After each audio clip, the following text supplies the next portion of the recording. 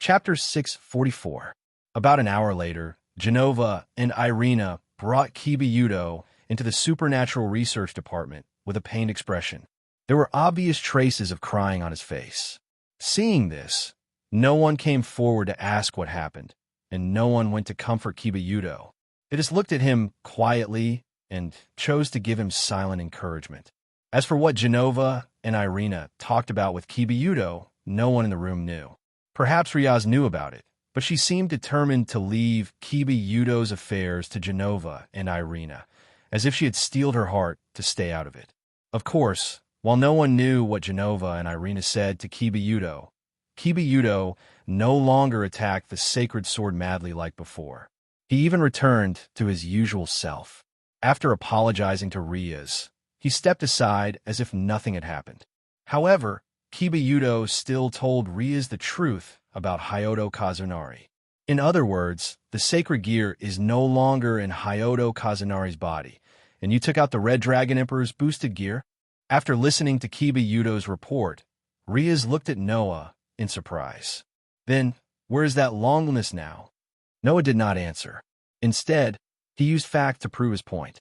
The symbol in his heart that represented the Dragon Emperor's incarnation shone. Feeling the draconic power flowing in his body, Noah extended his hand to Riaz. Clang! In the next moment, with a flash, a ferocious crimson gauntlet covered Noah's outstretched arm. All the girls in the room were stunned. You? Riaz gasped in surprise. You become the host of the Red Dragon Emperor's boosted gear? What's wrong? Noah asked, puzzled. Is there a problem?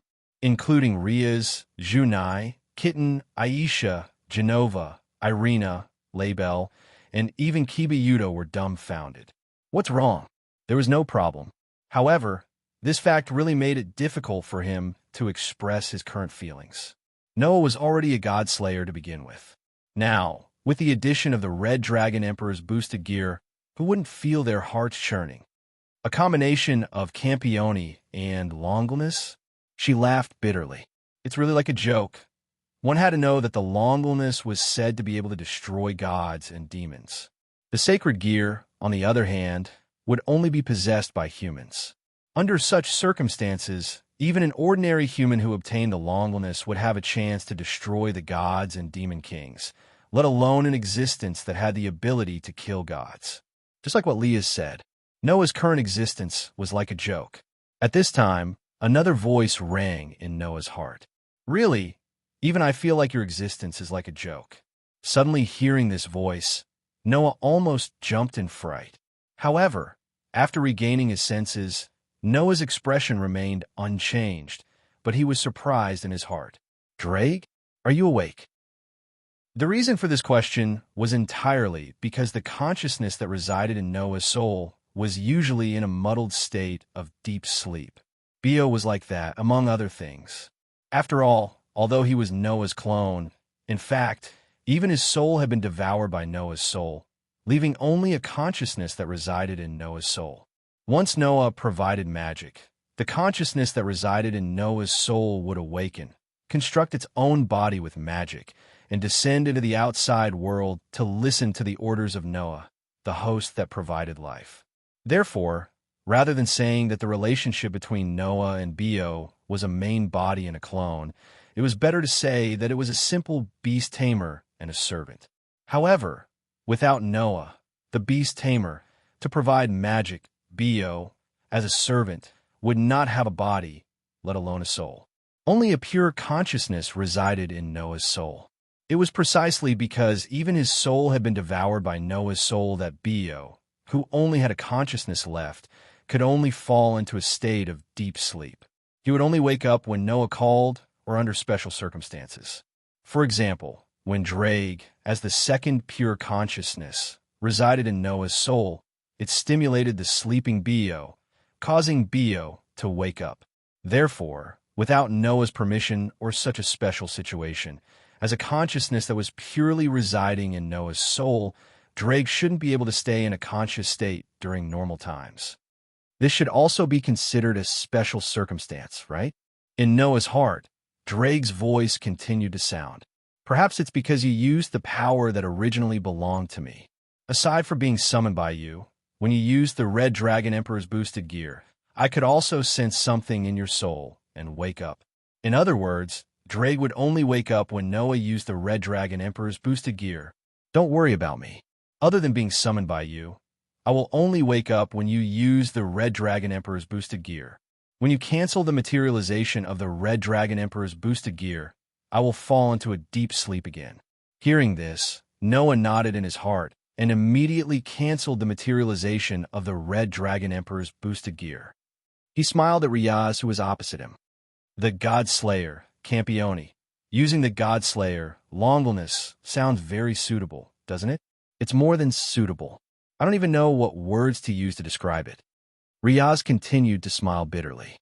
I think that the current you is definitely the strongest Red Dragon Emperor in all of history, and there will be no one to surpass you in the future, right? Hearing this, Noah raised an eyebrow.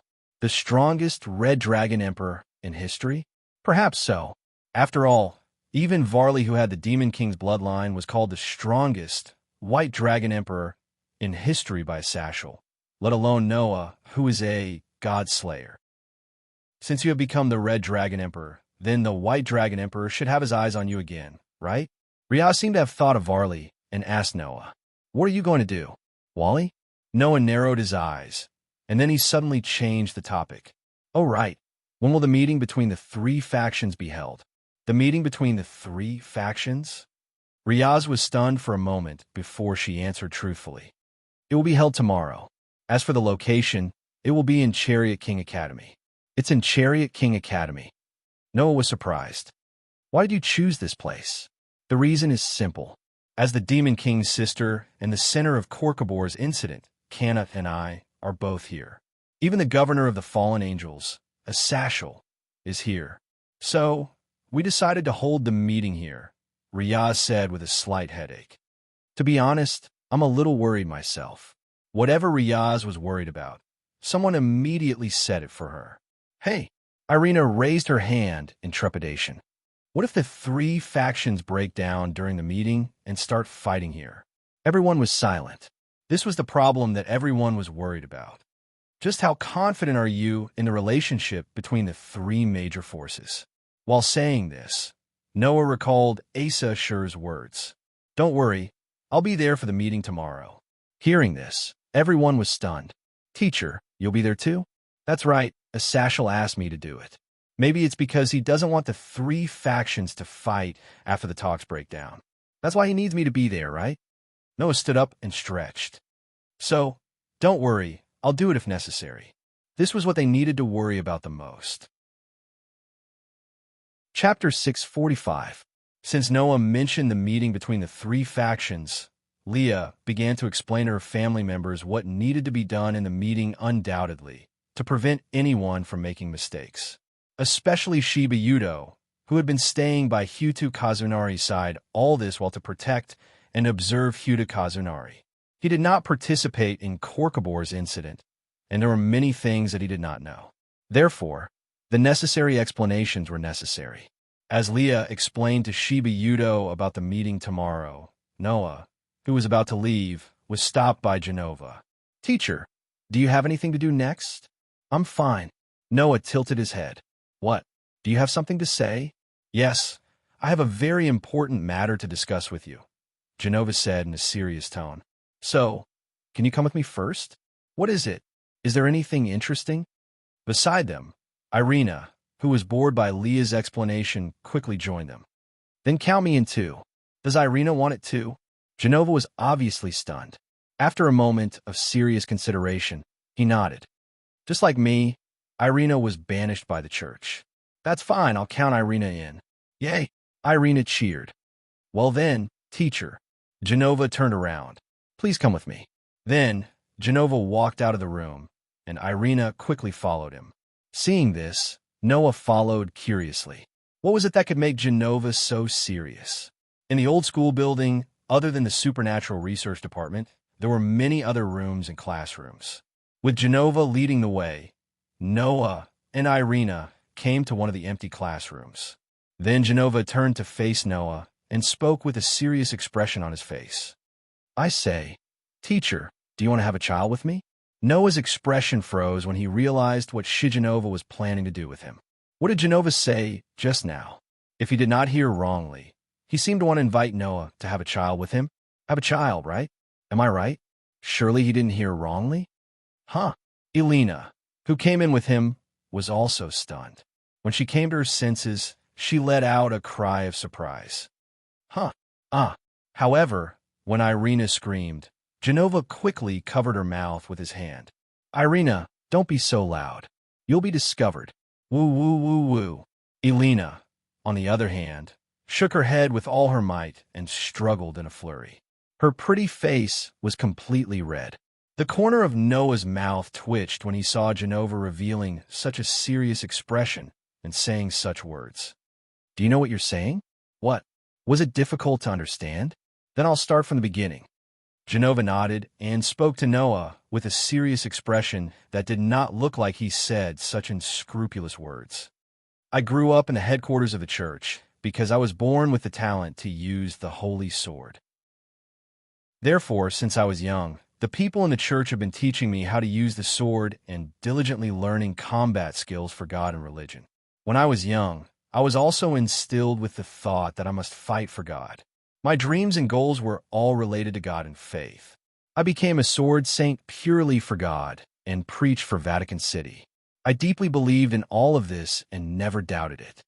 Genova looked straight into Noah's eyes. But now God is dead. My faith has nowhere to go and even turned into a demon. It can be said that I have completely lost my goals and dreams. I don't even know the meaning of my life anymore. Hearing Genova's words, Irina calmed down and fell into silence. She seemed to empathize with Genova. I know that Aisha was in the same situation as you. After being expelled by the church, she was very confused.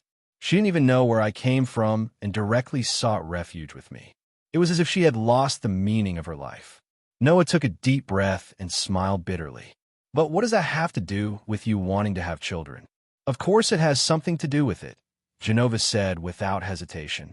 At first, I was still confused about what I should do, but when I was drunk at teacher's house and almost had sex, I understood.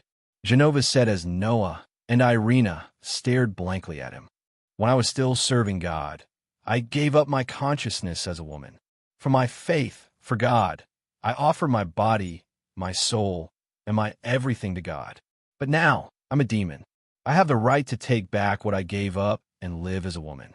So, my new goal and new dream is to have children. Noah didn't know how to react to all of this. Therefore, Noah could only spit out these words with a stiff face. Then why did you choose me to be the father of your child? Isn't that obvious?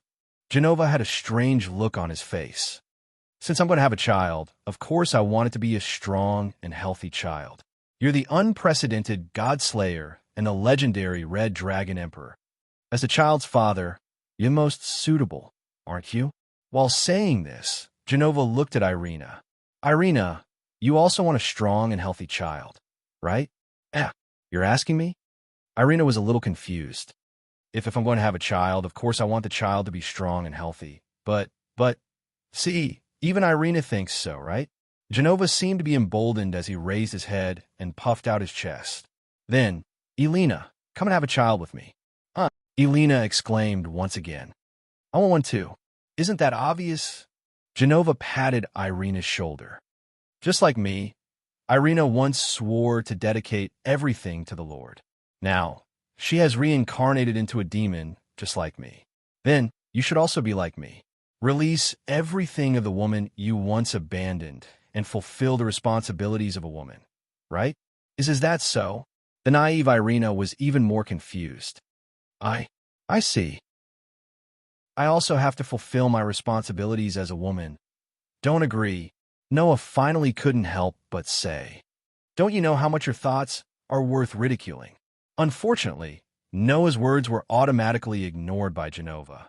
No matter what, it's indeed a pity that we didn't manage to have a child the last time. So, let's take this opportunity to make a child. Genova didn't know how shameless his words were. He reached out and hugged Noah. It was believed that Genova would be able to hug Noah completely soon. This made Noah's brain go blank. Irina. However, at this moment, Genova seemed to have thought of something. He turned around and faced the confused Irina. You too. Then, without giving Irina a chance to react, Genova walked towards Irina as though he was going to do something to her. Wait, wait. Irina hurriedly began to resist. However, Genova forcefully pushed the flustered Irina towards Noah. Noah instinctively reached out and pulled Irina into his arms. Am I finally going to welcome this moment too? Irina, who was still in a mess, closed her eyes. Her beautiful face was filled with motherly love. Oh Lord, what should I do? Come on. Genova appeared behind Noah and hugged him. You can do whatever you want. Being squeezed by a girl from the front and back, Noah felt that his heart was really breaking down bit by bit. This level of feeling was naturally incomparable to the last time when Lyeth and the other 7 girls pounced on him. However, no matter which time it was and how many people there were, that wasn't the main problem. The main problem was that Noah really couldn't get used to it, could he? Therefore, Noah was on the verge of tears. Can you not do this every time? At this moment, the classroom door opened. Outside, Laybelle's pretty face was red as she yelled, "Don't even think about monopolizing Lord Noah." As soon as she said that, Laybelle also pounced on him. Instantly, the classroom became a mess. Chapter 646. Because of Laybelle's interference, Noah naturally did not manage to accomplish anything in the end. After that, Noah found out that Laybelle had found Noah, who was abducted into the classroom of the old school building, and even dragged Irina along. It was all because Laybelle had seen Noah leave the paranormal research department and secretly followed him. It was not just this time. Noah had already discovered many times that ever since Laybelle became Leah's dependent and came to the human world, the little girl would often secretly follow him behind like a stalker. In any case, thanks to Laybelle, Genova and Irina's plan to have a child was completely ruined. However, after that, Genova also said this to Noah with a serious face. It's really regrettable that we were interrupted this time. I'll look for you next time when I have the chance, teacher. Of course, I'll bring Irina along. If possible, I'd like to bring Aisha too. After all, we're all believers who have dedicated our lives to the Lord. Aisha must be very lost right now, and I need to bring Aisha and Irina together to find the true joy of being a woman. When the time comes, I'll leave it to you, teacher. After saying this, Genova gradually left with a determined expression, leaving Noah dumbfounded. This girl was actually planning to bring her family to Noah to have a child together? Did this mean that Noah had profited? Or that the church's trio had profited?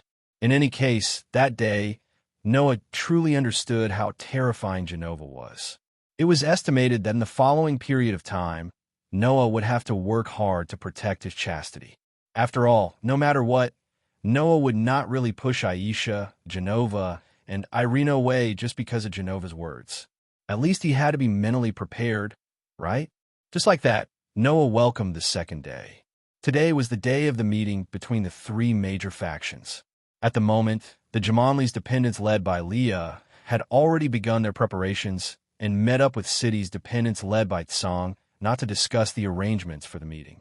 Due to the meeting between the 3 major factions, the Coal King Academy had a special day off today. Of course, the students did not know that the reason for the holiday was because the 3 major factions wanted to have a meeting here. As the true master of the Coal King Academy, Leah had arranged for the school to have a day off today. Under such circumstances, Noah closed his eyes in the empty space in front of the old school building. In his mind, the stone plate with 10 patterns on its outline suddenly turned and pointed at the Dragon Emperor's clone. Clang! A scarlet gauntlet on Noah's right hand. Boost! Immediately after, the Red Dragon Emperor's boosted gear made a sound, and the jade on the back of his hand flashed, allowing power to flow into Noah's body. This way, the Dragon Emperor's clone, the Dragon Emperor's clones, would double 10 seconds later. Boost! With another sound, Noah's power doubled again. The power from the Red Dragon Emperor's boosted gear surged all over Noah's body. After continuously strengthening himself for about 5 times, Noah felt that his body had become heavier. This was a sign that the multiplied power was gradually becoming a burden. At that moment, Noah opened his eyes and raised the Red Dragon Emperor's boosted gear. Explosion release. In the next instant, a brand new voice reverberated from the Red Dragon Emperor's boosted gear, causing the crimson red gauntlet to shine with resplendent lines. This sound meant to stop the multiplied power. Simply put, it was a kind of braking device. When this device was activated, Noah's Red Dragon Emperor's boosted gear would stop increasing his strength, allowing Noah to fight for a period of time with his strength increased. And the length of this period of time would depend on the actions taken during this period. The more active Noah was and the more he attacked, the shorter the period of time it would be maintained. Also, if Noah was in a state of exhaustion, the period of time it could be used would also be shortened. Therefore, using this was one of the tricks of the Red Dragon Emperor's boosted gear. As for not activating this device, Noah's power would naturally increase during the multiplied period. However, compared to activating this device, stopping the multiplied power and maintaining the increased power, the Red Dragon Emperor's boosted gear's power would be more unstable. If this device was not activated and Noah casually moved, there would be a risk of the multiplied power being reset and returning to its original state. Therefore, stopping the multiplied power before using this ability was still quite reliable. Therefore, the extraordinary power began to run wildly in Noah's body. If Noah's original power was compared to 1, then after the first multiplied power, Noah's power would become 2. After the second multiplied power, the 2 power would become 4. After the third multiplied power, it would become 8. So on. The fourth multiplied power would be 16, and the fifth multiplied power would be 32. This allowed Noah's power to increase to 32 times its original power. And when Noah's Dragon Emperor avatar was used, Noah could obtain power comparable to a giant dragon. In other words, now, the power flowing in Noah's body was 32 times that of a giant dragon's power. Noah, who clearly knew how powerful he was now, could not help but murmur, "If I could still use the balance breaker." In that case, the Dragon Emperor avatar would become the third most powerful among Noah's 10 avatars. I just don't know if my sacred gear can reach the balance breaker level. This was the only thing Noah was worried about. It was out of the control of the system, and when it entered Noah's body, it was completely transformed into pure energy. The power of the Red Dragon Emperor's boosted gear was now only in the form of a sacred gear, so it should be considered as an ability of the Dragon Emperor incarnation.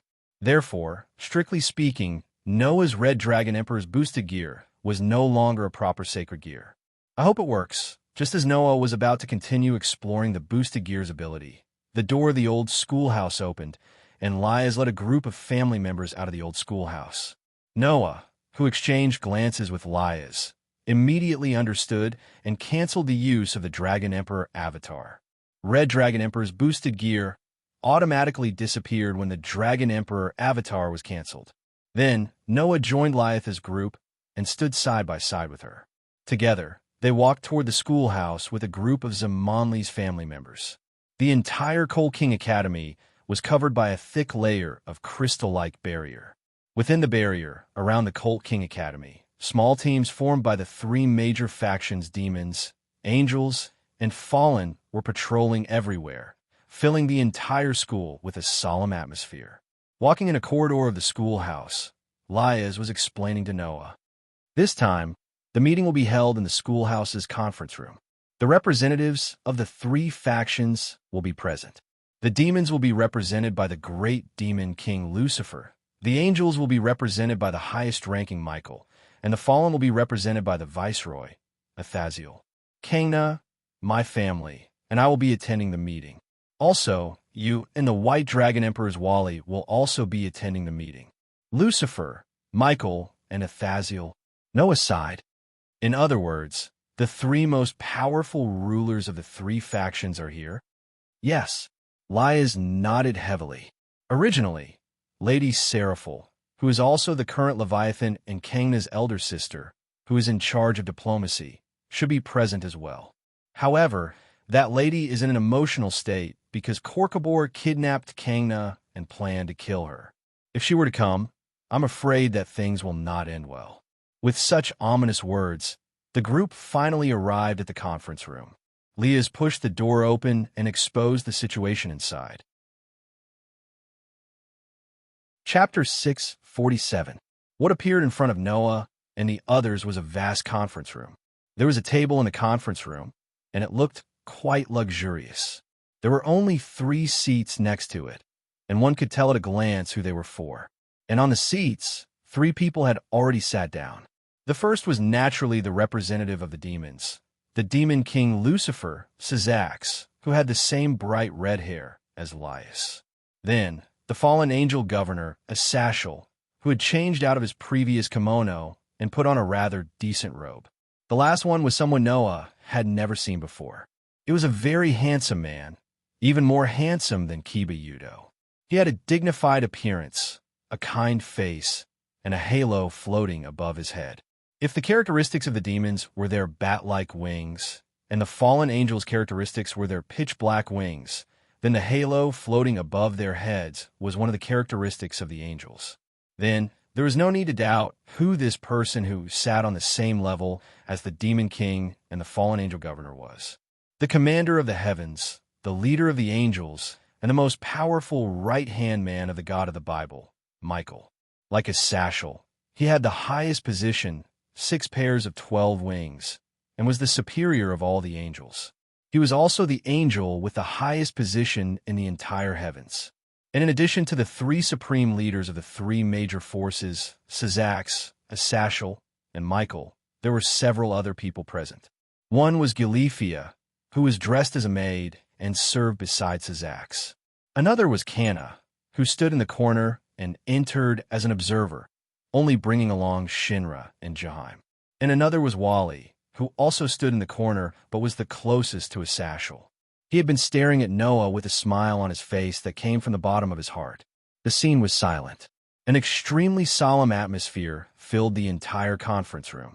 Perhaps feeling nervous, Noah felt the corner of his clothes being tightly grabbed by Isha. Not only Isha, but even Genova and Irina had heavy expressions on their faces. They glanced in Michael's direction from time to time, and then turned their heads away. As believers who once believed in God, Aisha, Genova, and Irina felt very unnatural when facing the highest leader of the angels, the highest representative of heaven, and the right-hand man of the God of the Bible, right? However, Michael did not mind Aisha, Genova, and Irina's unnatural behavior. After giving the 3 girls a kind smile, he turned to Noah. I wanted to meet you for a long time. You must be the legendary God Slayer, right? Let me introduce you, Syzax said to Noah. This is Noah Dole. He seems to be attending our meeting as an observer. He was the one who crushed Kopbor's ambitions during the previous attack. I've heard about this matter. Michael lowered his head towards Noah. Thank you again. You don't have to thank me. Noah took a deep look at Michael and smiled indifferently. As a reward, the Holy Sword of Destruction and Holy Sword of Mimicry belong to me. The other 3 holy swords taken by Kopbor, including the Holy Sword of Skyflash, have been returned to the church through Leah's hands. I remember I've said this before. In order to take back the stolen holy swords from Kopbor, the church sent Genova and Irina over in an attempt to take back the holy swords that had fallen into the hands of the fallen angels. After that, Genova and Irina were expelled from the church because they knew that God was dead. The Holy Sword of Destruction and Holy Sword of Mimicry were naturally still in the hands of these 2 girls. Therefore, using the excuse of crushing Kopbor's ambitions as an excuse, Noah gave Leah the Holy Sword of Skyflash that he obtained from Freed and the other 2 holy swords that Genova and Irina found after the incident, and asked Leah to convey Noah's thoughts. Therefore, the Holy Sword of Destruction and Holy Sword of Mimicry continued to stay in the hands of Genova and Irina, and did not cause the church to send people to take them back. As a human who did not belong to any faction, Noah had the right to make such a request. Even so, please allow me to express my gratitude to you.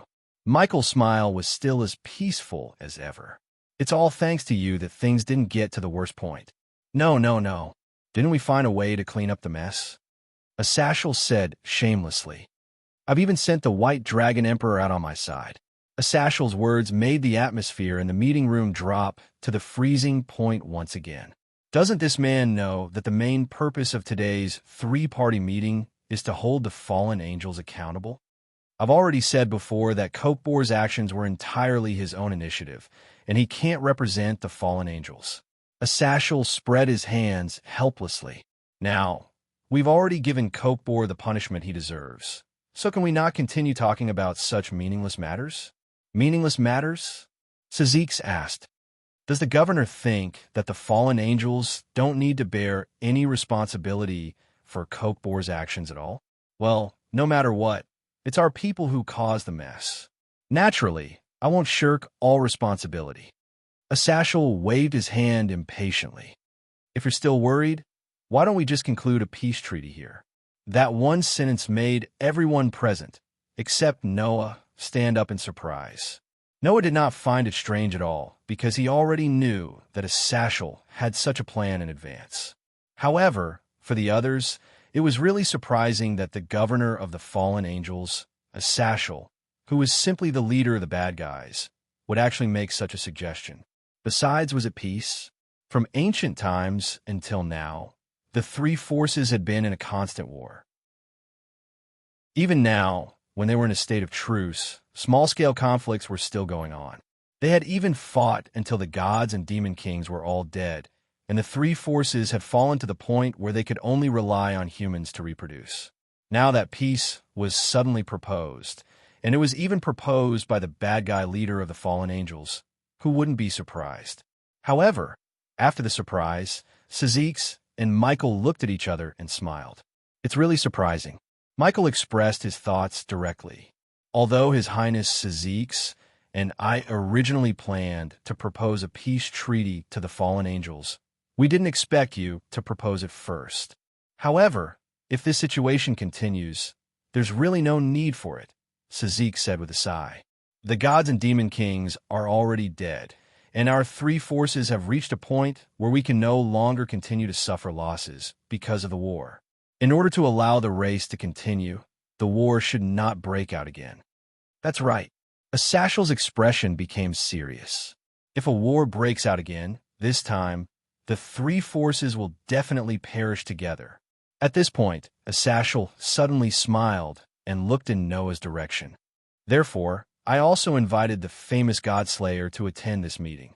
The purpose is to let him witness the peace treaty between our three forces. If someone deliberately breaks the treaty in the future, then I hope that everyone will first consider whether they can deal with the crusade of the Godslayer. The whole place suddenly fell silent. Sazix and Michael both looked at Noah and then smiled bitterly at the same time. Since we have the Godslayer as a witness, then we can rest assured. At this moment, Varley suddenly spoke. Before that, can I ask the Godslayer over their question? Hearing Varley's words, everyone turned to look in Noah's direction. Noah frowned. It was because Wally's eyes were filled with an unprecedented battle intent and excitement that couldn't be matched even in the past. Then, Varley said this sentence. Noah Dole, you have become the new Red Dragon Emperor, right? This time, everyone, including Sazix, Asashal, and Michael, looked at Noah in surprise. Not to mention the others, even Noah himself was a little surprised. This Varley already knew that Noah had become the host of the Red Dragon Emperor's boosted gear. It seemed that the relationship between the Red Dragon Emperor and the White Dragon Emperor was deeper than Noah imagined. Chapter 648. Now, the Red Dragon Emperor's boosted gear had completely turned into pure power and was absorbed by Noah. That was to say, unlike other sacred gear holders, Noah did not have any sacred gear in his body. The Red Dragon Emperor's boosted gear was only one of the Dragon Emperor's abilities. When Noah used the power of the Dragon Emperor, it was only instantiated in the form of sacred gear. If Noah did not instantiate the sacred gear, then he would not be considered a sacred gear holder at all. No one would be able to discover the existence of the Red Dragon Emperor's boosted gear. From the beginning to the end, Noah only had the authority of the 10 incarnations. Whether it was the power of Welslana, Mekker, or Drake, it was integrated into Noah's body. After being absorbed by Noah's overbearing physique, it was considered Noah's own power. Therefore, without using the authority of the 10 incarnations, coupled with the restriction ability that was previously integrated into the authority and the additional concealment effect, no one would be able to detect Noah's power. However, Wally was aware of it.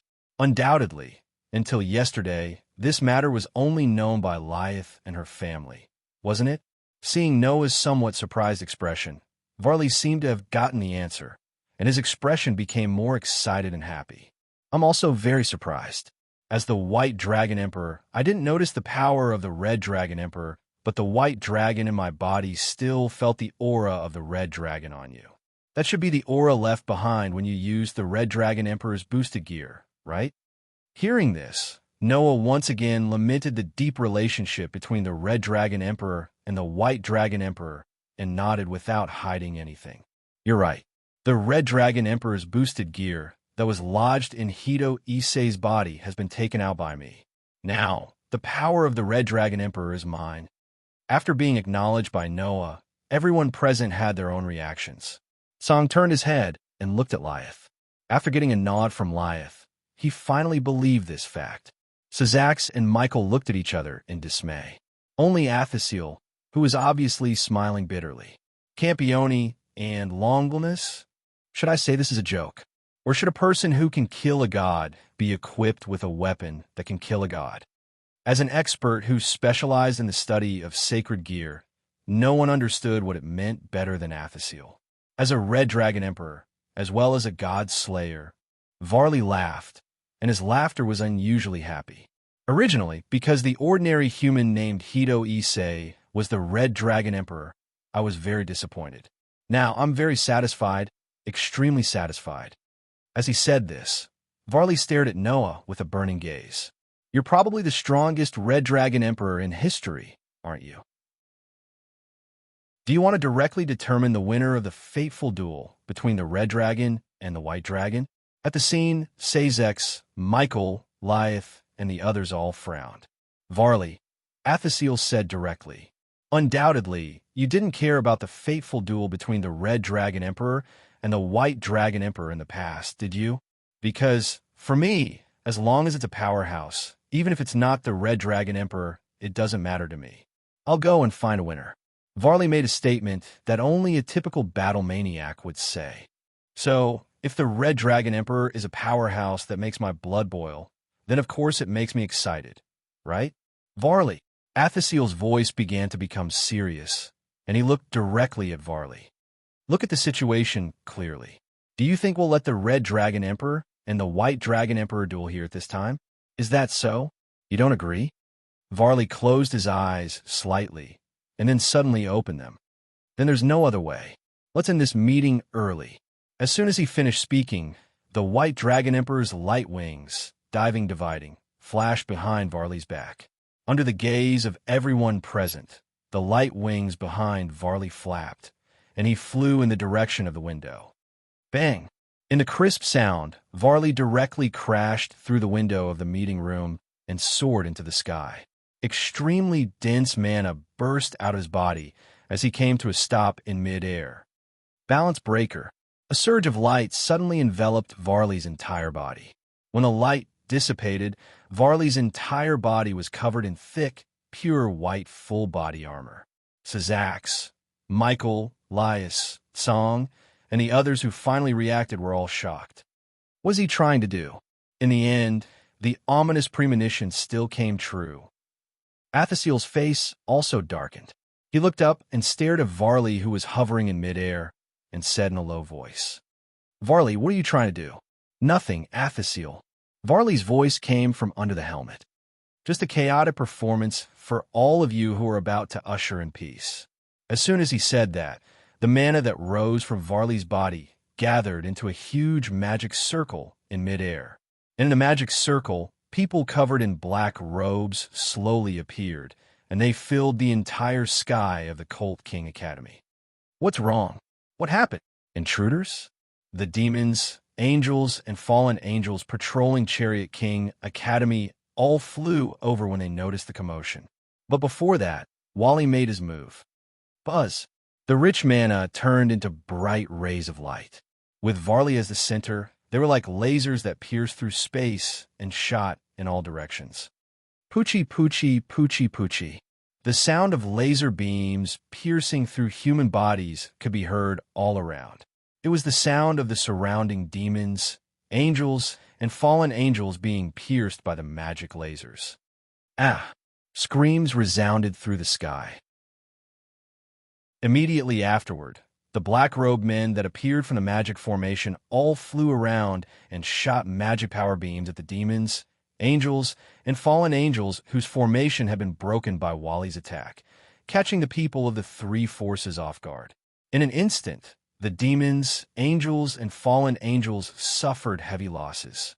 With Sazax, Athasher, and Michael taking the lead, Lyeth, Canna, and their followers' faces changed abruptly. Noah, the only one who could remain calm, looked at Wally, who was hovering high in the air. He muttered to himself as he recalled what Athashel said in the cafeteria. Sure enough, Wally betrayed us. I'm sorry, Athasher. Wally's voice echoed in the air. What I want is to be able to fight without restraint with the strong. So, Calamity Mass is more suitable for me. Calamity Mass? They had never heard of such a noun, which made everyone frown. Athasher, on the other hand, curled his lips and smiled. Not long ago, our deputy governor of the fallen angels had his eyes on a suspicious group. They gathered the dangerous elements of the three major forces with the purpose of destruction and chaos. In short, a group of terrorists who are not used to world peace. That's Calamity Mass, right? As expected of you. You know everything like the back of your hand. You even discovered the existence of Calamity Mass. You have long expected that I would betray you, right? Wally opened his hand. Then, with your personality, you should have made some preparations in advance. What did you do in response to my betrayal? As soon as Wally finished speaking, another voice answered Wally's question. Let me answer this question for you. As soon as the voice fell, I used these words to provoke the gods in the sky. Exercise this magic power, chant this spell, and make everything in the world bow and kneel. A formless wave spread out along with the chanting of the spirit of words. Chapter 649. I will use these words to provoke the gods in the heavens. Exercise this magic power, chant this incantation, and make everything in the world bow and kneel.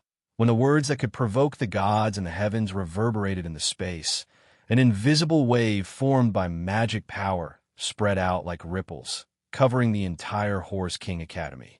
At this moment, a trace of warning emerged in Wally's heart, forcing him to subconsciously burn the mana in his body and cover his entire body.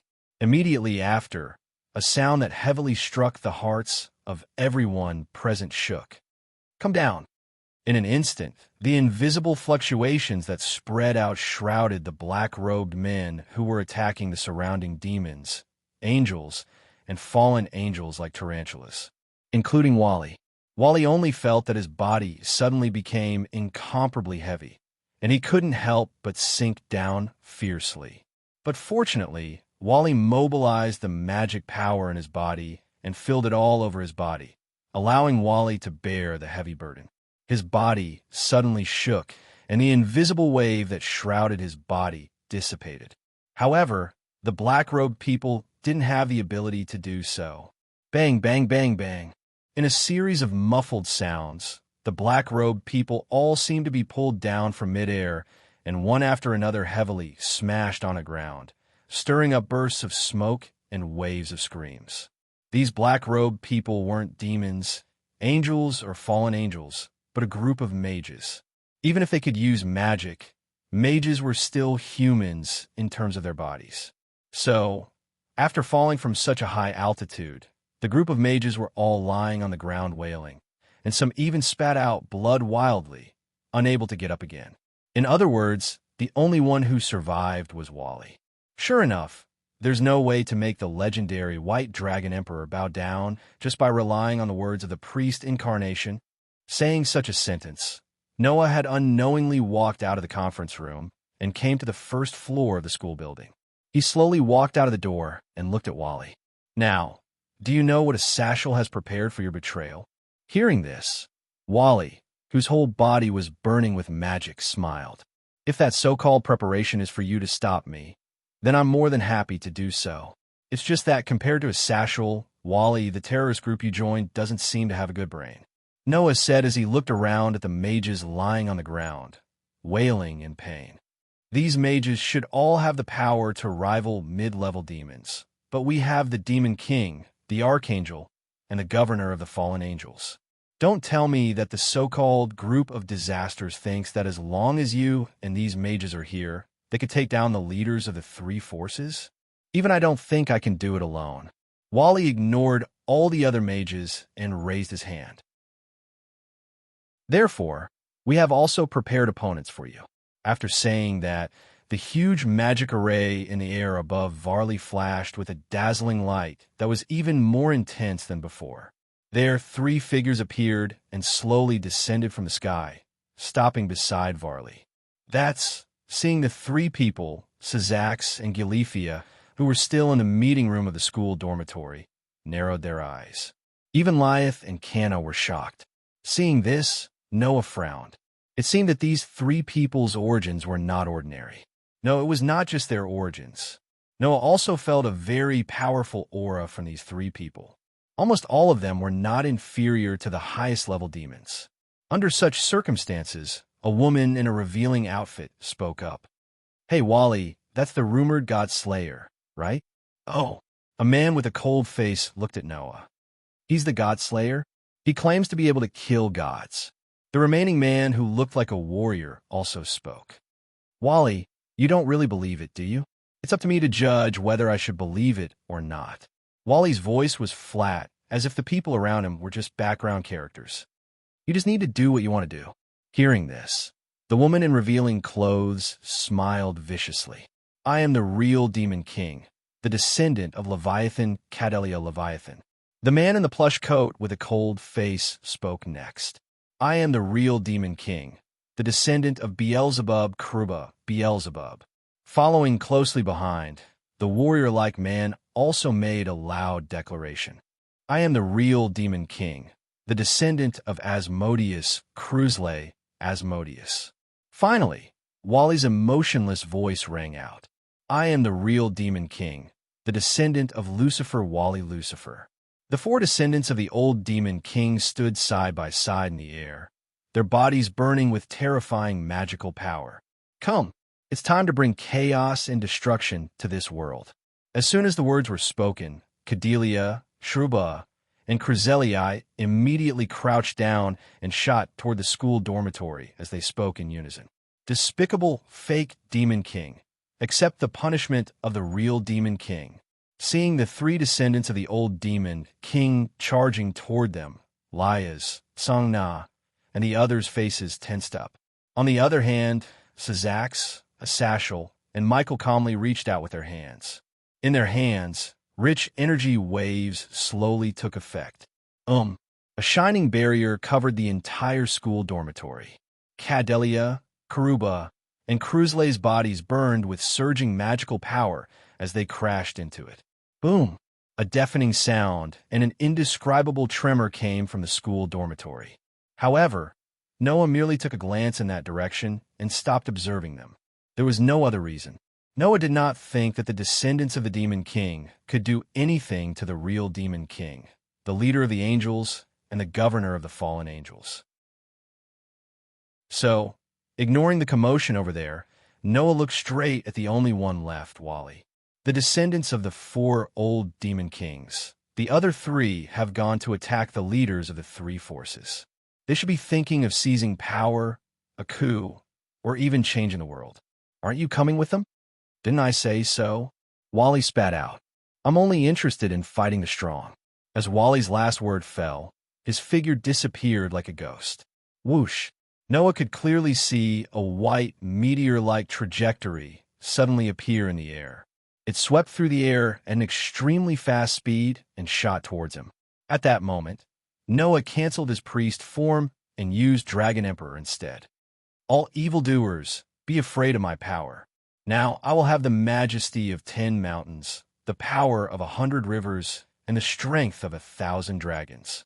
The majestic me will raise the ferocious power of dragon-slaying dash at this moment. Terrifying magic power gushed out of Noah's body unreservedly, making him seem as if he was bathed in a wave of air, causing the surrounding space to emit a crackling sound. As a god-slayer, the instinct of fighting had been completely integrated into Noah's body. Therefore, there was no need for any preparation time. Facing Wally's head-on challenge, Noah's body automatically adjusted to the most perfect combat state, filling Noah's body with power. In an instant, the power that could rival a dragon flowed into Noah's body, and Noah's senses also instantly obtained a divine skill state that far exceeded the wild instinct and intuition. Noah clenched his right fist and shook his arm, bringing about an unusually powerful force. He blasted it toward the space in front of him without any fancy moves. Whoosh! Just as Noah's right fist blasted into the space in front of him, as if it was calculated, a white trajectory cut through the sky and stopped there, revealing Wally's figure. Immediately, Wally also raised a hand covered in armor and slapped Noah's right fist as fast as lightning. Bang! A terrifying ripple of wind suddenly burst out, causing cracks to appear on the ground and setting off a powerful wind wave. Some of the gravel in the open space were directly shaken into powder. Chapter 650. Hung Dash. The powerful shockwave spread out from the open space in front of the full King Academy, digging up the soil and stones on the ground, and mercilessly landing on the barrier that covered the entire full King Academy. Pang pang pinch pang pang dash. Under the powerful shockwave, the barrier that separated the full King Academy from the outside world trembled slightly, and then withstood the shocking shockwave, withstanding all the impact.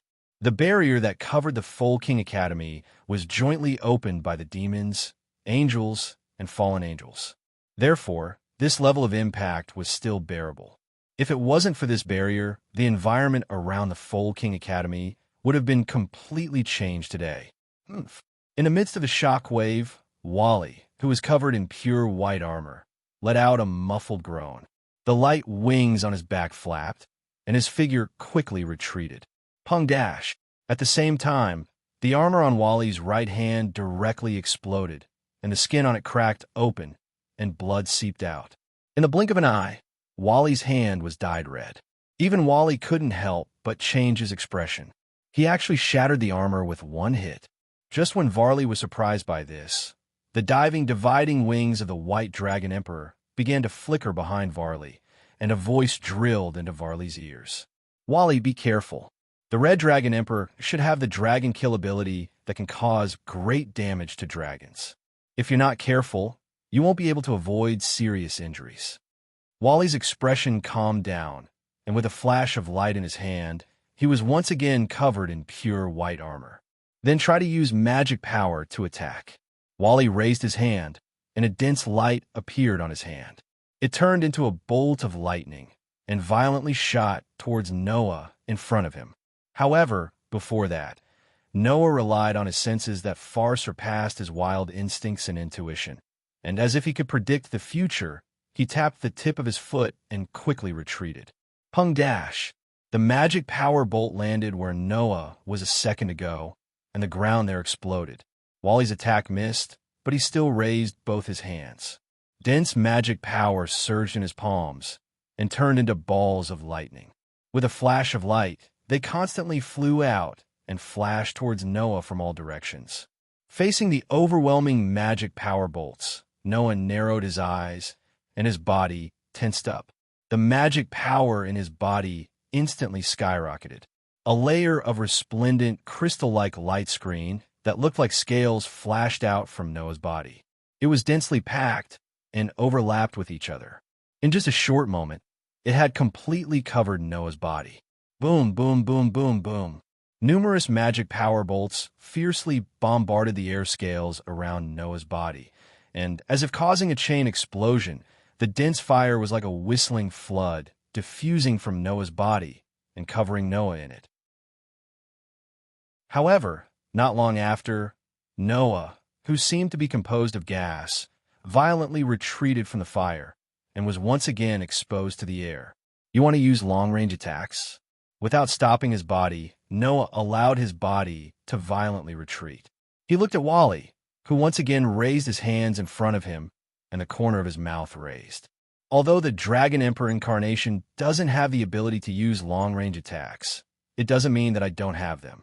After saying that, in front of Noah, a gorgeous magic array rotated, and the outlines surged with amazing magic power.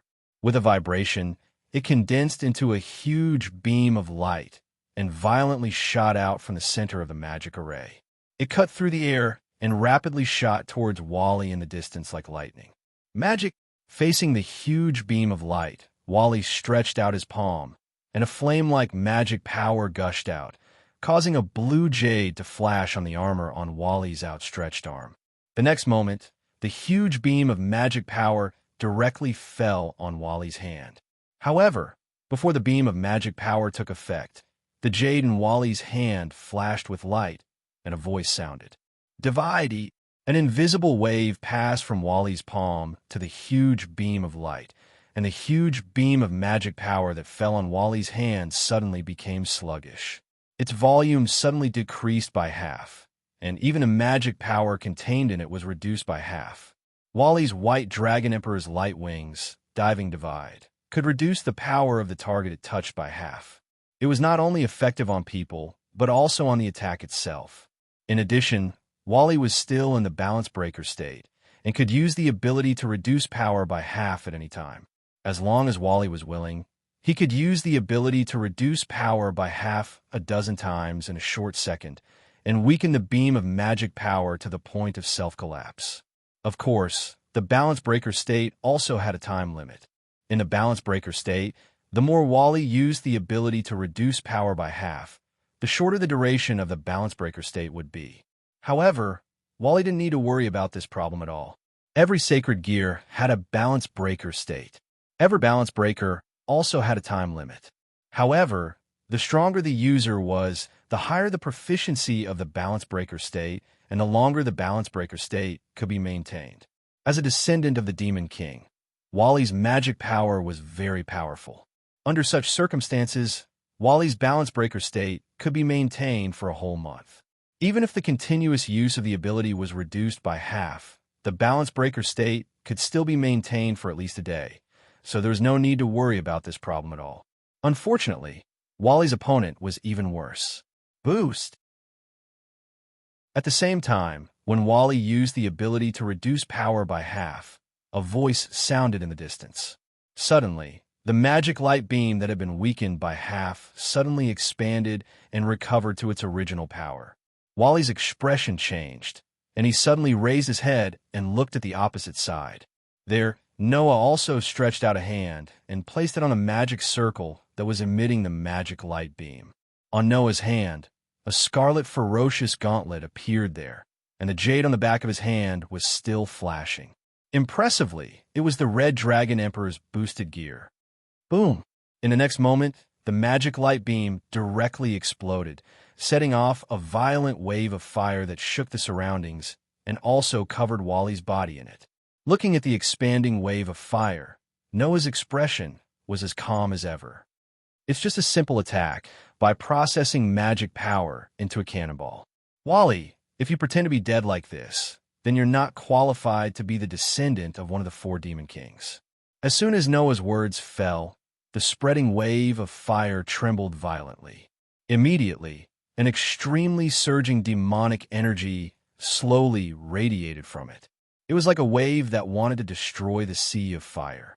It surged in all directions, emitting a surging roar in the surroundings.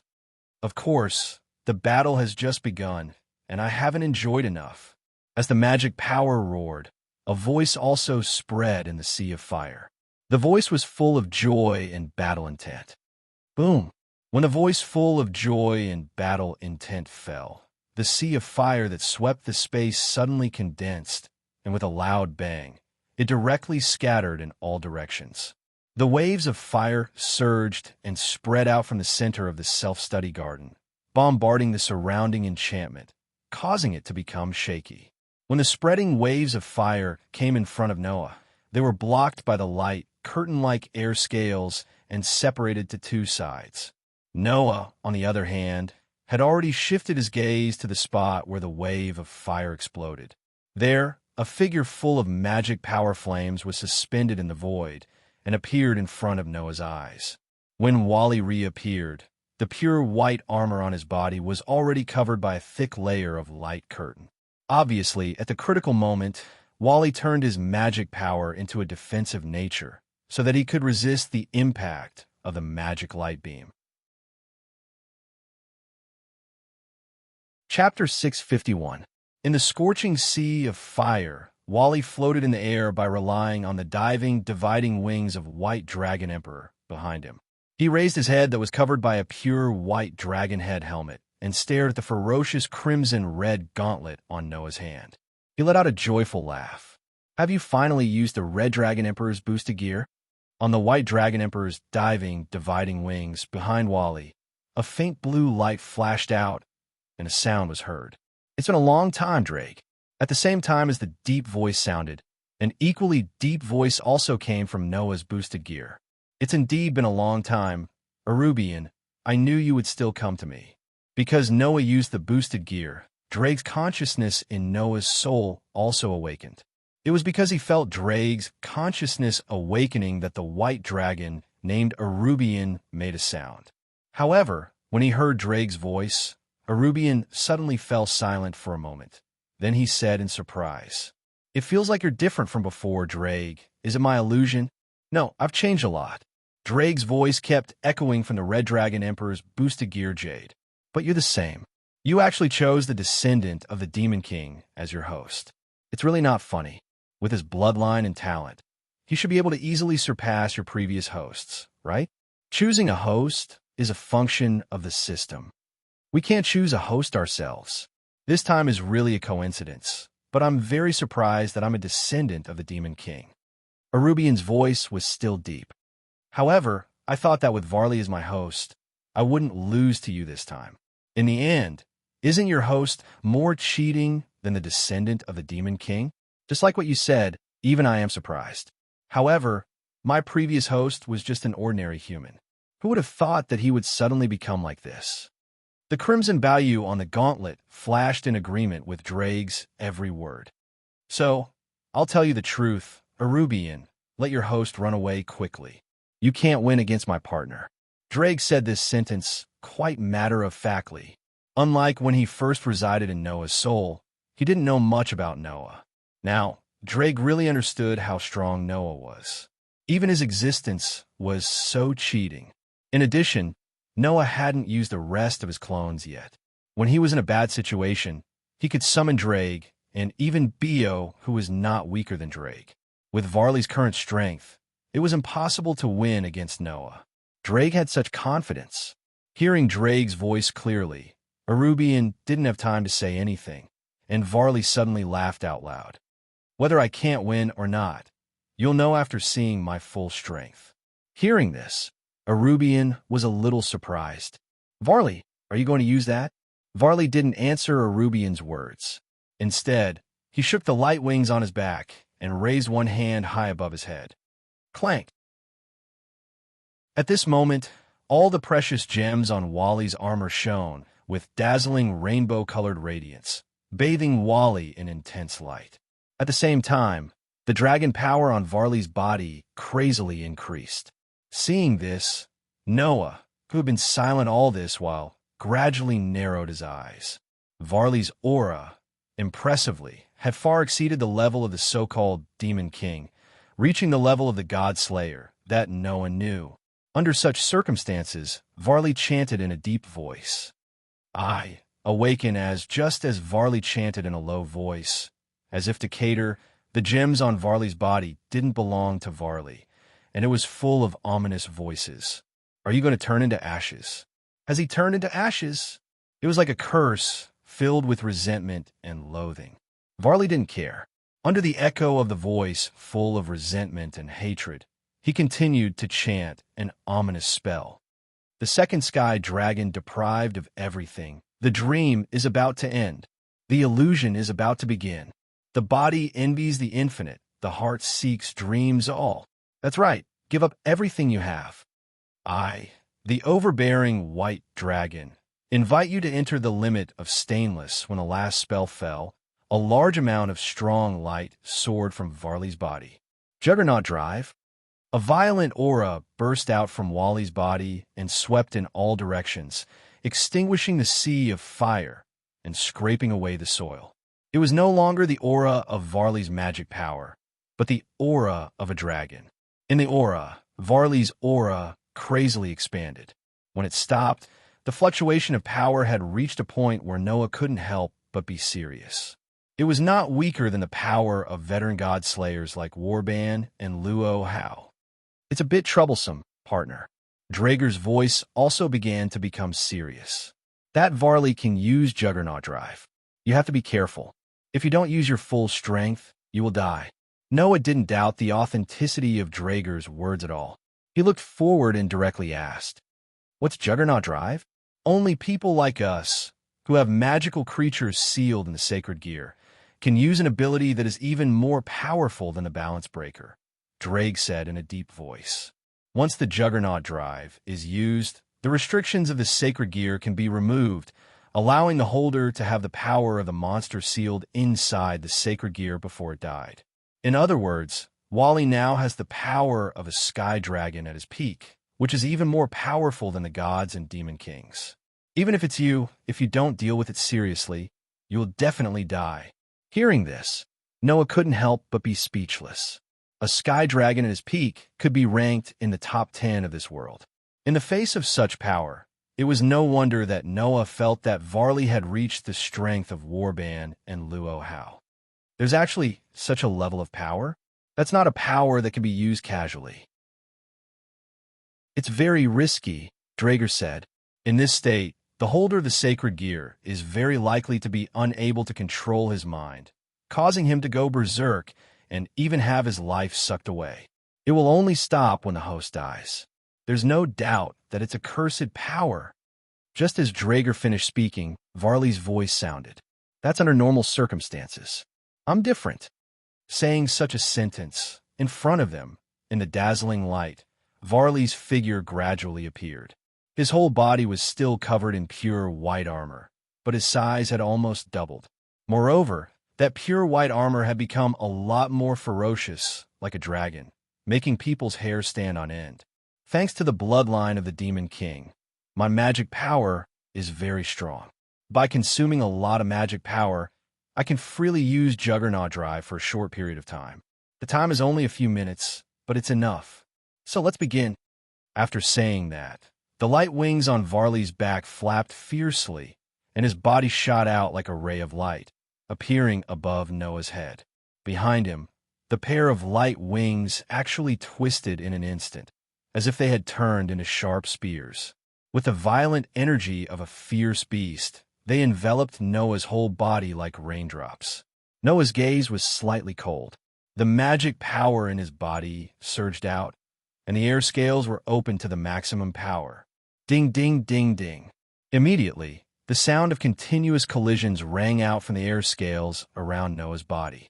Noah only felt that there were sharp spears attacking him from all directions. Once he lost the defense of the air scales, Noah would instantly become a hornet's nest. Chapter 652. Ding, ding, ding, ding. Crisp sounds like steel colliding with steel rang from all directions around Noah. Divide. Then, the Baoyu on Varley's body also made a sound, making the air scales around Noah's body suddenly dim, and its power was directly reduced by half. Boost pressurization. However, almost at the same time, the Baoyu on Noah's hand also made a sound, making the air scales around his body suddenly brighten and return to their original state. Facing Noah's impregnable defense, Varley, who knew that there was not much time left and that he couldn't keep wasting time with Noah, suddenly changed the light wings behind him. The countless sharp spear-like attacks that covered Noah's body like raindrops condensed together like lightning. On the light wings, a vast amount of dragon power surged out like a flood. In the blink of an eye, The tip of the light wings flashed with a dazzling light, drawing an extremely tricky arc. Like a meteor, it fiercely pierced towards one of the air scales on Noah's body. Noah's senses that far exceeded his wild instinct and intuition allowed him to perceive the trajectory of the extremely tricky attack. At that moment, Noah's heart tightened, and he quickly raised the hand covered by the Red Dragon Emperor's boosted gear, blocking in a direction as if he had foreseen it. Ding! The next moment, the sharp spear-like light wings and the scarlet-red ferocious gauntlets fiercely collided with each other, causing sparks to fly in all directions. Even this won't work. The attack was neutralized, and even Varley's eyes hidden under the dragon-like helmet flashed with a touch of surprise. Immediately, the sharp spear-like light wings that pierced the scarlet-red ferocious gauntlets suddenly spun at high speed like a top, bringing about a burst of wind-breaking sound. Then how about this? The sharp end of the high-speed rotation drilled into the Red Dragon Emperor's boosted gear.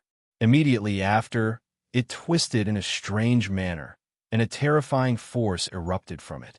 Clang! With a resounding sound, Noah's hand, which was covered by the Red Dragon Emperor's boosted gear, was actually knocked away. A chance! Suddenly, Noah's figure suddenly rushed forward like a ferocious giant beast. He raised his hand, which could no longer be called a fist, but a claw. He waved it directly at Noah, bringing a fierce claw wind, and fiercely fell on Noah's chest. The ferocious dragon claw landed on the gorgeous air scale. Divide! The halved ability of the White Dragon Emperor's diving splitting was activated. However, this time, Noah didn't have the chance to activate the Red Dragon Emperor's boosted gear ability. On every part of the armor on Wally's body, all the jade gems flickered. Divide, eat, divide, eat, divide, eat, divide, eat, divide, eat, divide, eat.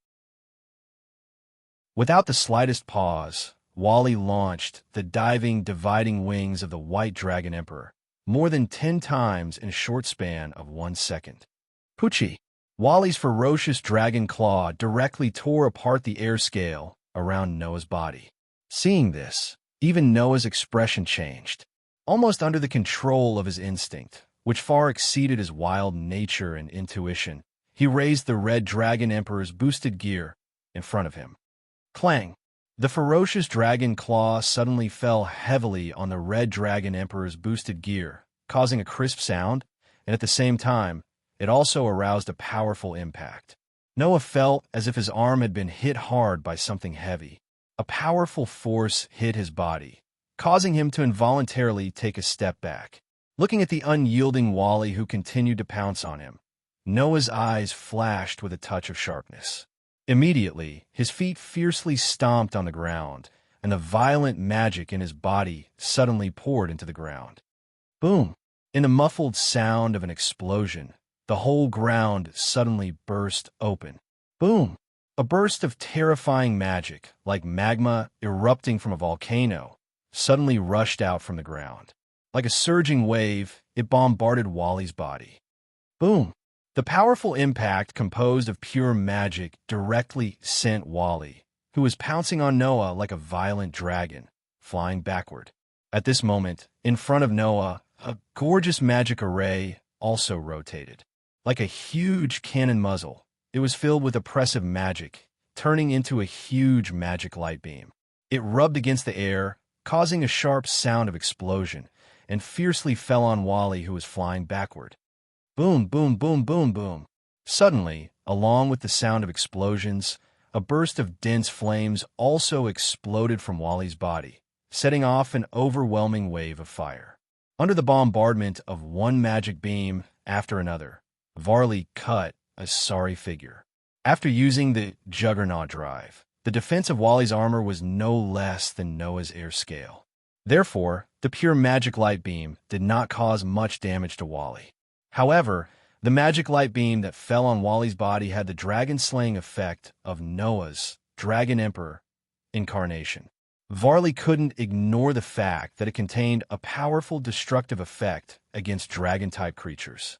Therefore, an extremely obscure damage penetrated the armor and directly hit Wally's body. Wally groaned, gritted his teeth, and converted all the magic in his body into defensive properties and fiercely rushed out of his body. Huh!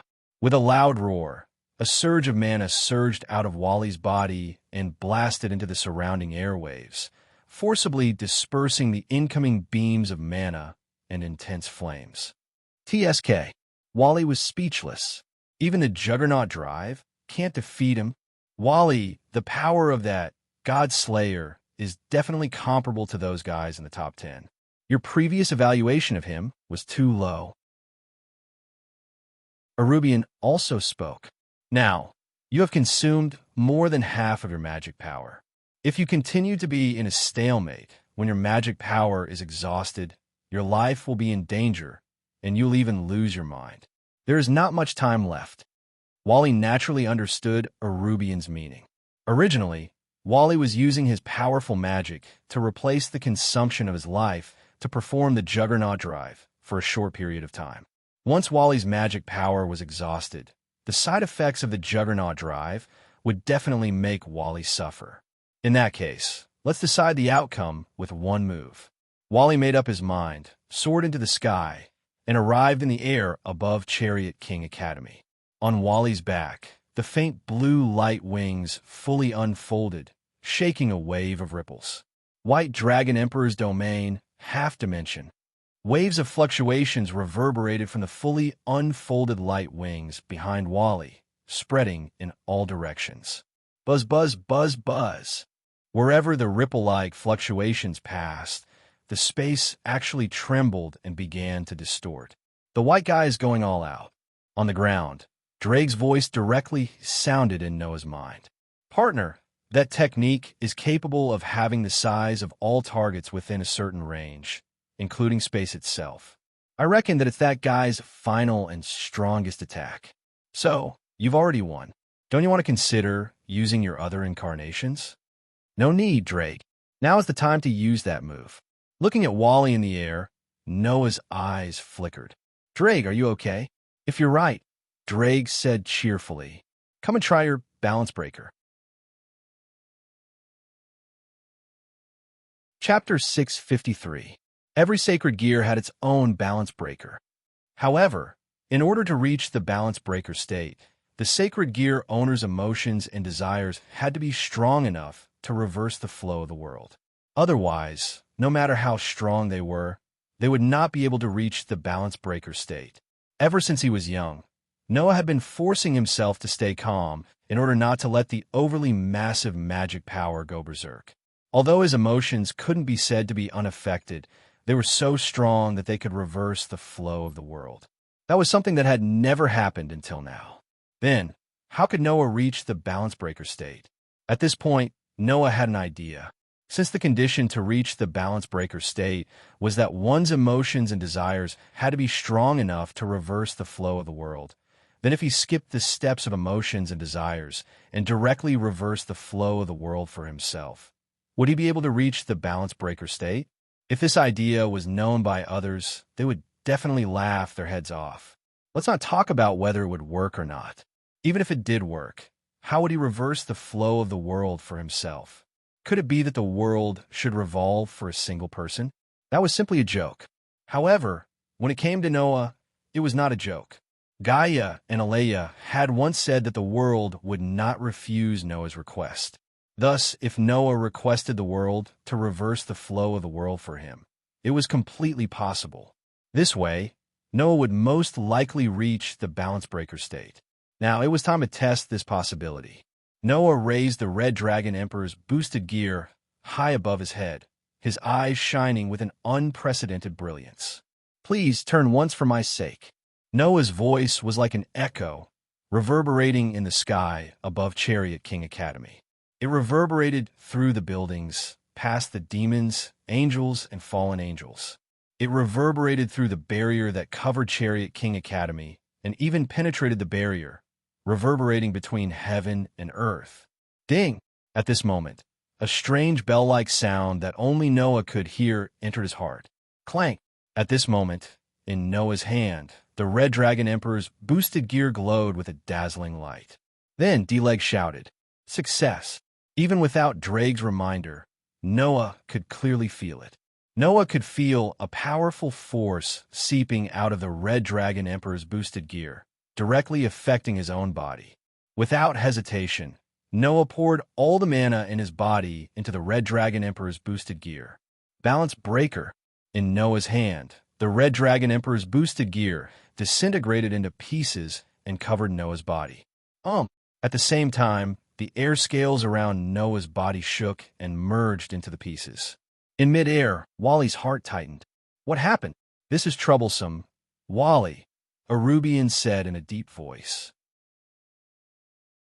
That man has reached the balance breaker level. Arubian's words directly made Wally's heart tremble. Balance breaker? Noah has reached the balance breaker level? Didn't Noah just become the Red Dragon Emperor not long ago? How did he reach the balance breaker level? Wally, Arubian murmured in a dreamy voice. Perhaps we still underestimated the God Slayer. As soon as Arubian finished speaking, Noah's posture on the ground was exposed to the air. Upon closer inspection, Noah still looked the same. There was no change in his body at all, and he was not equipped with armor like Wally. However, around Noah's body, there seemed to be a phantom dragon that directly overlapped on top and attached to Noah's body. The phantom dragon was like a gas, fluctuating around Noah's body like a set of dragon-shaped full-body armor. The armor was almost the same as the armor Wally was equipped with when he used the balance breaker. The only difference was that it was crimson. Wally was stunned. What is that? Not to mention Wally. Even Noah raised his hand in surprise. He looked at the crimson armor on his hand that was like a layer of phantom and asked in confusion. Is this the balance breaker of the Red Dragon Emperor's boosted gear? Buddy, don't doubt it. That is indeed your balance breaker. Drake's voice also had a hint of surprise. However, your balance breaker seems to have fused with your gas scales, turning the original solid armor into a red gas-like armor. It should be called a gas armor, right? Gas armor. Feel it yourself, and you'll know. Although there's no materialized armor, you've indeed used balance breaker, and your strength has increased explosively. Indeed, as Drake said, Noah could feel an explosive power surging in his body. Now, you can use the ability to multiply and transfer at any time at any ratio. And because of the fusion of the gas scales, the hardness of the armor has increased sharply. Drake's surprise began to turn into excitement. Don't worry about the battle. I will help you keep an eye on your balance breaker state. Hearing this, Noah smirked, raised his head, and looked at Wally in the air. Then, Wally, try taking my attack. As soon as he finished speaking, Noah raised his hand in the direction of the air. Wong, a huge magic array that was taller than a person, suddenly expanded in front of Noah's palm. Inside, waves of terrifying magic began to flow. Then, on the scarlet gas-like armor around Noah's body, illusionary gems flickered. Boost, boost, boost, boost, boost, boost, boost, boost, boost, boost, boost, boost, boost, boost. As the voices rang out, the magic array in front of Noah vibrated repeatedly. As the voices rang out, the magic array expanded abruptly, and the mana surging within it also became extremely terrifying. In the end, the incomparably huge magic array produced a thunder-like sound of ripples. Inside, the terrifying magic seemed to have turned into a huge beam of light like a meteor, piercing through the sky. Under the countless shocked gazes of the surrounding demons, angels, and fallen angels, it burst toward Wally. Looking at the huge beam of light that burst toward him, Wally laughed, and he laughed excitedly. Then let me take a look.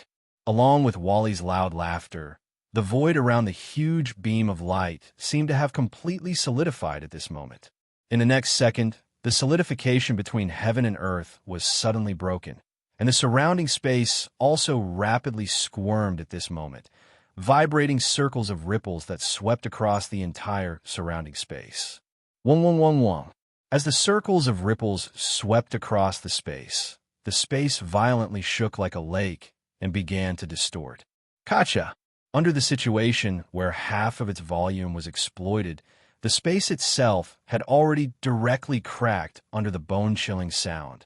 Rubbing against the air, the huge beam of light that made heaven and earth tremble bombarded that side of the space. Boom! An earth-shattering noise resounded through the sky. Chapter 654. Rumble.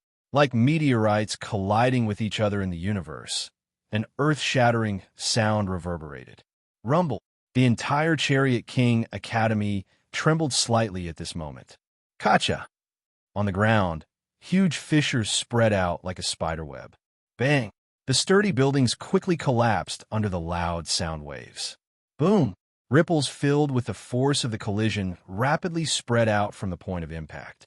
Finally, they heavily bombarded the boundary around Chariot King Academy, causing it to tremble continuously. The members of the demon, angel, and fallen angel factions that were maintaining the barrier all revealed looks of horror. The thunderous explosion shook the entire Horse King Academy's buildings. At this moment, in the center of the Horse King Academy, in a distorted space, like a churning volcanic crater, dense flames were constantly stirring up, turning into waves of fire that spread out in an arc. At this moment, the space of the Horse King Academy began to violently tremble, and huge cracks spread along the space itself, shattering like glass. It was a scene of the end of the world. In the Horse King Academy, countless people raised their heads and looked at the waves of fire rolling in the distorted space with shock. Even if they weren't in the middle of it, many people still felt that the air seemed to have become much hotter. In the waves of fire that distorted space, Varley raised his hand and firmly resisted a huge beam of light. His whole body seemed to be on fire, crazily burning with magical power. Clearly, the White Dragon Emperor's domain, half dimension, from before wasn't able to completely block Noah's attack that had multiplied by who knows how many times. Although the terrifying beam of light was directly weakened by half by the White Dragon Emperor's domain, half dimension, and was weakened by more than 80% in the distorted space, the remaining power still allowed the beam of light to fall on Varley's body. Fortunately, at this point, Varley wasn't unable to block it. Divide, eat, divide, eat, divide, eat, divide, eat, divide, eat, divide, eat, divide, eat. The jade armor on his body continuously rang out, causing waves of fluctuations to linger around Varley's body, acting on the beam of light. Buzz! Under the effect of the powerful having ability, the beam of light that had multiplied by who knows how many times finally began to dim, and its volume became smaller and smaller. Divide, eat! When the last sound rang out, the beam of magic power that had struck Varley finally weakened to the size of an arm and slowly dissipated. Bang! At the same time, the armor on Varley's hands were completely shattered, exposing his hands. A pair of hands that were dripping with blood, and even the skin had completely festered. Varley was gasping for breath, and the mana in his body was getting weaker and weaker. It had already weakened to the point where it couldn't be seen. Enough! Varley! Arubian's voice sounded anxiously, which was rare. Remove the Juggernaut Drive state. Otherwise, it will deprive you of your life and make you lose your mind. Hearing this, Varley's heart was filled with unwillingness. That was because on the ground below, Noah, who was covered in overlapping phantoms like a crimson dragon, was still unscathed. The magic power on his body did not show any signs of weakening at all. It was still as vast and powerful as before. If it weren't for the fact that he would lose his mind if he continued to maintain the Juggernaut Drive state, Varley definitely wouldn't mind continuing to fight if it was only depriving his life. Varley didn't want to live for long at all. As long as he could fight with the strong, it didn't matter if his life was reduced by thousands or tens of thousands of years. Anyway, the lifespan of a demon was ridiculously long, and Varley didn't care about reducing his lifespan by thousands or tens of thousands of years. But if he lost his mind, that was another matter. After all, Varley wanted to enjoy the process of fighting. If he lost his mind, he wouldn't be enjoying the process of fighting at all, but would be obsessed with the result of the battle. Varley had no choice but to remove the Juggernaut Drive state. Bang! The armor all over his body shattered, revealing Varley's original figure. After landing on the ground, Varley only felt a burst of weakness in his body. He couldn't help but kneel on one knee, clutching his chest. His face was pale, but his eyes were still staring ahead. There, Noah maintained a red, gaseous, dragon-shaped armor and met Varley's gaze. It's a pity. If you could continue to use the Juggernaut drive, you might be able to continue fighting with me. But now, your magic power is almost exhausted, and your physical strength is almost gone. You can't even use the balance breaker. It's impossible for you to be my opponent. Varley was speechless. After fully understanding Noah's true strength, Varley knew that it was impossible for him to defeat Noah. Even after using the Juggernaut drive, he couldn't do anything to Noah, let alone now, when he couldn't even use the balance breaker. After using the Juggernaut drive, Varley's strength could already be ranked in the top 10 in the world. But after all, it was only for a few minutes. He couldn't really fight with those guys who could be ranked in the top 10. At most, he could only deal with those guys for a few minutes. Noah, on the other hand, undoubtedly had the qualifications to be ranked in the top 10. Just like what Rubian said, Varley previously underestimated Noah's strength. Bang! At this time, a loud noise came from the direction of the school building. Ah! In a chorus of screams, several figures flew out from the explosion of the school building. Like a kite with a broken string, they were scorched black and smoke rose from their bodies. They fell one after another around Varley. Seeing this, Varley's face changed, but Noah raised his eyebrows and smiled. It seems that the so-called descendants of the old Demon King are nothing more than this. The figures that fell around Varley were Cadilia, Karuba, and Chryselii, who had previously made a high-profile appearance. As the descendants of the three Demon Kings, Leviathan, Beelzebub, and Asmodeus, these three demons were now gasping for breath and were on the verge of death. And in the distance, Syzax, Asashel, and Michael flew over with Lys, Canna, and a group of followers and landed on the side. Teacher, Lys and the other girls looked at the crimson dragon-shaped aura armor on Noah and were all surprised. Even Syzax and Michael seemed to be a little surprised, let alone Lys and the others. Asashel looked directly at Varley and sighed after a long time. You lost, Varley. It seems so. Varley forced himself to stand up, his eyes still staring at Noah with a burning gaze. As expected of the Godslayer, it's great that such a person can become my rival. Hearing this, Asashel's sigh became even more obvious. Are you not going to surrender? I admit that I lost this time, but it's too early to surrender. I still have more powerful enemies to challenge. Varley glanced at Asashel and then looked straight at Noah. I'll say the same thing again. I'll be back.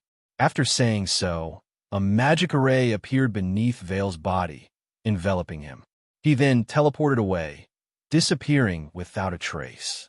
From the beginning to the end, Asashel did not stop him and just looked at him in a daze. Is this okay?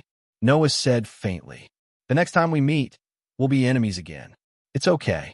Asashel pretended to be calm and looked at Noah with a smile. Aren't you still here?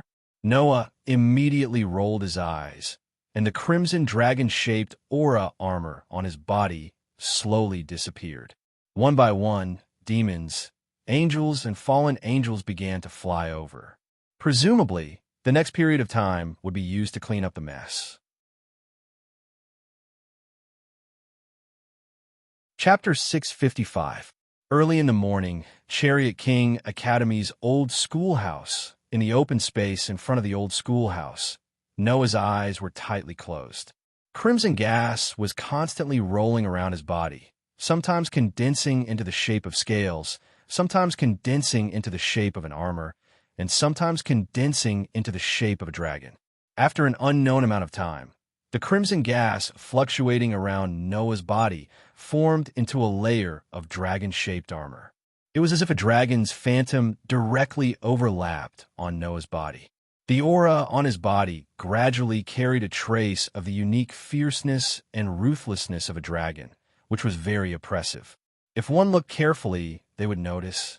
Compared to the last time when he fought with Varley, the crimson dragon-shaped armor on Noah's body not only became more solid, the scales on the armor were also quite clear. Even the eyes on the dragon-shaped armor's head were shining, as if there was a real dragon overlapping on Noah's body. It was very realistic. Then, Noah let out a sigh of relief and opened his eyes. It seems that the most stable state of the Red Dragon Emperor's boosted gear, Balance Breaker, can only stop here. Compared to when you first used Balance Breaker, it is indeed a lot more stable. In terms of proficiency, you have already reached the peak. Drake's voice sounded in Noah's mind. In your current state, the duration of your Balance Breaker can be counted in years. Even if you continuously use it, you can still maintain it for at least 3 months. Really, this is the first time I've seen a host who can use Balance Breaker to such an extent. You really are an abnormal guy.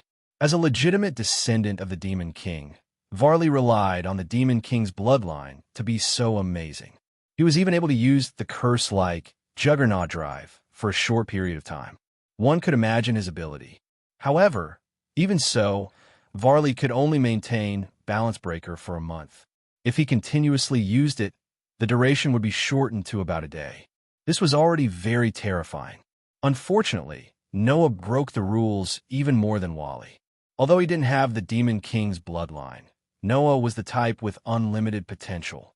His innate magic power was so great that even Tony could be compared to the God Slayer.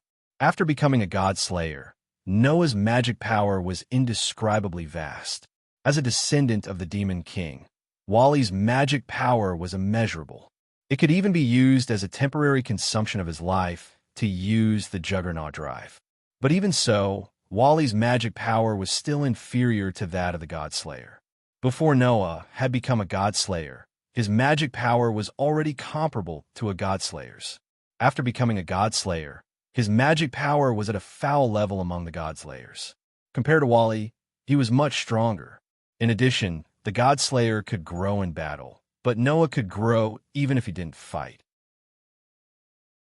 With such innate conditions, coupled with infinite potential and comprehension, even Wally could maintain Balance Breaker for a month, not to mention Noah. As Drager said, Noah was an abnormal guy. Even so, Noah wanted to become even more abnormal. "Hey, Drager," Noah asked with some expectation. "I can also use Juggernaut Drive, right?" Noah couldn't forget the strength of Wally when he used Juggernaut Drive. Originally, Wally couldn't be compared to Noah, and Noah didn't think that Wally could compete with him at first. As a result, after using Juggernaut Drive, Wally was able to make Noah take him seriously. If it weren't for the fact that Wally's Juggernaut Drive couldn't be used for too long, only for a few minutes, then Noah wouldn't have been able to win so easily. After using Juggernaut Drive, Wally was no weaker than the God Slayers like Orban and Luo Hao. In this way, if Noah could also use Juggernaut Drive, it would be a real foul. After all, Noah's physique was immune to all side effects. Once he could use Juggernaut Drive, it would be a complete representation of his power. Unfortunately, you won't be able to use the Juggernaut Drive. When Noah was full of expectations, Drager poured a basin of cold water on him. The so-called Juggernaut refers to the ability of the sacred gear that has a sealed monster. This sacred gear of the 2 heavenly dragons is called the Juggernaut Drive because there is a sealed dragon. Now, I have been separated from the sacred gear and have been absorbed by your soul. Your sacred gear no longer has a sealed dragon in it. So how can you use Juggernaut Drive? Noah was suddenly speechless. Noah really didn't think that the result would be like this. If you want to say it, I am your Juggernaut Drive. If you want to use Juggernaut Drive, then just summon me. Drager said indifferently. Also, Juggernaut Drive is not a good thing. It is the power of a curse. If you can stop this power, to be honest, I am relieved. At this point, Drager changed the topic. You're already strong enough. Even if you can't use the Juggernaut Drive, your body's strength isn't any weaker than the Juggernaut Drive. You're definitely one of the top existences in this world. You should be satisfied. Hearing Drager's words, Noah couldn't help but ponder. Now, Noah finally knew how strong he was in this world. Heavenly dragons like Drager and Arubian could be ranked in the top 10. Existences like Noah, Warban, and Luo Hao, who were quite foul in the God Slayer, could also be ranked in the top 10 in this world. Even if he didn't take into account a trump card like the warrior avatar, the beast horde avatar that could summon Bo and Drager, and the elf avatar that had no combat power, there weren't many in this world who could do anything to Noah if he only used the other 7 avatars. But should he really be satisfied? One had to know that the person ranked first had limitless power, not to mention others. Noah didn't dare to say that he could compare to that person. If that was the case, could he really be satisfied? No, I still have more possibilities that I haven't unearthed. Noah's eyes flashed. If I can use my 10 avatars further, my strength will greatly increase. That's right, further use. Noah had already used the power of the 10 avatars to the extreme and unearthed all the possibilities. The next step was to persevere and strengthen it. However, that was only for the use of 1 avatar. If Noah could use 2 avatars at the same time, what would it be like? If it was possible, what would happen if he used 3, 4, 5, or even the final 10 avatars at the same time? Noah had this idea for a long time. Now, it was time for him to make further use of his authority. It wasn't familiarity, control, or unearthing, but a further sublimation. I haven't reached my limit yet. I still have more room for improvement. Noah clenched his fists, his eyes abnormally bright.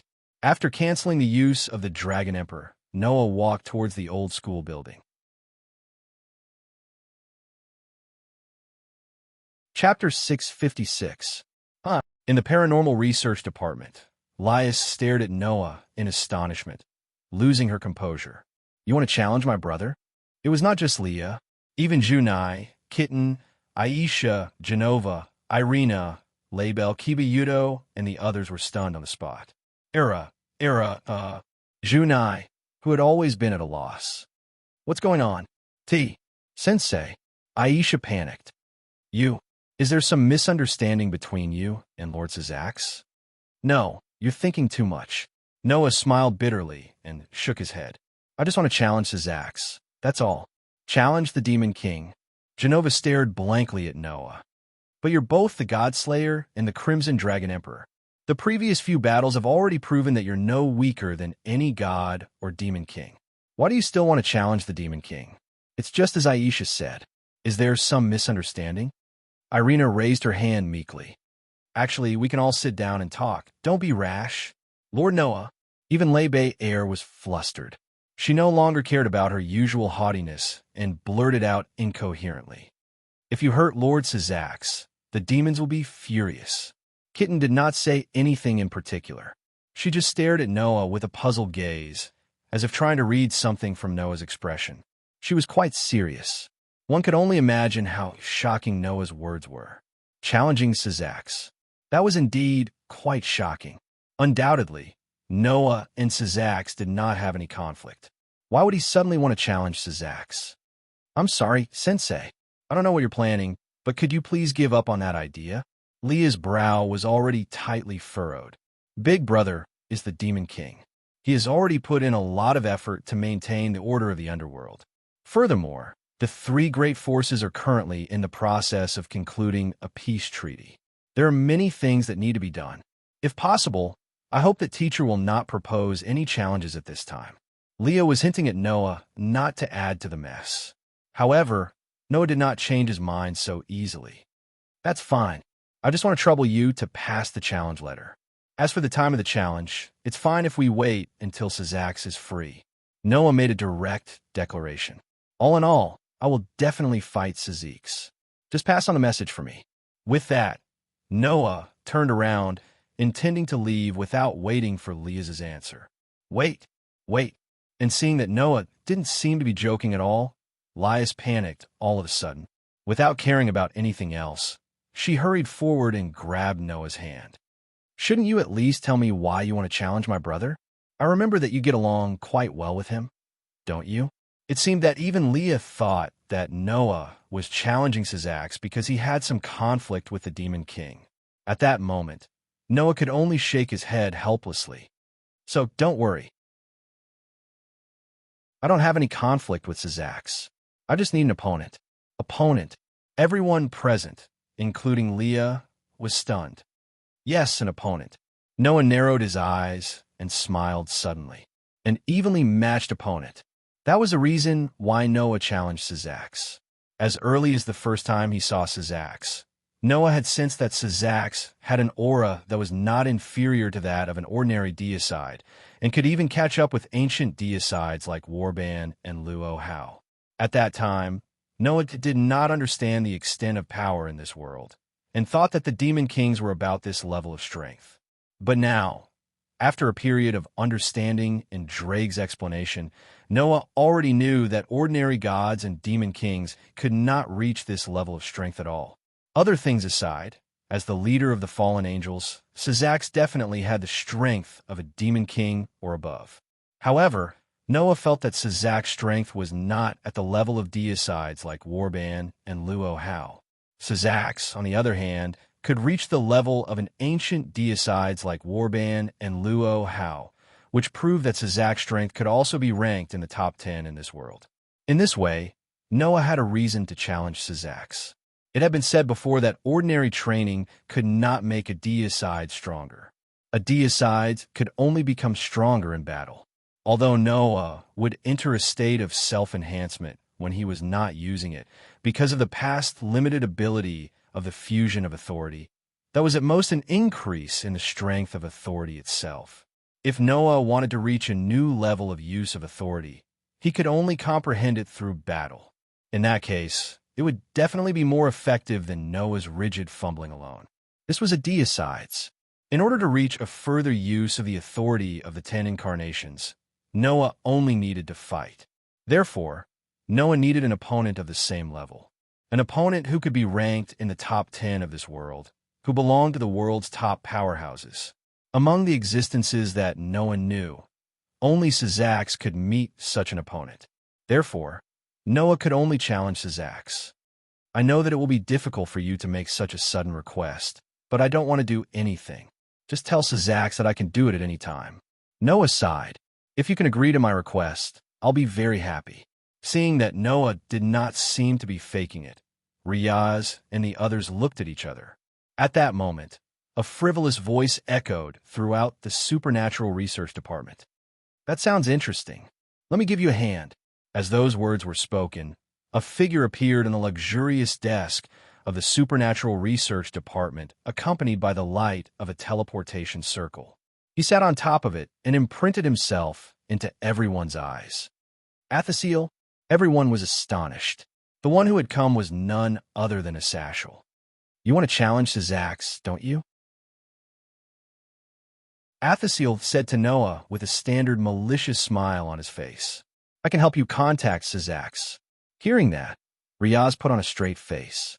What do you want? Not only Riaz, but even the group of kin stared at Athasiel with extreme vigilance. The man in front of them was no ordinary fallen angel, but the leader of the fallen angels. Simply put, he was the leader of the bad guys, who would not be on guard. Don't be so nervous. There's no harm in it anyway, is there? Athasiel himself was extremely nonchalant. You need to go to the underworld during summer vacation, right? By then, Syzax will probably have some free time, right? Then a fight shouldn't be a problem, right?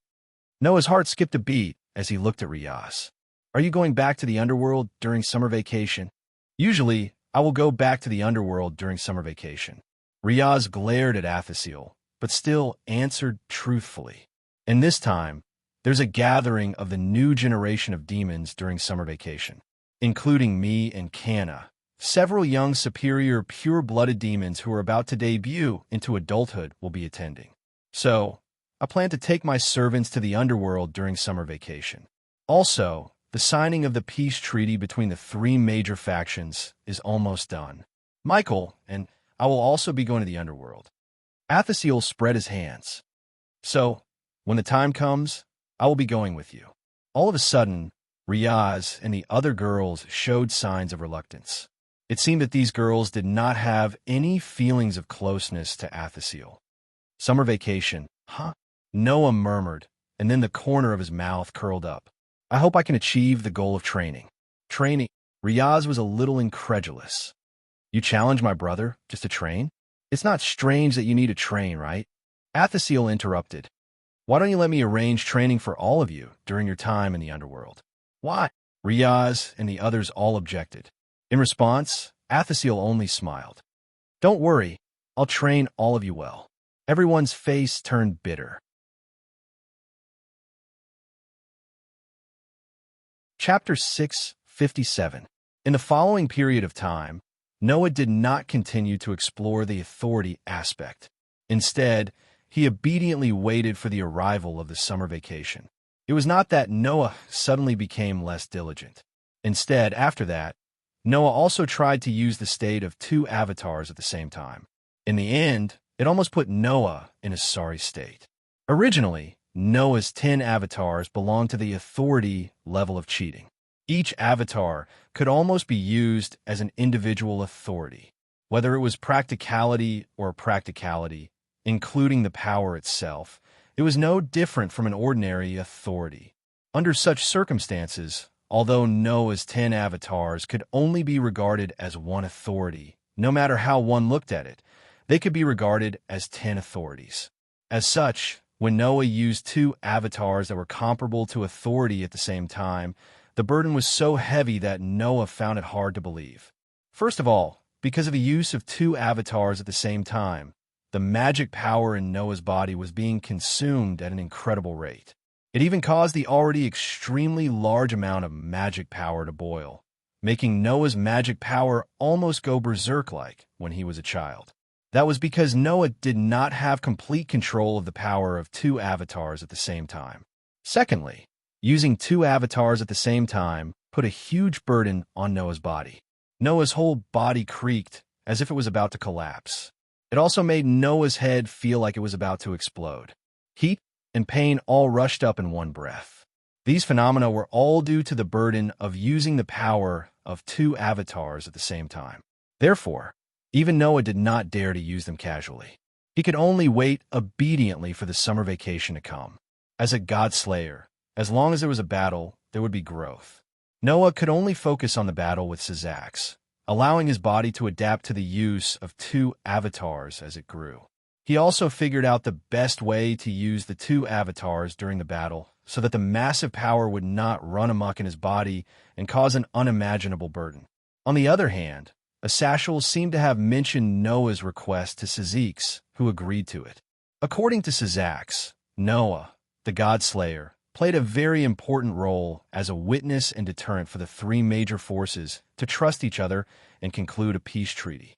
In addition, during the meeting between the three forces, he had directly faced the attack on the three forces, helped them defeat the strong enemy, and captured the descendants of the three former demon kings, Leviathan, Beelzebub, and Asmodeus. Sarzax felt that he had to agree to such a request. Hence, Noah's battle against Syzax during the summer break was basically set in stone. As long as the summer break came, Noah would be able to start training and improve himself to the next level. Therefore, Noah was now basically living the life of an ordinary teacher. He stayed in the infirmary and worked hard every day. From time to time, he would go to the supernatural research department to show his face. It was worth mentioning that Asashel had also become a teacher at the Colt King Academy and a consultant for the supernatural research department. Syzax's sister has a relative that I'm interested in. Plus you, the God Slayer and the Red Dragon Emperor are also here. It would be a waste if I don't observe closely. That was what Asashel said himself. However, Noah felt that Asashel had another reason for doing so. I heard that one of my subordinates seemed to have wanted to make a move on the child named Aisha. Really, they kept causing trouble for me. I have no choice but to think of a way to make up for it. This was another way of saying by Asashel. Noah did not have any objections to this. However, it was said that under Asashel's request, Liaz and her family had to train in the underworld during the summer break, including Aisha. Boo-hoo.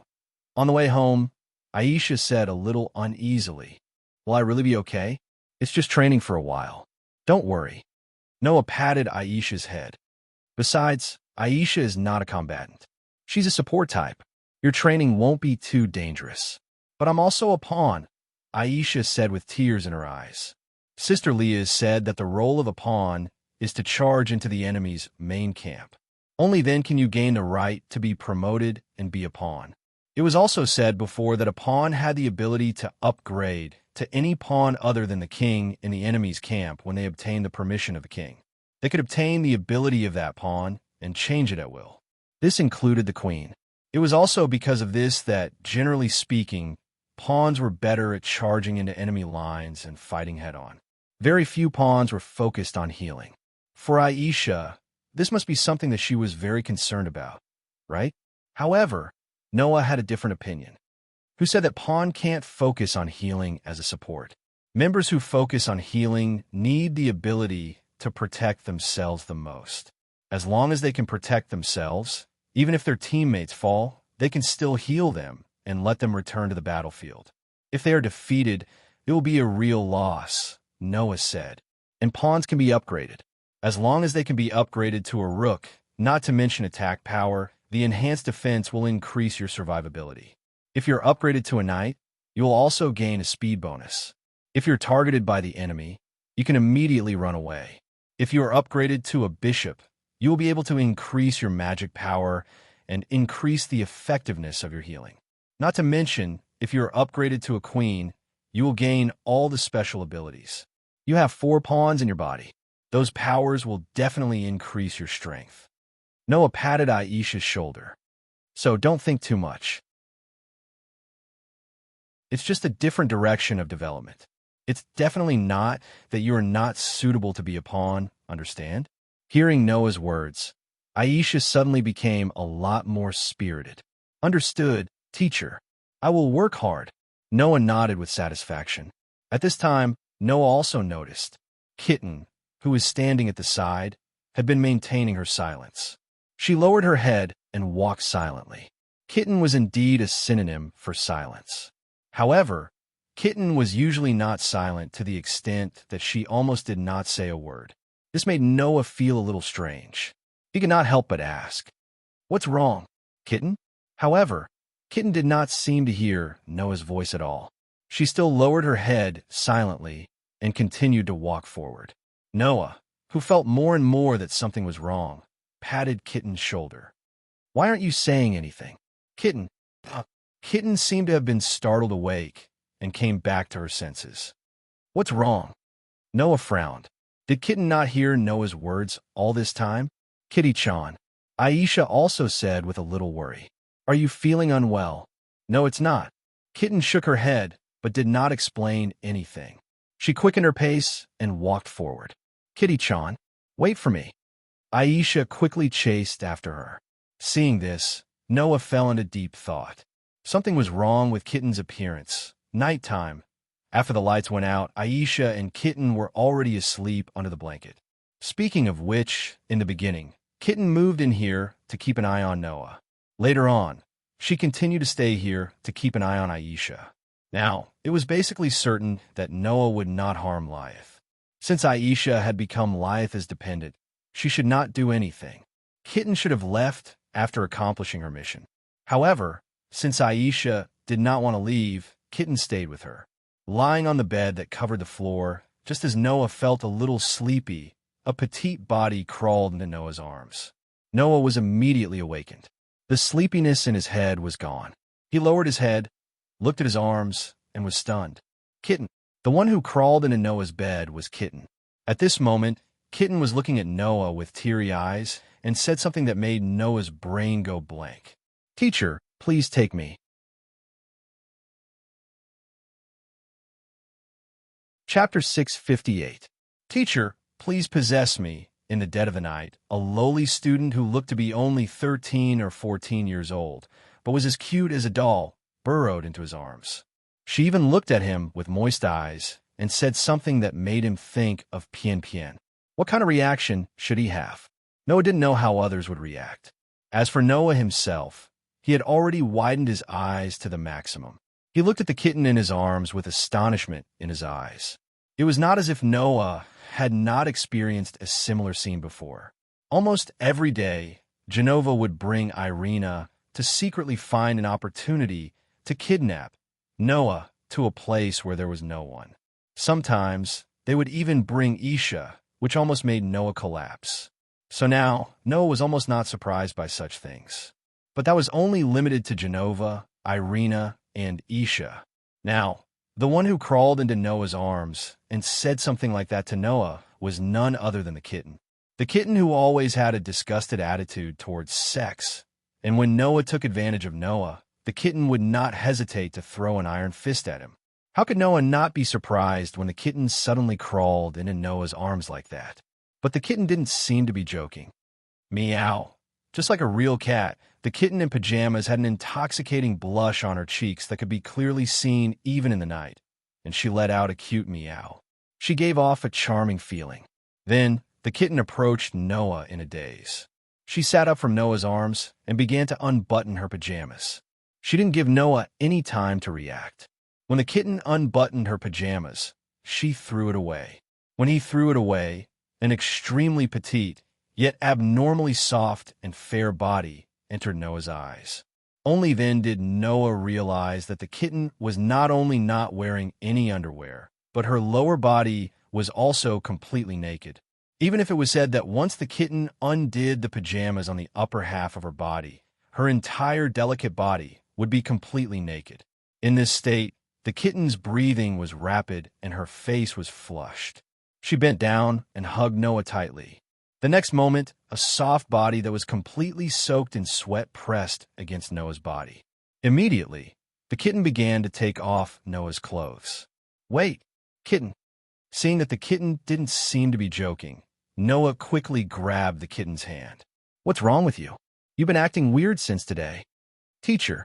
The kitten raised her head, her beautiful big eyes filled with tears. "I'm sorry, I can't control myself." Saying this, the kitten directly grabbed Noah's hand and pressed it on her small breasts. Although it was very small, but that soft touch did pass through the palm to Noah's nerves. Meow. The kitten made a sweet sound that was very comfortable. Noah's hand was almost frozen on the kitten's body, and even his expression was completely frozen. What happened? What exactly happened? What the hell was this situation? What happened to the kitten? When Noah was puzzled by this, the kitten had already bent down again. With an extremely seductive expression, she actually licked Noah's neck. Oh, teacher's taste. Clearly feeling the unique touch of the kitten's tongue, Noah's whole body quivered. You know, even Mira and Lisanna didn't lick Noah's body like this. Now, a loli was tempting Noah like this. How could Noah bear it? Moreover, the kitten's tongue that was licking Noah's neck was constantly moving to Noah's cheek, then moving to the tip of his nose, and finally, even moving in the direction of Noah's mouth, and constantly licking the corner of Noah's mouth. Feeling that something was wrong, Noah immediately broke away from the kitten's hand, put his hand on the kitten's extremely slender shoulder, and pushed the kitten away. "Kitten, what's wrong with you?" "Oh." The kitten just looked at Noah with an intoxicated expression and eyes. She didn't say anything, and continued to stick out her small tongue, as if absent-mindedly licking Noah's arm that was on her shoulder. Finally, Noah found that something was wrong with the kitten. First of all, the kitten's body was very hot, very hot. Her whole body was emitting a surprising amount of heat, making her face that red. Secondly, there was a trace of shadow in the kitten's eyes. Her eyes that were full of water kept shaking, but there was no focus at all. That was simply a sign that she had lost her mind. This behavior directly calmed Noah down. Then, a scene that surprised Noah appeared in front of Noah's eyes. Meow, only to see, in the kitten's coquettish voice, a pair of white cat ears appeared from the kitten's head, constantly twitching. Immediately, on the kitten's petite buttocks, a small white tail suddenly stretched out and wrapped around one of Noah's arms, wriggling nonstop, giving Noah a ticklish feeling. At the same time, Noah's extraordinary sensing ability also felt an abnormal fluctuation of power from the kitten's body in this posture. That was neither magic nor light power, a completely new kind of power that Noah had never encountered before. That power was like the aura flowing in nature. It was very pure and pure. The kitten was actually hiding such power? Moreover, what's with this posture? Just as Noah was surprised, the kitten's hand reached towards his lower body. This time, Noah finally could not stay calm. "Sorry, kitten, you should sleep first." Noah suddenly reached out a hand and pressed it behind the kitten's neck. A faint trace of magic hit it, causing the kitten's pupils to dilate, her head to tilt, and she fell directly into Noah's arms, unable to get up again. Noah then heaved a huge sigh of relief. He got up, and after feeling the temperature of the kitten in his arms gradually drop, he murmured, "Why did the kitten suddenly undergo such a change?" Moreover, it was very obvious that the kitten did not do it by herself, but because she had lost her mind. At that moment, Noah grabbed the blanket and covered the naked body of the kitten lying in his arms. Then he closed his eyes. "Drager, wake up. I have something to ask you." Usually, Bio and Drager, who were purely residing in Noah's soul with their consciousness, were unable to stay awake. They could only wake up when Noah called or under special circumstances. Now, under Noah's call, Drager's consciousness, which was residing in Noah's soul, began to stir and gradually began to wake up. Waking me up without using the Red Dragon Emperor's boosted gear. What a rare situation. Don't joke with me. Noah went straight to the point. What's with the kitten's state? Kitten? Is that the child in your arms? Drager seemed to have noticed the kitten's cat ears and tail and asked in surprise. It's actually a Nicomida. That's really rare. Nicomida? Noah frowned. Are you referring to the cat demon?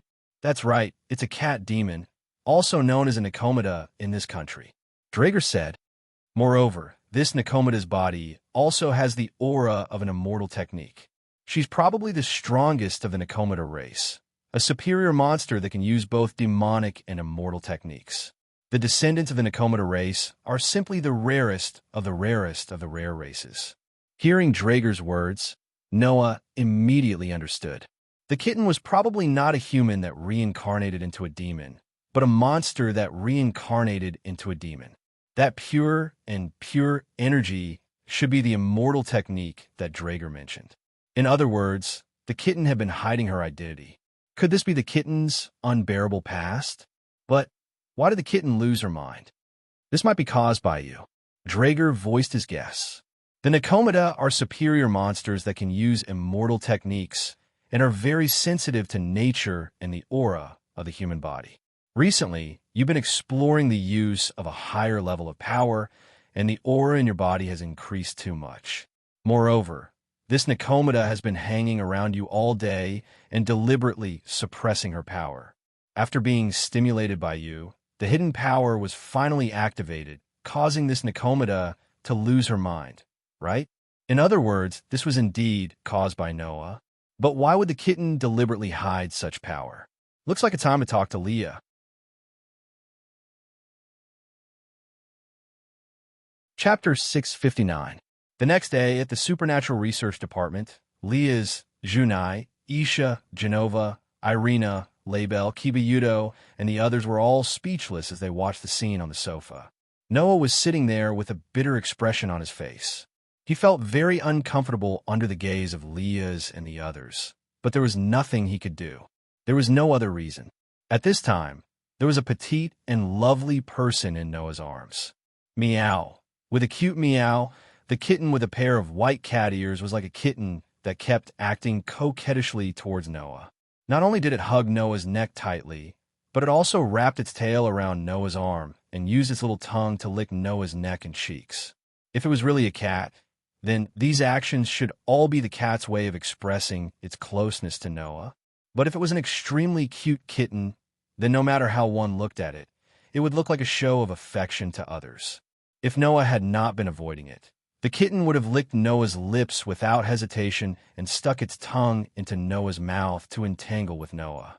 Or rather, it was already good enough that it did not take off its clothes like last night and try to push Noah down. Sigh. Leah's rubbed her temples and looked at Isha. What's going on? I don't know. Isha glanced at the kitten that kept licking Noah's neck and cheeks. Her pretty face was already puffed up as if she was quite envious.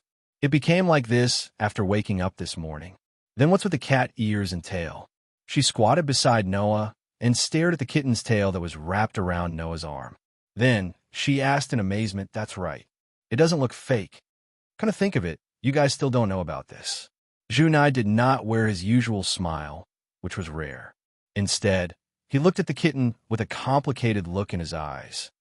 The kitten was not human before it was reincarnated as a demon. It was a cat demon of the cat demon race. Cat demon.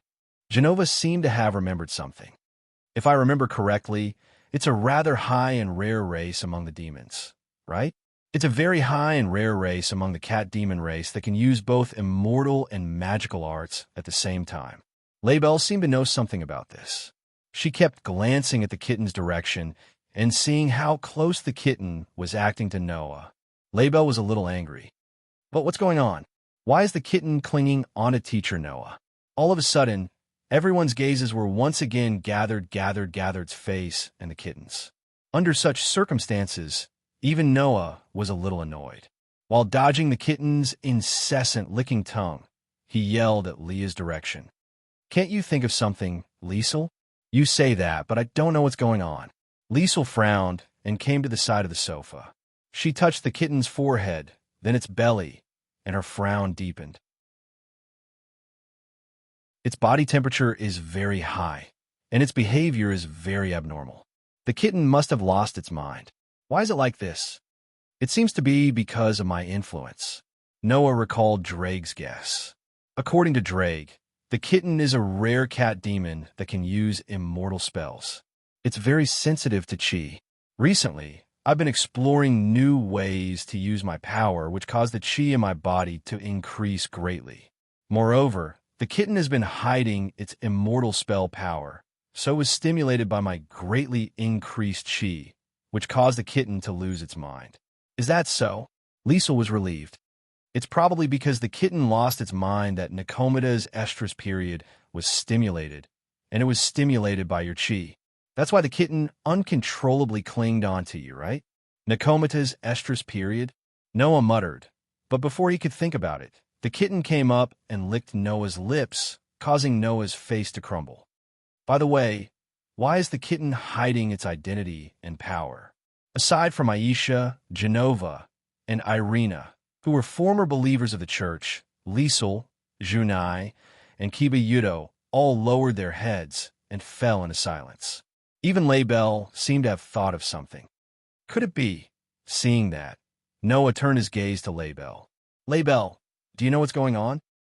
Laybell did not expect Noah to ask her directly. She panicked a little at Noah's question and then deliberately coughed and pretended to be calm. I've only heard about it. Even if you ask me, I can't tell you too much. Although she said that, Laybell also began to explain. I once heard that a few years ago, a superior demon found a pair of homeless cat demon sisters whose parents had died. They had no one to call home and no one to rely on. He took a fancy to the cat demon sister's potential and made the cat demon sister his family. Laybell's expression suddenly became serious. However, the cat demon sister's potential was above that superior demon's estimation. After being reincarnated as a demon, she grew very quickly and obtained extraordinary power, surpassing her master in a short time. Moreover, she was devoured by an excessively powerful force and turned into an evil person who only cared about blood and battle. Noah's expression darkened at that. Backlash of power? In other words, the cat demon sister went berserk because of an excessively powerful force? This made Noah involuntarily recall his childhood. The cat demon sister, whose power increased endlessly, killed her master in the end and became a lost demon. Moreover, she was one of the most dangerous lost demons. She was able to annihilate all the demon troops that were pursuing her. Even now, no one has been able to bring her to justice. Laybell secretly glanced at Kitten. In the end, the superiors decided not to pursue the cat demon sister for the time being to avoid unnecessary sacrifices. Instead, they turned to the cat demon sister and held her accountable. It said that they were worried that the cat demon sister would lose control in the future, so they planned to execute the cat demon sister. With that, Laybell closed her mouth and did not say anything else. This was because Lyeth sighed. It was Big Brother who saved her and convinced all the superior demons to hand her over to me to manage. She became my dependent. At this point, there was no need for any more explanation. Needless to say, the cat demon's sister must be Kitten, right? Ever since she became my family, I've never seen Kitten use any sorcery or immortal arts.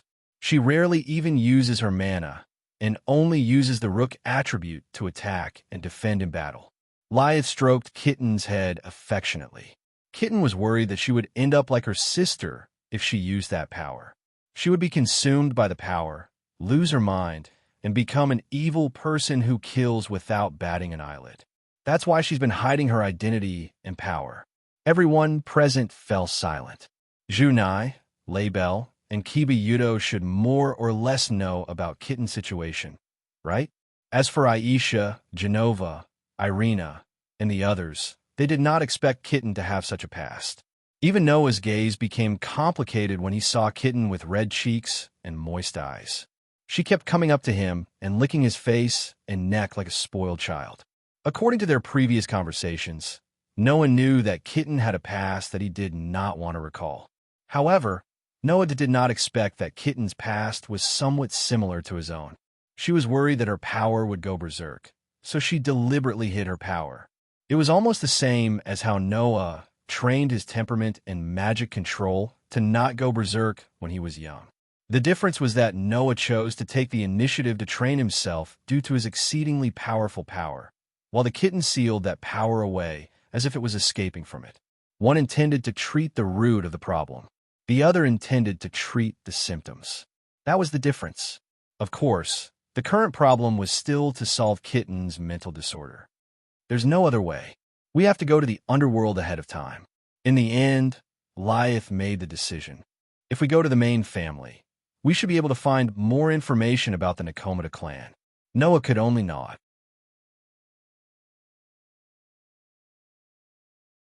Chapter 660.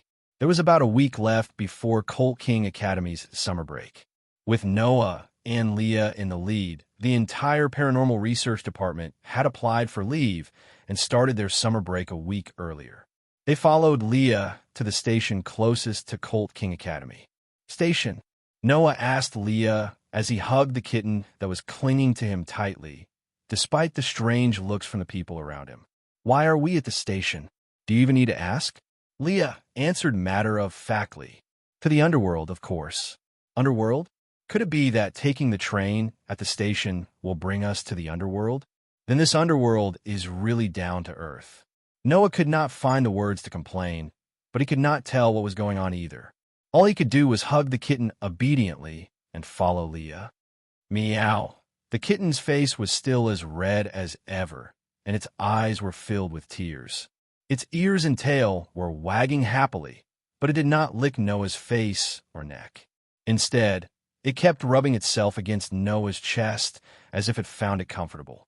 The people at the station seemed to have thought of the kitten as a naughty child and did not really think that the kitten's ears and tail were real. Still, they were struck by the kitten's cuteness. Noah could even hear many of the middle-aged men panting uncontrollably, and the corner of his eye twitched. Under such circumstances, Leah led Noah and the rest to the elevator in the station. Well then, Sensei, the kitten, Aisha, and Laybell, follow me. The rest of you, Genova and Irina, follow Junai and Yudo. Yes, sir. Junai, Genova, Irina, and Kiba Yudo nodded in response. Then, Noah carried the kitten and entered the elevator with Aisha and Laybell. The next moment, the elevator doors closed. In the elevator, there were only one and two displayed on the screen. Leah took out something that looked like a card from her uniform's pocket and placed it in front of the elevator's electronic panel. Beep. A sound effect, as if a scan had been verified, began to play. Immediately after that, the elevator moved, and it actually moved downwards. Below, Noah looked at Lyeth in confusion. Is there another floor below the station? Not only Noah, but even Isha could not hide her surprise and nervousness. She tightly tugged at Noah's sleeve with tears in her eyes. It feels like I'm going to hell. So scary. You may say that, but the underworld is above hell in the first place. Leah laughed bitterly. The hell that contains the souls of the sinners of this world is below the underworld. Therefore, going to the underworld is equivalent to going to hell. Aisha was even more scared now. Undoubtedly, he's going to the underworld before he dies. Will he not be able to come back? Looking at Isha's timid appearance and innocent words, everyone could only smile helplessly. There's a secret floor under this station, a place that only demons know about. On the side, Laybell acted as a commentator. That's a route used exclusively by demons. Most humans would never be able to enter it in their entire lives. Places like this are not only hidden in this station, but also in this town and other places in the human world. At that, Laybell suddenly said to Noah with a fake smile, "By the way, teacher, you must be tired from carrying the kitten like this. Why don't you put it down?" Laybell's sudden change in topic almost made Noah unable to react. When he did, he sighed. "I want it as well, but do you think it's possible?" Meow. The kitten seemed to be pandering to Noah's words. It hugged Noah tightly like a spoiled child and kept rubbing against Noah's chest with a satisfied look on its face. Ugh! Isha and Laybell immediately teared up at the same time.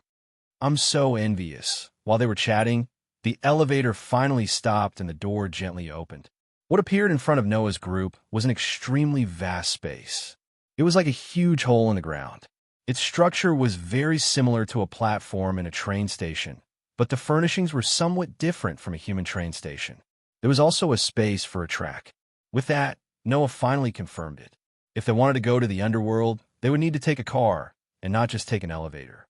After a while, Junai and Kiba Yudo brought Genova and Irina down. This is the underworld. It doesn't feel like it. It seemed that even Genova and Irina thought that they could take the elevator directly to the underworld. Once they came out of the elevator and saw the vast space in front of them, they were immediately confused. Ignoring Genova and Irina's confusion, Lyeth clapped her hands. "All right, since we're all here, let's get on the train and depart for the underworld. I've already notified them. The Gimli family's private train should be here soon." As soon as this sentence fell, in front of the tracks, a train with sharp angles and engraved with patterns representing demons suddenly appeared in a burst of spatial fluctuations. It directly drove out of space and stopped on the tracks. "So, we need to take a train to the underworld?" Beep.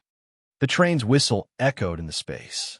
Sitting in the middle of the train, Noah, who was hugging the kitten, looked out through the window and saw a space that swayed like water waves. Clearly, this train was passing through the barrier between the human world and the demon world, heading toward the underworld. Since she was the owner of this train, Lyeth went to the carriage at the front of the train. With Noah in the lead, the Gimli family members sat in the middle of the carriage. A train to the underworld. How should I put it? It feels like a horror story. Aisha, Genova, and Irina were gathered together.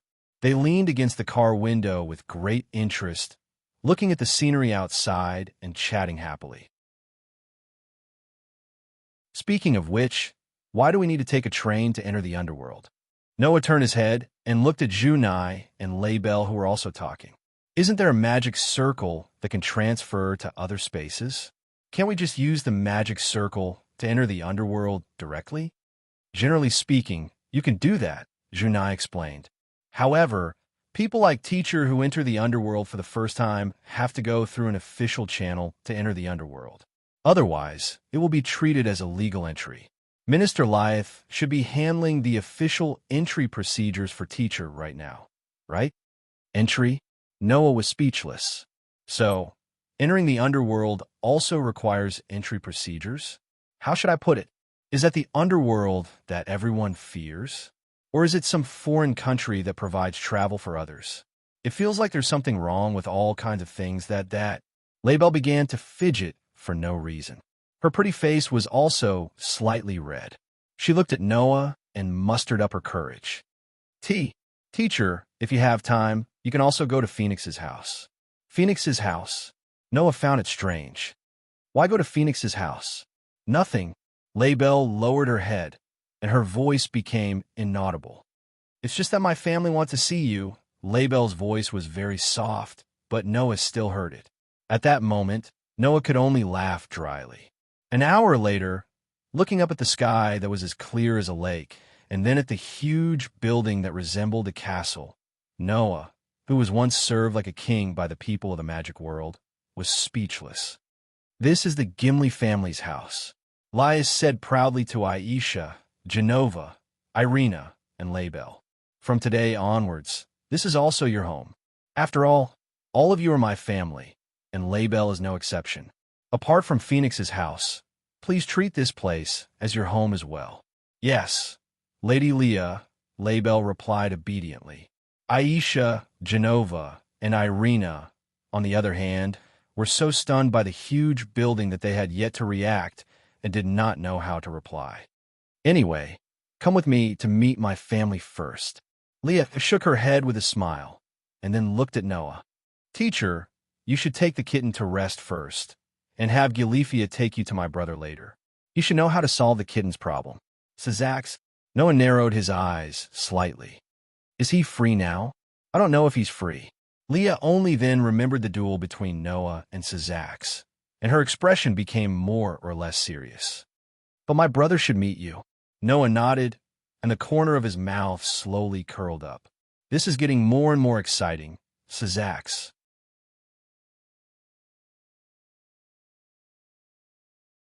Chapter 661.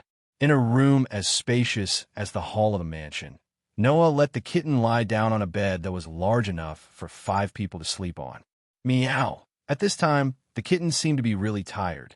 She closed her eyes, and with a sweet voice that made people want to hug her tightly, she curled her body and fell into a deep sleep.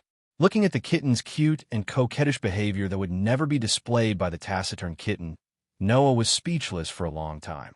To be honest, seeing the kitten like this, Noah wondered if he should let the kitten return to her original state.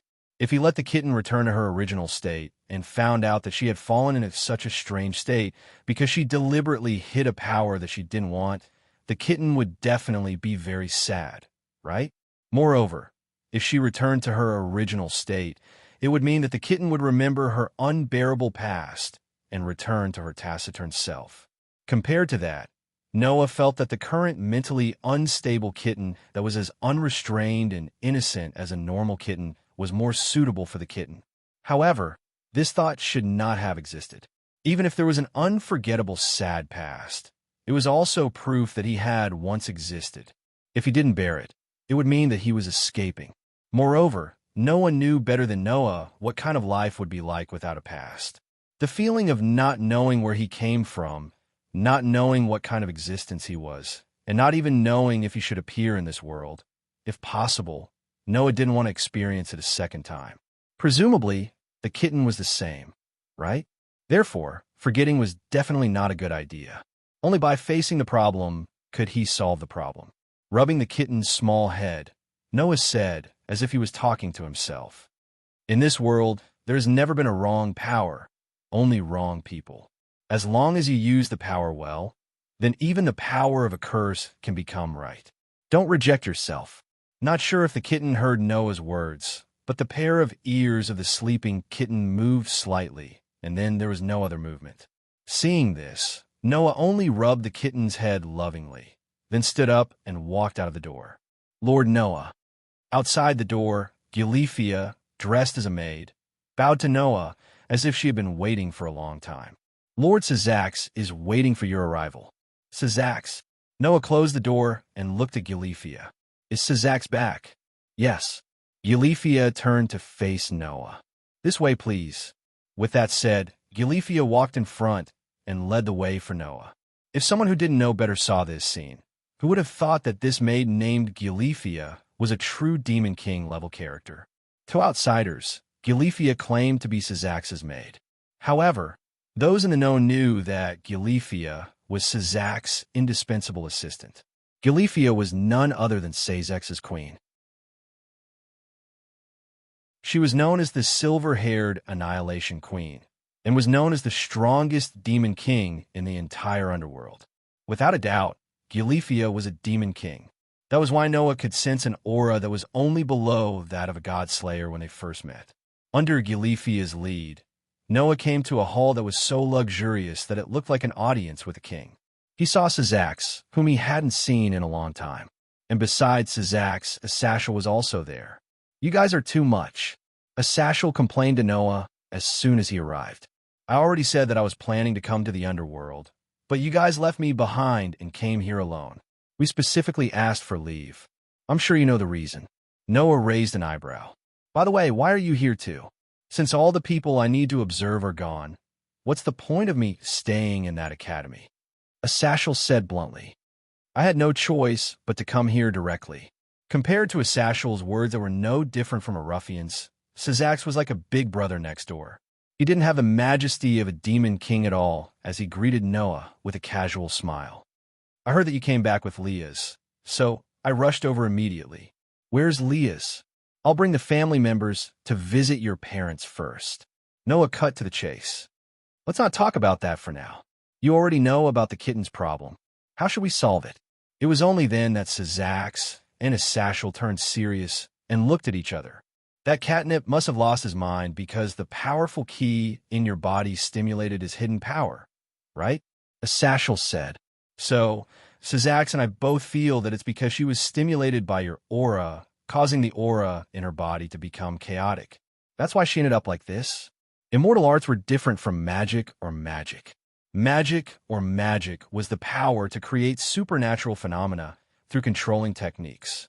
Immortal arts, on the other hand, were mainly manifested in the aspect of ki.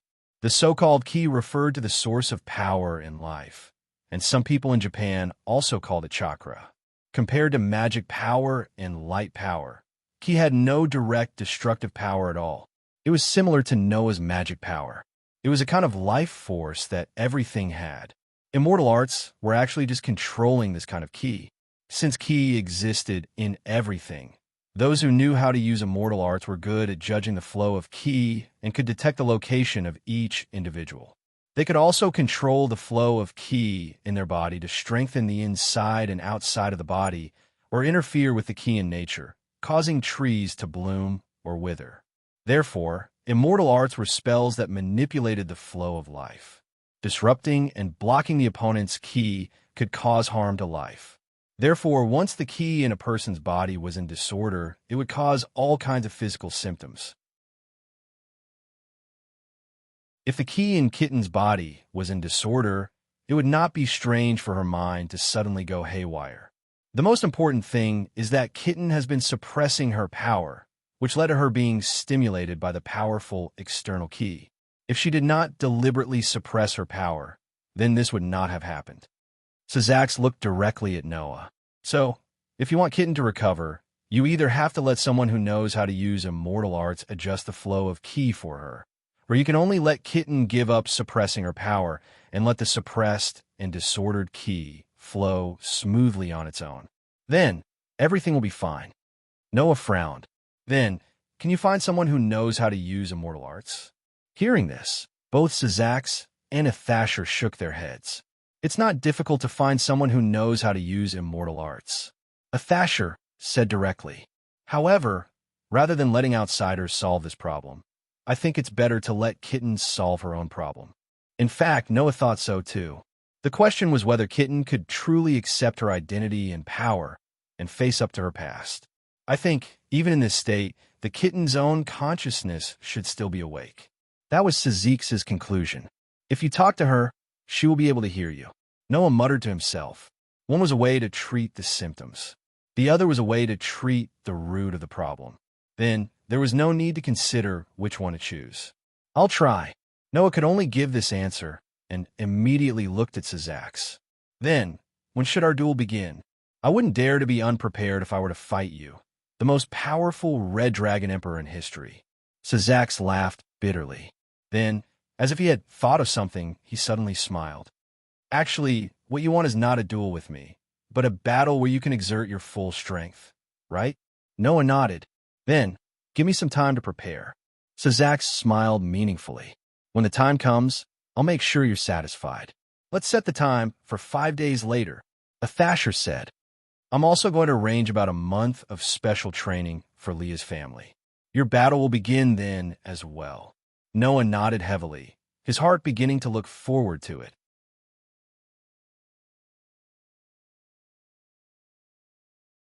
Chapter 662.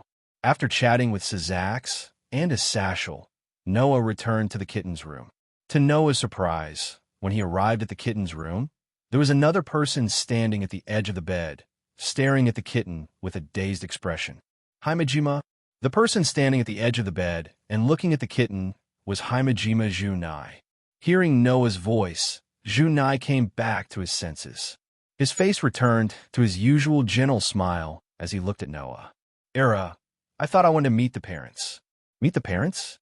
Noah was stunned. What parents? Don't tell me you've forgotten? Junai tilted his head and reminded him. In terms of status, you're still the fiancé of Minister Lias. After being reminded by Junai, Noah remembered that there was such a matter, and he immediately laughed bitterly. What about you? Didn't you go with Lias to meet her parents? I've seen the minister's parents many times. This time, the minister wants to introduce a new family member to his parents. So, I asked for permission to come here to take care of the kitten. Junai chuckled. The minister's parents are unexpectedly very fond of the minister. Once they meet, they probably won't be able to leave before night falls. If you want to meet the parents, you can do it now. Under Junai's teasing, Noah could only roll his eyes. He came to the edge of the bed, sat down, and gently smoothed the hair on the sleeping kitten's forehead as he said to Junai. Sazax said that the kitten can hear us now. Do you have anything to say to the kitten? Anything to say? The smile on Junai's face slowly disappeared and was replaced by a complicated expression. Should I say a lot? Is it a lot? Noah looked at Junai. But I don't think you're talking to the kitten much. Because the kitten can understand what I want to say even if I don't say it. Junai's eyes became extremely complicated. After all, we're the same kind of people. We all hate the blood and power in our bodies. You hate your own blood and strength. Noah's heart skipped a beat, but he didn't say anything. However, Noah couldn't help but sigh. Sure enough, everyone has an unbearable past. That's right. Junai gave a rare bitter smile. Unfortunately, I can't give it up. So, we can only choose to face it head on, Noah said meaningfully. Immersing yourself in the sorrow of the past will only lead to stagnation. Teacher, this is how you got here, right? Junai smiled. However, that smile seemed forced no matter how one looked at it. As expected of the God Slayer and the Red Dragon Emperor, compared to us, Teacher is really too strong. No, you're wrong. I'm not strong at all. Noah directly denied it. When you realize that you have something that you can only do now, and a group of friends who are constantly supporting you and silently encouraging you, you will know that you don't need a strong will to face the past. You only need courage. With that, Noah stood up. Talk to the kitten more. It'll be good for her recovery. With that, Noah walked out of the kitten's room, leaving Junai alone. Junai still lowered his head with a complicated expression. No one knew what he was thinking. In the next 5 days, whenever he had time, Noah would talk to the kitten in her room. Not only Noah, but the girls, including Lias, who knew about the kitten's situation, would find time to come to the kitten's room and talk to her about all kinds of things. No one knew if it was because all her previous energy had been used up, but the kitten had not been able to wake up in the past 5 days. She had been in a deep sleep. Asashel felt that the kitten was consciously refusing to wake up. She was immersed in confusion about her own power. So, if he wanted the kitten to wake up, it would probably be up to the kitten to face him and accept his power. At that time, the kitten's mental problems would also be solved, right? During this period, Noah also met with Lias's parents a few times. It was mainly about Lias's engagement. It had to be said that Lias's parents really wanted to marry Lias off. During this period of time, they had been indirectly interrogating Noah, asking him when he was going to marry Lias and when she would give birth to a grandchild. Noah was quite speechless when he heard that. In addition, Noah could not directly say something like, "I'm just playing with your daughter. It's not real, and I won't marry her." In the end, Noah could only brush them off. Under such circumstances, 5 days passed by. On this day, with Noah and Lias in the lead, a group of Jimenez's family members gathered in the courtyard in front of the Jimenez's house. Everyone was wearing sportswear, even Noah. Standing in front of everyone was Asashel. At this moment, Asashel was holding a teaching material in his hand as he bluntly said this. I'll say this first. The training I'm going to arrange for you is mainly designed for the future. Some people will show results immediately, and some people will have to continue for a long time to see results. As long as you don't go in the wrong direction, you'll be able to grow very well. Then first of all, Elias. Asashel was the first to call Elias. From the beginning, you're a demon of the highest standards in terms of talent, physical strength, and magic power. Even if you maintain the status quo and continue to develop, your abilities will gradually grow. When you really reach adulthood, you should have the opportunity to become a demon of the highest level. So, I'm only arranging some basic training for you. That's enough. Overall, all your abilities are quite good. Because of this, you only need to do some basic exercises to improve your strength. After saying that, Asashel turned a page of the teaching material in his hand. Next is Junai. Yes, Junai, who was called by Asashel, did not seem very happy. It felt like Junai did not like Asashel very much. He had more or less shown this tendency in the past. And Asashel's next sentence made Junai's unhappy face turn to a real, gloomy one. You have to accept the blood flowing in your body. His words made Junai squint his eyes and stare at Asashur's. I don't need to accept that kind of thing. Is that so? But that's your own body, isn't it? Denial will only make you weaker, right? Asashel did not even look at Junai and said bluntly, "You've seen what kitten is like. No matter how sad or painful it is, you have to accept everything about yourself. You and kitten's weakness is yourselves. If you don't overcome this weakness, you'll only become a burden in future battles." Junai did not respond.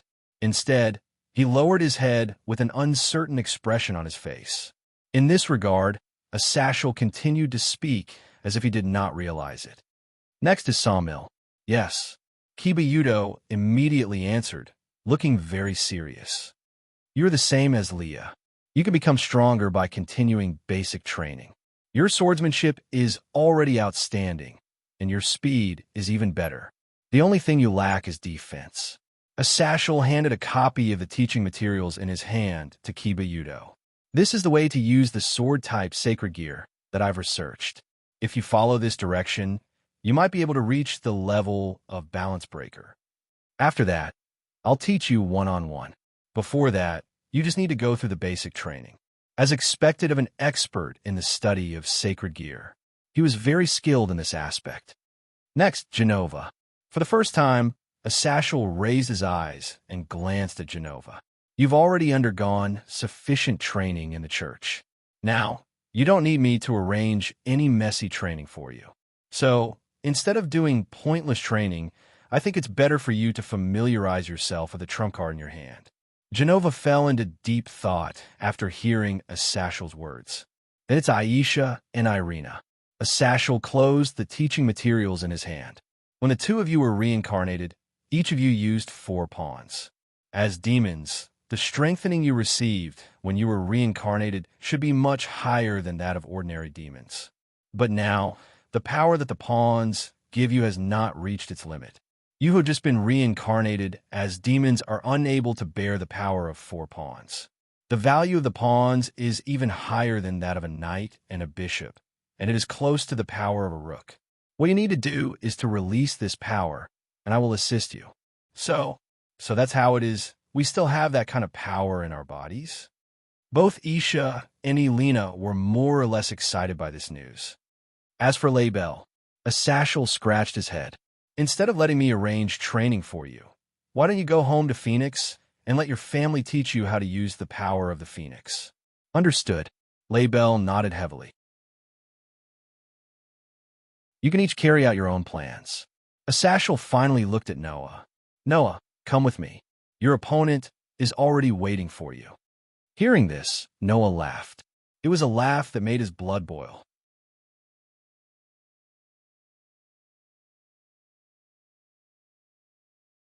Chapter 663. With Leah's in the lead, all the Jemengli family members who were arranged by Athashel for special training went to their respective training places and left Noah's side. Although Leah's and her family members all looked unusually worried when they left, and were obviously very concerned about the duel between Noah and Sazax, Athashel still chased everyone away. It's called a duel, but it's just for training and actual combat with prepared opponents. Instead of worrying about this, it's better to worry about your growth in a month's time. If you don't work hard, the next time you meet Noah will be so strong that you won't even be able to touch him. After hearing Asashel's words, Riaz and the others had no choice but to leave obediently and prepare for their training despite their reluctance. On the other hand, Noah was led by Athashel to a mountain very far away from the Jamengli family. Originally, Asashel could have directly used the teleportation magic circle to come over, but because Noah, as the God Slayer, had a foul curse resistance that would eliminate all beneficial or unbeneficial mystical powers, he couldn't use the teleportation magic circle at all. The reason why Noah could use the teleportation magic circle to jump to the duel ground during his last duel with Rissel was that the magic circle's nature was different. Unlike ordinary teleportation magic circles to other dimensions and spaces only open a passage through the dimensional barrier for people to pass through. It functioned like a door. As long as Noah did not touch the door itself when he passed through the door, he could reach other dimensions and spaces. However, teleportation magic circles used in the same dimension and space were not the same. It was completely a function of the spell. Therefore, with Noah's physique, it was not a problem to use a teleportation magic circle to jump to other dimensions and spaces, but it was not possible to use a teleportation magic circle in the same dimension and space. With no other choice, Athashel could only bring Noah to the destination personally. Whoosh! The strong mountain wind carried a thick cloud of sand and dust, blowing at the top of the towering mountain peak. Under Athashel's lead, Noah, who came to the mountain, saw two people. One was Sazax, who did not look like a big brother next door like before. He was dressed in grand and gorgeous clothes, fully displaying the majesty of a demon king in front of Noah for the first time. The other was a man who was dressed as grand as Sazax, but looked a little coquettish. Seeing the coquettish man, Noah's gaze suddenly froze. For no other reason. It was because the man's aura was not weaker than Sazax. In other words, he was also a top powerhouse who had the ability to rank in the top 10 in this world. In the demon world, there were actually two powerhouses who could rank in the top 10 of this world. Let me introduce them to you. Beside him, Asashel said to Noah. The one standing beside Sazax is the man who developed the evil piece and brought hope to the reproduction of demons. He's one of the 4 demon kings, Achuka, Beelzebub. The coquettish demon king named Aquika smiled at Noah with great interest. I'm Aquika. Hello. The man who has the titles of God Slayer and Red Dragon Emperor. Demon King Beelzebub, I've heard a lot about you. Noah nodded. Then his gaze swept back and forth between Sazax and Aquika, who were standing side by side. Can you explain what the current situation is? Why was the other demon king here? Moreover, a demon king whose aura was not weaker than Sazax appeared here. To be honest, Noah was both surprised and puzzled. However, this time, Athashel did not explain to Noah. Instead, he quietly retreated, leaving the field to Noah, Sazax, and Aquika. Your Excellency Noah, as the God Slayer and Red Dragon Emperor, your strength is undoubtedly above the gods and demon kings, but you issued a challenge to me. I'm sure you've noticed, right? Sazax looked straight at Noah, his expression unprecedentedly calm. My strength is not what a demon king should have. Hearing this, Noah did not beat around the bush and nodded directly. At first, I thought all demon kings were as strong as you, but after coming into contact with all kinds of existences, I realized that ordinary gods and demon kings can't reach your strength at all. Your strength is probably far above the old 4 demon kings, right? You really did find it. No wonder you're the combination of the never-before-seen God Slayer and the strongest Red Dragon Emperor. Sazax smiled, but there was a hint of sadness in his smile. Those who know of my existence, those who know of our existence call us surpassers. Us. Noah's gaze turned to Aquika, who was standing next to Sazax. That's right. Like Sazax, I'm one of the two surpassers in the current demonic forces. Aquika shrugged, and just like the literal expression, Sazax and I, who have this title, are existences that surpass all demons. Existences that surpass all demons? In other words, the two men in front of him were the strongest demons? No, that's not it. As if he saw through Noah's thoughts, Sazax shook his head. The so-called existence that surpasses all demons is referring to our identity, Roland said. Identity? Noah was puzzled all of a sudden.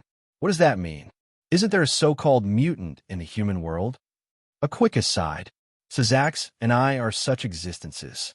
We can be said to be mutants among demons. It's hard to say whether we are demons or not, but we have the power that ordinary demons and even demon kings can't have. This is the so-called surpassers. Hearing this, even Noah couldn't help but fall silent. Mutants among demons? You don't even know whether you're a demon or not.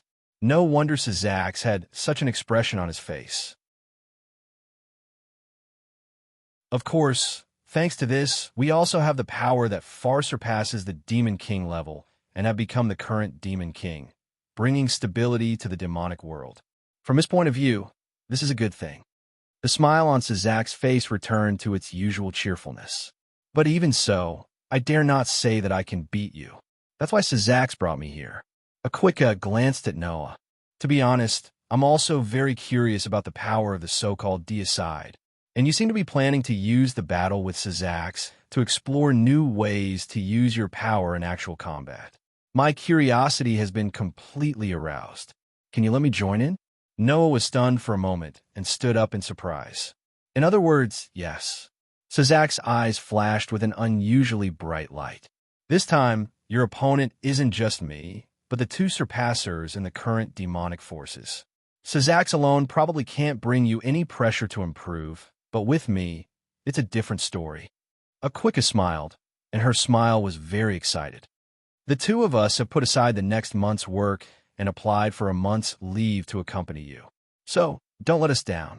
As soon as he finished speaking, both Sazax and Aquika had an unusually terrifying magic power rising from their bodies. The surrounding atmosphere had completely trembled under the stirring of that terrifying magic power. Rumble.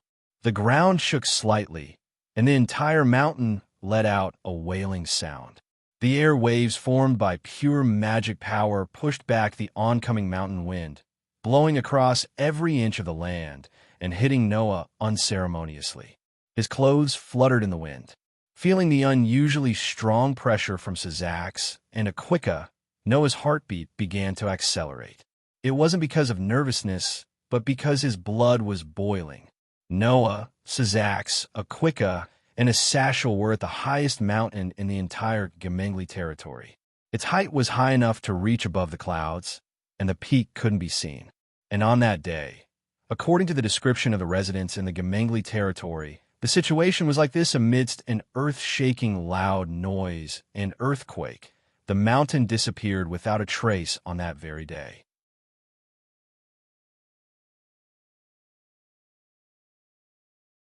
Chapter 664. Boom!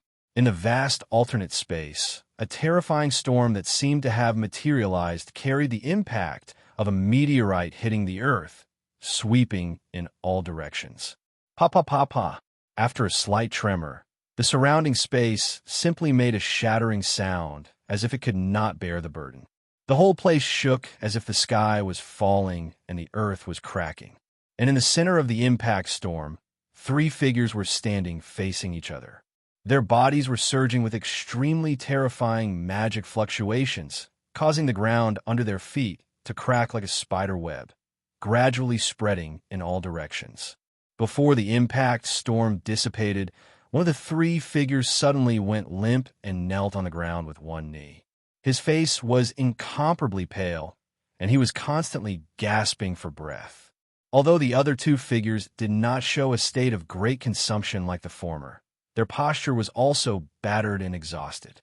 They were slightly panting, and their eyes were fluctuating with exhaustion. There was also a trace of weakness on their faces. Obviously, they were also exhausted.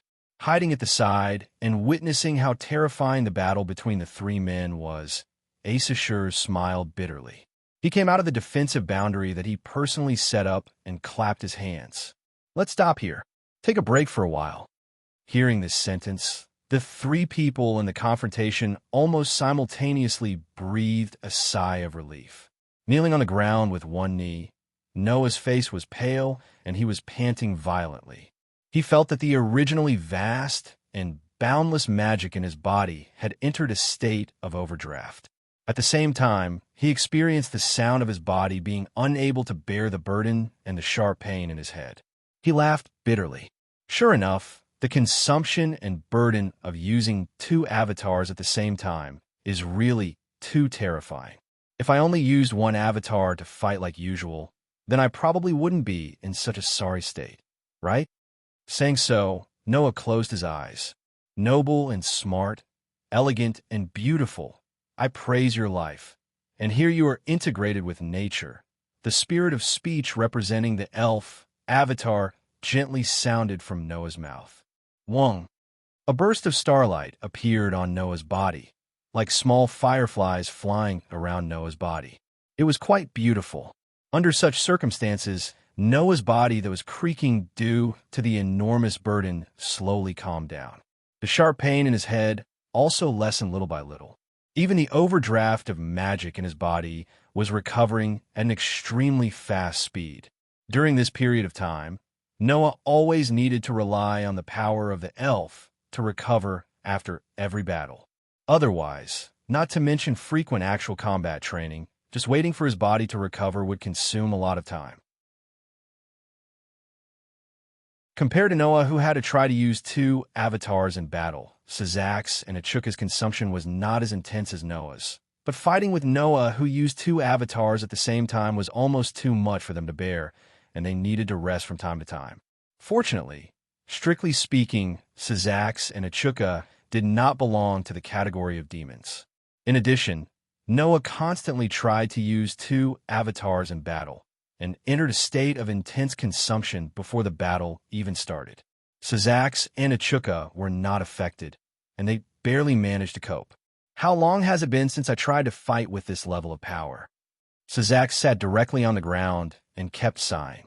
It seems like I've been in a state where I have to go all out during this period of time, right? If I don't go all out, I can't deal with the power called authority at all. Achuka leaned against a huge rock and panted, but there was an unusual expression in her eyes. I heard that it's a power that has been usurped from God, right? Can the power of God be usurped? This is so interesting. It's worth studying. Don't get too excited. Ashiel smiled bitterly. Don't forget that the three of you, who have obtained the highest standards in the world, fought with all your strength. On the first day, you destroyed an entire mountain. That's why we need to move to another space. Otherwise, the entire underworld would be in chaos because of you. But should I say that you're really surpassers? Noah, who was using elf to recover, opened his eyes and smiled at Sazak's and Achuka. Legend has it that Sazak's Lucifer has the power of destruction that can destroy everything, while Achuka Beelzebub has the ultimate skill of manipulating all phenomena with spells and equations. I've more or less heard about the great deeds of the two demon kings from others, but I only know that they're even more terrifying than the rumors when I actually face them. Although Sazak's was born in the Gimli family, his mother was a member of the famous Ball family. On the other hand, the Ball family's bloodline had the trait of destruction, which was perfectly inherited by Sazak's and Laia's, allowing them to use destructive magic to attack. That kind of magic was something that even gods and demon kings could not ignore. Therefore, even if the Godslayer had a foul resistance to curses, his body would probably be destroyed directly if he took a hit. As for Achuka, that was entirely a personal problem. I feel that everything that happens in this world definitely has some sort of law to it. That's why things like tactics and equations that can lead to answers exist. Achuka directly stated her thoughts. I've been fond of calculations since I was a child, and naturally, my magic has been specialized in this direction.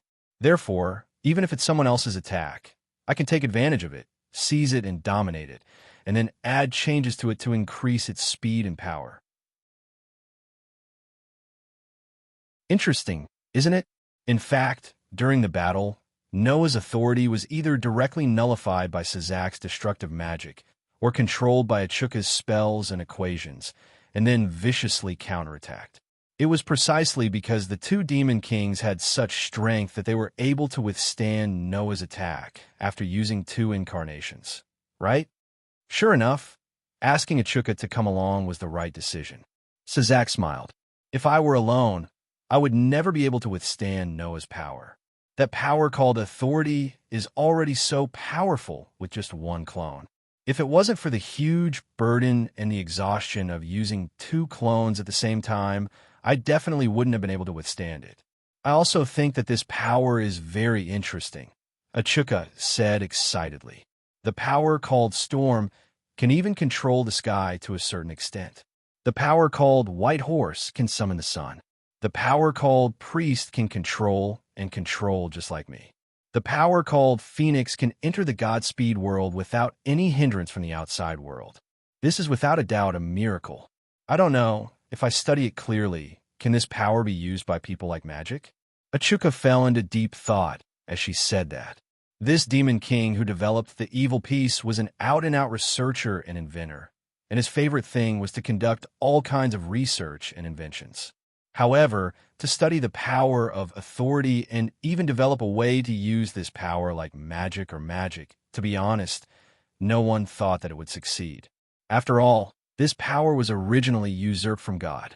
How could the method of using this power be developed out of thin air?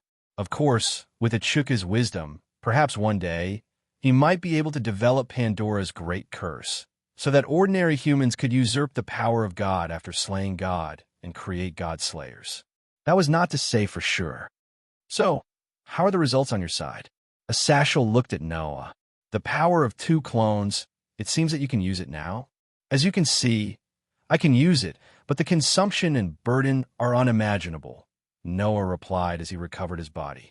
However, the more I fight, the more my body adapts, and the more proficient the control of the power will be. If this continues, it should work. That's really scary. Asashel shrugged. I'm looking forward to how strong you can become by then. Noah smiled indifferently and followed up with a question. By the way, how's the special training for Lyeth and the others going? Hearing this, Asashel's face suddenly darkened and changed the topic. What kind of person do you think Junai is?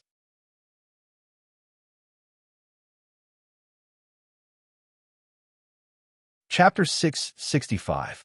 What kind of person do you think Junai is? Asasher's sudden question made Noah raise his eyebrows directly. Sazak glanced at Asashel meaningfully, smiled, and closed his eyes. He looked like he was resting and didn't want anyone to disturb him.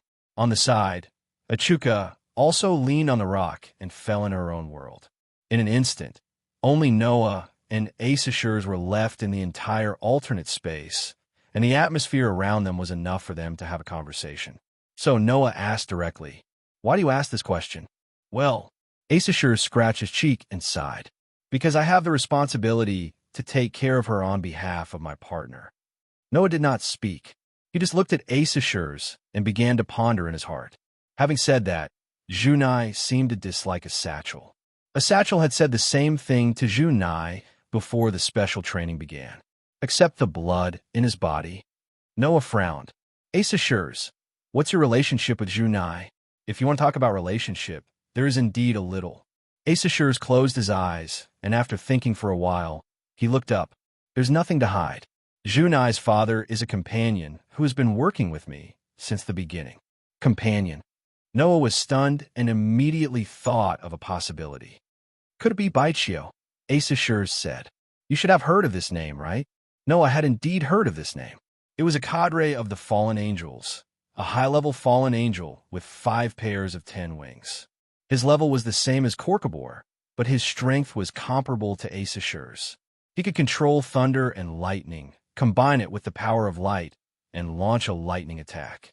He could be ranked in the top 3 in the entire fallen angel camp, a powerhouse stronger than Varley. Baichio is Junai's father. When Noah recalled the information about this fallen angel cadre, Asashurs said this coldly. In other words, Zhu is a hybrid between a fallen angel and a human.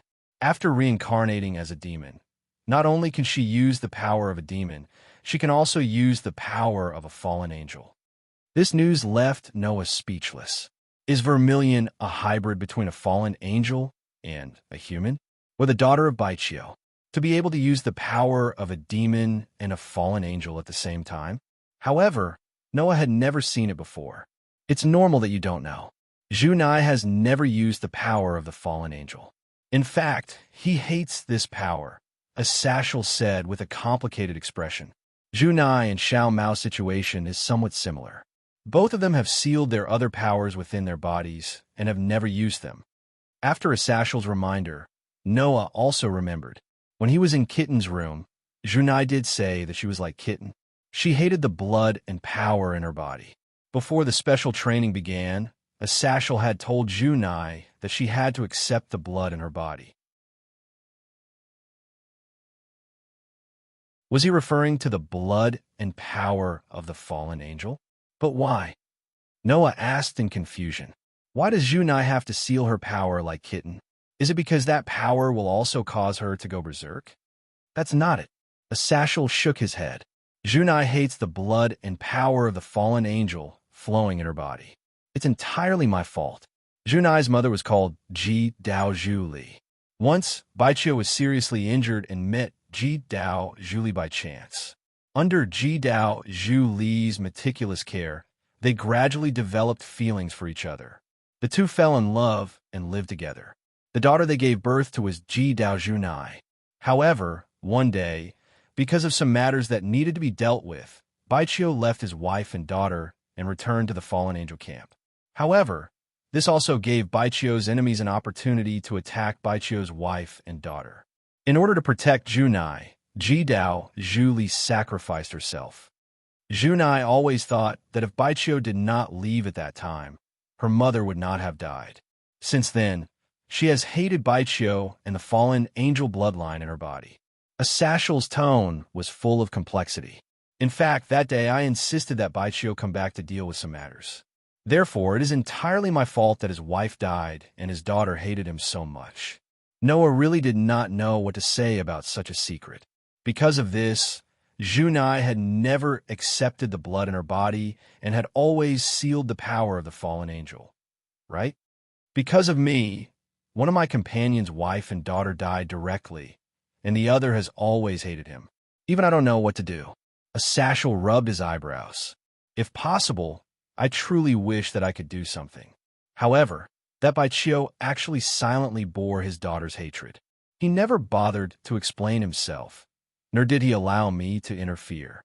As a result, this matter has been dragging on for so long. I feel very uncomfortable in my heart.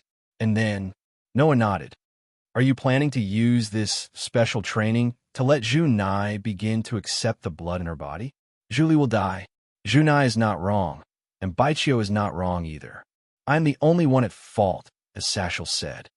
Zhu Nai herself must have understood that her father was not wrong at all, but she was never willing to admit it. Therefore, I want to slowly let her accept me. I have to start with the power of the fallen angel in her body. I even arranged for Baichio to guide her cultivation, but it seems to have no effect. At this point, a Sashel patted his face. Zhu Nai's situation is somewhat similar to Kitten's. You are thinking of a way to let Kitten accept you, right? Why don't you think of a way to manage Zhu Nai's matter? After all, she's your fiancé's family, right? Aren't you thinking too highly of me? Noah sighed. If it was so easy to solve, then Kitten would not have fallen into a coma now, and Jishima would not have lived with this hatred for so many years. Regardless, you're usually in contact with Lys's family. If you have the chance, help me take care of Zhu Nai. A Sashel patted Noah's shoulder and immediately said to Sarzax, who was silent beside him. By the way, your sister's family is also a group of interesting people. Not only is there the daughter of the fallen angel cadre, but there is also the last descendant of the strongest combat race of the Nicometer race, the Felinus. There are also the sword saint of 2 churches. It's really a gathering of all kinds of people. Even I'm a little surprised. Sarzax suddenly smiled. especially the girl named Genova. It is said that she seems to be a natural wielder of the holy sword, and she has a real holy sword on her, right? A real holy sword. Noah's heart skipped a beat. Could it be that the trump card that Genova has been hiding is actually the holy sword? That's right. A Sashel nodded. It's not a part of some messy holy sword, but another complete holy sword that is completely on par with the Sword of Kings. A complete holy sword. That was the trump card that Genova had been hiding. This piqued Noah's interest. What kind of holy sword is it? You want to know? Go back and ask Genova yourself after the special training. A Sashel stood up. You guys have almost recovered, right? Hearing this, Noah realized that he had almost recovered. His body was full of strength again. His head no longer hurt, and even his magic power had recovered by more than half. He could continue fighting. On the other side, Sarzax and Achuka opened their eyes at the same time and nodded. We can continue at any time. Good, a Sashel said loudly. Then let's continue. After saying that, a Sashel slipped away and ran directly into the enchantment that he had set up not far away. He looked like he had nothing to do with it and did not want to be implicated. Seeing this, Noah, Sarzax, and Achuka were all speechless. For the time being, a Sashel was also the governor of the fallen angels, and a strong man who was on par with the gods and demon kings. Under such circumstances, he still had such a performance when facing Noah, Sarzax, and Achuka. It was conceivable that the battle of these three men who were out of the norm was against the rules. There are nearly 25 days until the end of the month. Noah clenched his fist and felt the power flowing in his body. He immersed his mind in the stone plate with the pattern of the 10 incarnations on the outline, and the corners of his mouth gradually rose. At least I have to control the power of using 2 incarnations at the same time.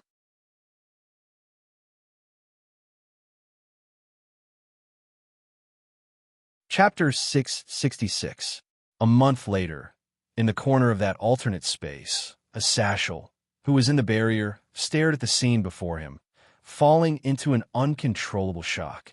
Right in front of a Sashel, a scene that could only be described as unbearable to look at was presented before him. Donk! This was the sound of a mountain being cut in half and crashing to the ground. Pah! This was the sound of rolling rocks falling into the crevices that were spreading out from the ground. Wonk! This was the sound of the surrounding atmosphere constantly stirring together, so chaotic that it could be seen with the naked eye. Kacha!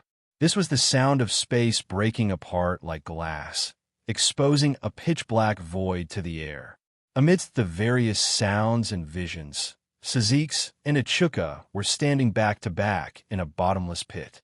Their clothes were tattered, and they were panting heavily. They couldn't even utter a single word as their bodies trembled in exhaustion. Against the backdrop of such scenes, Noah straightened his back and stood straight in the middle of the bottomless pit, panting slightly. Looking at Sarzax and Achuka, who had their backs against each other and could no longer fight, Noah raised his hand and stared at his palm. After a while, he held them tightly. Finally, a Sashel finally reacted and hurriedly leaped up. 12 black wings appeared on his back, and with a slight flap, he flew into the bottomless pit and came to Sarzax and Achuka's side. Hey, are you two okay? Sarzax and Achuka shook their heads at the same time, but they were still panting heavily. After a while, they raised their heads, looked at each other, and laughed bitterly. I didn't expect. Sarzax's eyes flickered as if he was recalling something. I didn't expect him to be so strong, Sarzax, Achuka said with a sigh. We can't. Even if we join forces, we can't be his match anymore. That's just the power of 2 avatars, isn't it? Sarzax shuddered. If he could use the power of all 10 incarnations at the same time, what would he become? Achuka's breath caught, and she couldn't say a word. What will it become? A Sashel shifted his gaze to Noah, who was standing there with his back straight. A forced smile appeared on his face. Then I estimate that even if we add in the person with unlimited power, all the top experts of the top 10 forces combined wouldn't be able to last more than 3 minutes against him, right? While saying that, Sarzax, Achuka, and a Sashel couldn't help but recall the full strength that Noah had just displayed. All of them fell silent. Unlike Sazax, Achuka, and Asashel, Noah had an excited and satisfied smile on his face. A month's time might seem short, but Noah had fought nearly 1,000 battles with 2 experts of the same rank. With 2 experts of the same rank as him as a sparring partner, and him constantly going back and forth between intense consumption and rapid recovery due to using 2 avatars at the same time, Noah finally achieved satisfactory results on the last day due to the nature of the Godslayer that allowed him to become stronger through battle. However, this was only the beginning. A month's time was more or less limited, but I've already taken the first step successfully. The next step is to continue walking down this path. Noah's eyes were unprecedentedly bright. After stretching, he waved at Sazax, Achuka, and Asashel. All right, we should go back. Sazax, Achuka, and Asashel looked at each other and finally laughed in unison. He's so carefree. And here I thought his first words would be thanks or something. Well, isn't that good? To have such a powerful fellow not treat us as outsiders. With that, Sazax and Achuka stood up with Asashel's help. Soon, a magical teleportation circle flashed in this alternate space, and the presence of living beings completely disappeared from this space. Only a broken alternate space was left, and it was slowly crumbling here. The courtyard of the Jamonli family's residence, in front of the fountain, a group of Jamonli's kin had gathered together again. Riaz walked out of the door and was immediately greeted by her kin. "Minister, you're all back." Riaz looked around at her kin and smiled proudly. "Everyone's mana has increased by a lot, as expected of my kin.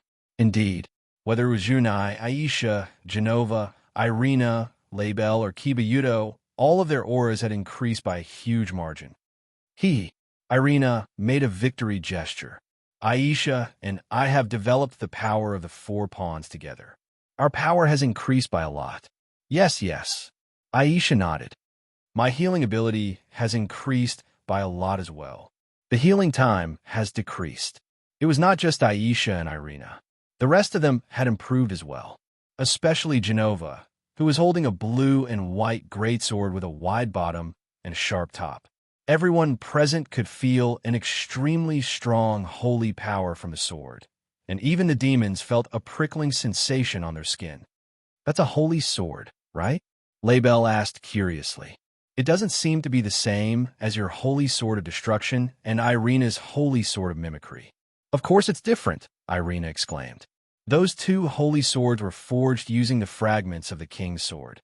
But Genova's sword is a complete holy sword. It's not something a broken holy sword can compare to." A complete holy sword. Everyone looked at the holy sword in Genova's hand. "So that's Genova's hidden trump card." Leah smiled. "That's Dilindar. You should have heard of it before." As soon as she said that, a voice entered everyone's ears. "So that's how it is. So the holy sword that Genova wields is Dilindar." As the voice echoed, a teleportation circle appeared in front of the fountain, and 4 figures appeared in front of everyone's eyes. However, when Laius and the rest saw this scene, all of the Zamonli's kin, including Laius, were shocked. This was because, apart from Asashel, Noah, Sazax, and Achuka were all in tatters. They were in a sorry state. "Sensei? Brother? And His Highness Beelzebub?" Laius asked, stunned. "How did you all become like this?" Hearing this, Sazax and Achuka could not help but smile bitterly, while Asashel was gloating on the side. Even Noah was a little unnatural. After all, it was Noah who had turned Sazax and Achuka into this, wasn't it? "Let's not talk about this for now, Laius," Sazax said to Laius. "Achuka is going back, but we can't let a demon king go back in this state. So, I'll go arrange for Achuka to rest first." "I understand." Laius nodded subconsciously. "There's a gathering of the new generation of demons today, right?" Achuka said to Laius' kin. "Prepare yourselves well. When the time comes, the 4 demon kings and many nobles will be there." "Yes," the Zamonli's kin quickly answered. Then, Sazax and Achuka left the scene together and entered the Zamonli's home. "Laius, Noah came to Laya's and asked, "How's the kitten?" The smile on Laya's face slowly disappeared as she shook her head. "No, there's still no sign of waking up." "Is that so?" Noah was silent for a moment before nodding. "Then I'll go see the kitten first." With that, Noah walked straight into the Zamonli's home. It was only then that Laya's and the others reacted. Laybell was the first to ask, "How's Sensei Noah's special training?" Ace's face immediately filled with distress. "What should I say?"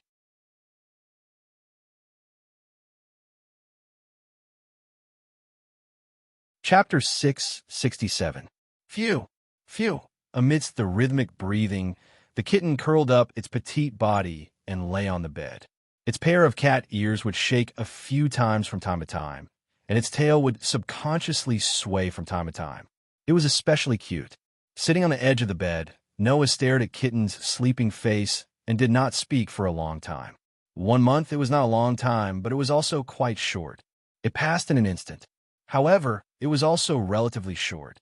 For someone like Noah, who used a month's time to improve his strength and undergo strict special training, a month passed in the blink of an eye.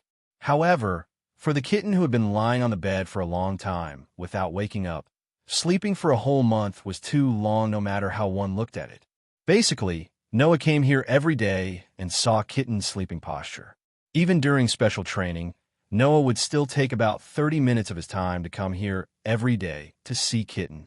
Although no one could get tired of the cute sleeping posture of the kitten, looking at the kitten lying there without any sign of waking up, anyone would feel more or less sad. Sigh. Noah could not help but sigh. "It's time for you to wake up. The kitten, I know, isn't the kind of person who would run away for so long. If you're really that sad, then just wave your iron fist like in the past and send them all flying. Isn't that enough? You're a rook, aren't you?" In terms of value, a rook was equivalent to 5 pawns. The evil piece, on the other hand, would evaluate the value of the target's ability, potential, talent, and other aspects. That was to say, in terms of value, Kitten's ability, potential, and talent were even above Isha, Genova, Irina, Laybell, and Kibayudo.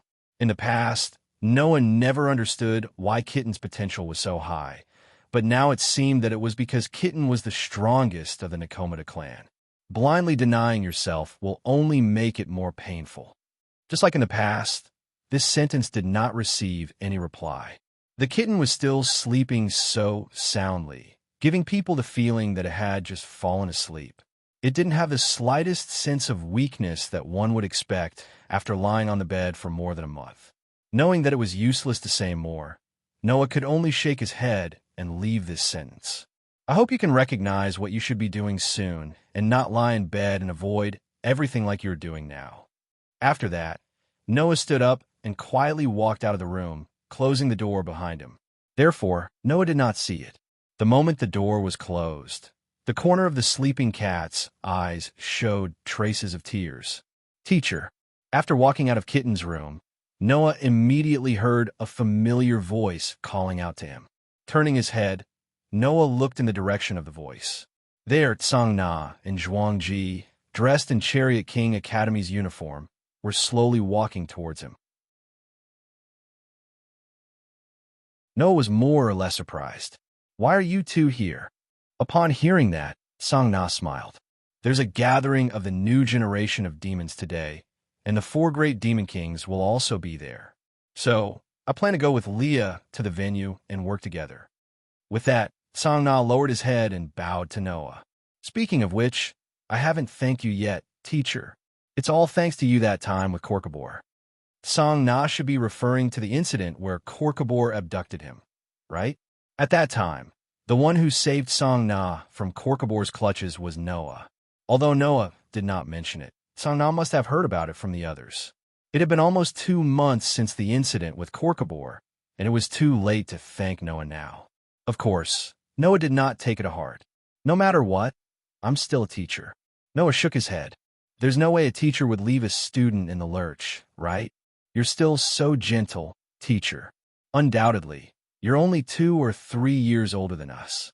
Tsang Na could not help but laugh. "But that's also why you're so popular in the school. I've learned a thing or two about that today." Just as Noah and Tsang Na were chatting happily, A sweet voice came from not far away. King Nachan. When the voice reached Noah, Tsang-na, and Zhuangji's ears, Noah and Zhuangji aside. Tsang-na's face was completely frozen. As Tsang-na's expression stiffened, a figure ran over from the corner of the corridor and hugged Tsang-na. Long time no see, King Nachan. The one who said this and hugged Tsang-na tightly was a young girl who looked about the same age as Tsang-na. The young girl had beautiful long black hair that was not inferior to Junai's. However, her waist-length black hair was tied into two ponytails that were full of vitality. Coupled with her sweet and lively voice, she was simply like a cheerful young girl in her prime. In fact, even if she was a young lady, she was still a young lady of a relatively high level. The young lady had a very delicate and sweet face, and her whole body exuded a sense of vitality. She was like a playful and cute little girl, and one could not help but feel close to her. However, Noah felt an extremely obscure, magical wave from this beautiful young lady who was full of intimacy. Even if the magical wave was not as strong as Sazak's or Achuka's, it was still extremely strong and was not inferior to Asashal's. Such a strong magical wave, and such a close relationship with Tsang-na. Noah thought of someone. At the same time, Tsang-na, who was hugged by the beautiful young lady, also cried out in a somewhat pathetic manner. Sister? Why are you here? Yes, sister. The beautiful young lady in front of him was Tsang-na's sister, one of the current 4 demon kings, the only female demon king with the name of Leviathan, Seraphil Leviathan. That's too much, King Nachan. While Noah was looking at Seraphil with some surprise, the current demon king, Her Highness Leviathan, was like a little girl who was throwing a tantrum, puffing up her cheeks in dissatisfaction. Undoubtedly, you came to the underworld, but you didn't come to see me first. I'm so sad that I'm about to cry. Seeing that Seraphil was about to pretend to cry, the corners of Noah's mouth twitched fiercely. Is this girl really a demon king? She's even more frivolous than Sazak's, the big brother of the family. She doesn't have the dignity of a demon king at all. A demon king is actually acting cute like this? Is there really no problem? Tsang-na obviously had the same thoughts as Noah, and her face was unprecedentedly red. That was because of shame and humiliation. Sister, you're a demon king. Please pay attention to your words and actions. This is very embarrassing. What? Seraphil's cheeks puffed up more and more, and even the corners of her eyes were filled with tears. Little Tsang, who always said I loved Big Sister the most when I was a child, has finally started to dislike Big Sister? Noah almost spat out. Love Big Sister the most? That cold student council president was like this when he was a child? Big Sister. Tsang-na's face was already so red from embarrassment that it couldn't get any redder. Even her voice was raised. My teacher is still here. Please don't make me lose face again, okay? Teacher. Seraphil was startled, and then she seemed to have discovered Noah. She looked at Noah, and then her eyes lit up. Could it be that you're the little brother of the Red Dragon Emperor, the god slayer that little Sazak's and little Achuka can't forget? What do you mean they can't forget? Noah resisted the urge to ridicule and laughed dryly. Hello, Miss Leviathan. However, Seraphil didn't care about Noah's somewhat unfamiliar greeting at all. She directly grabbed Noah's hand and shook it vigorously. My Tsang-na-chan is really in your care. When Tsang-na-chan was about to be defiled by the hateful fallen angel cadre, you appeared handsomely and saved Tsang-na-chan at once. When I first heard the news, I was super moved. It was like a prince and a princess.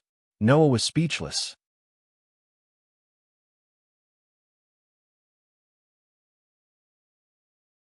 Chapter 668.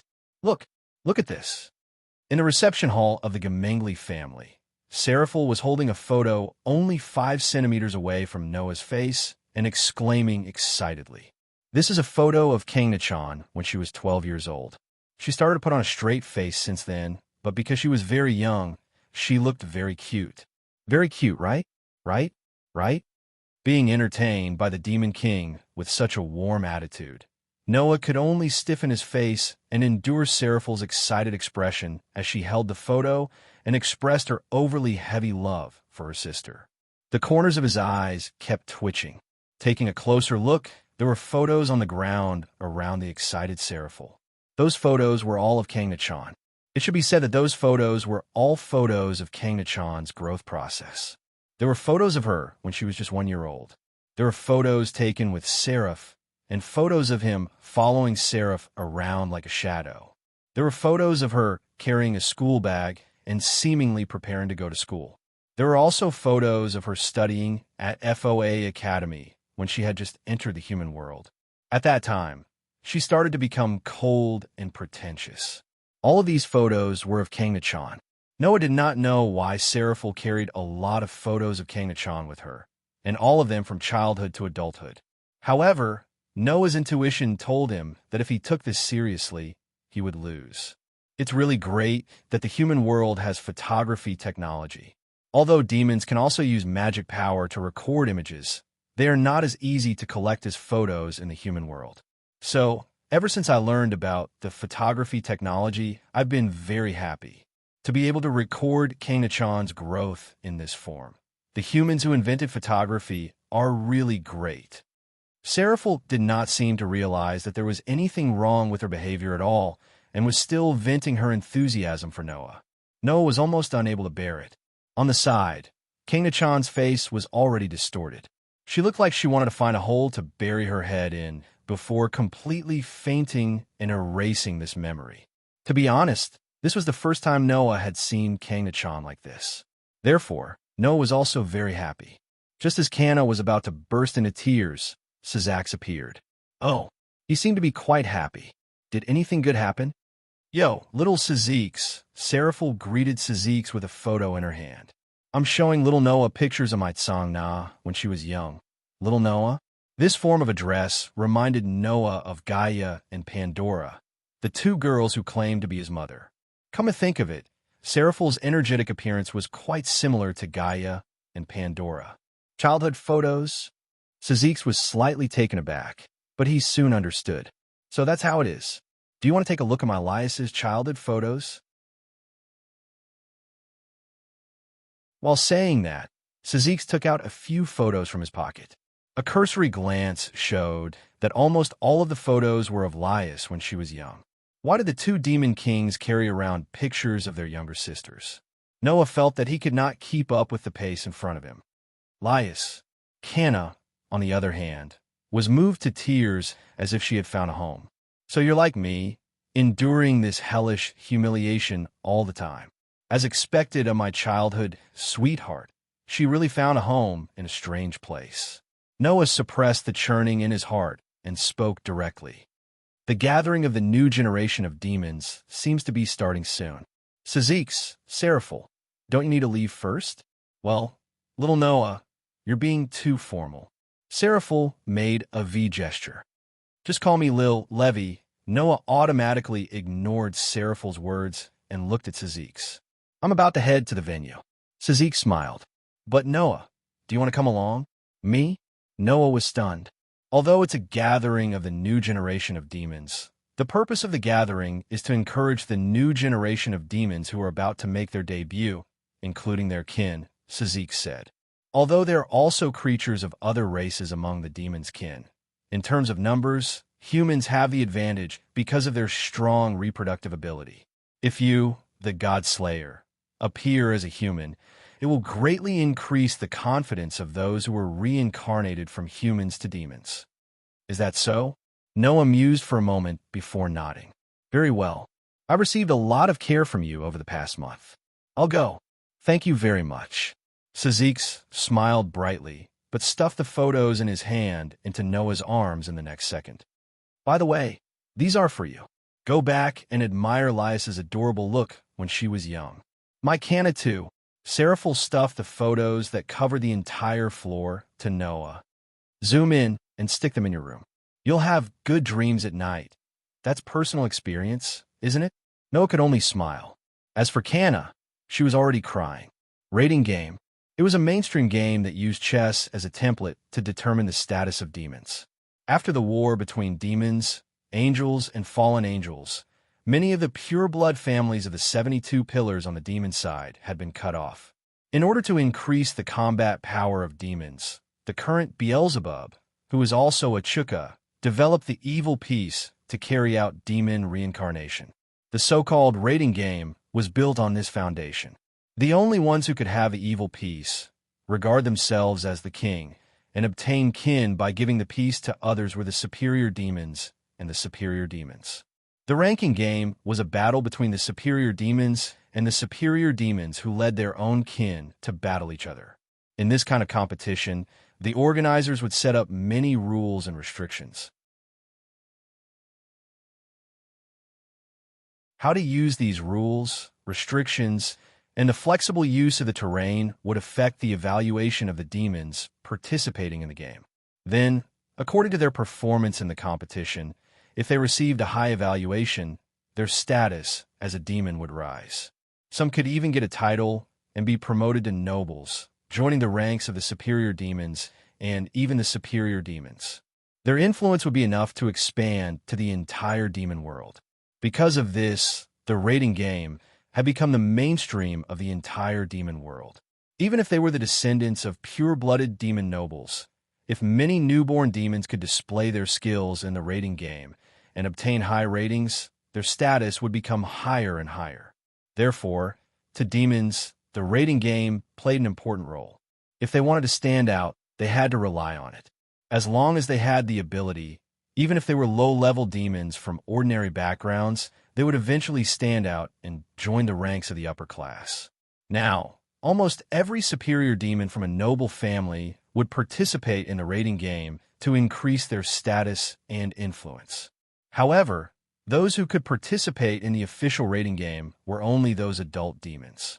As the next heads of the Jamanli family and the Seedy family, Lias and Kanna were now about to reach adulthood and were qualified to participate in the rating game.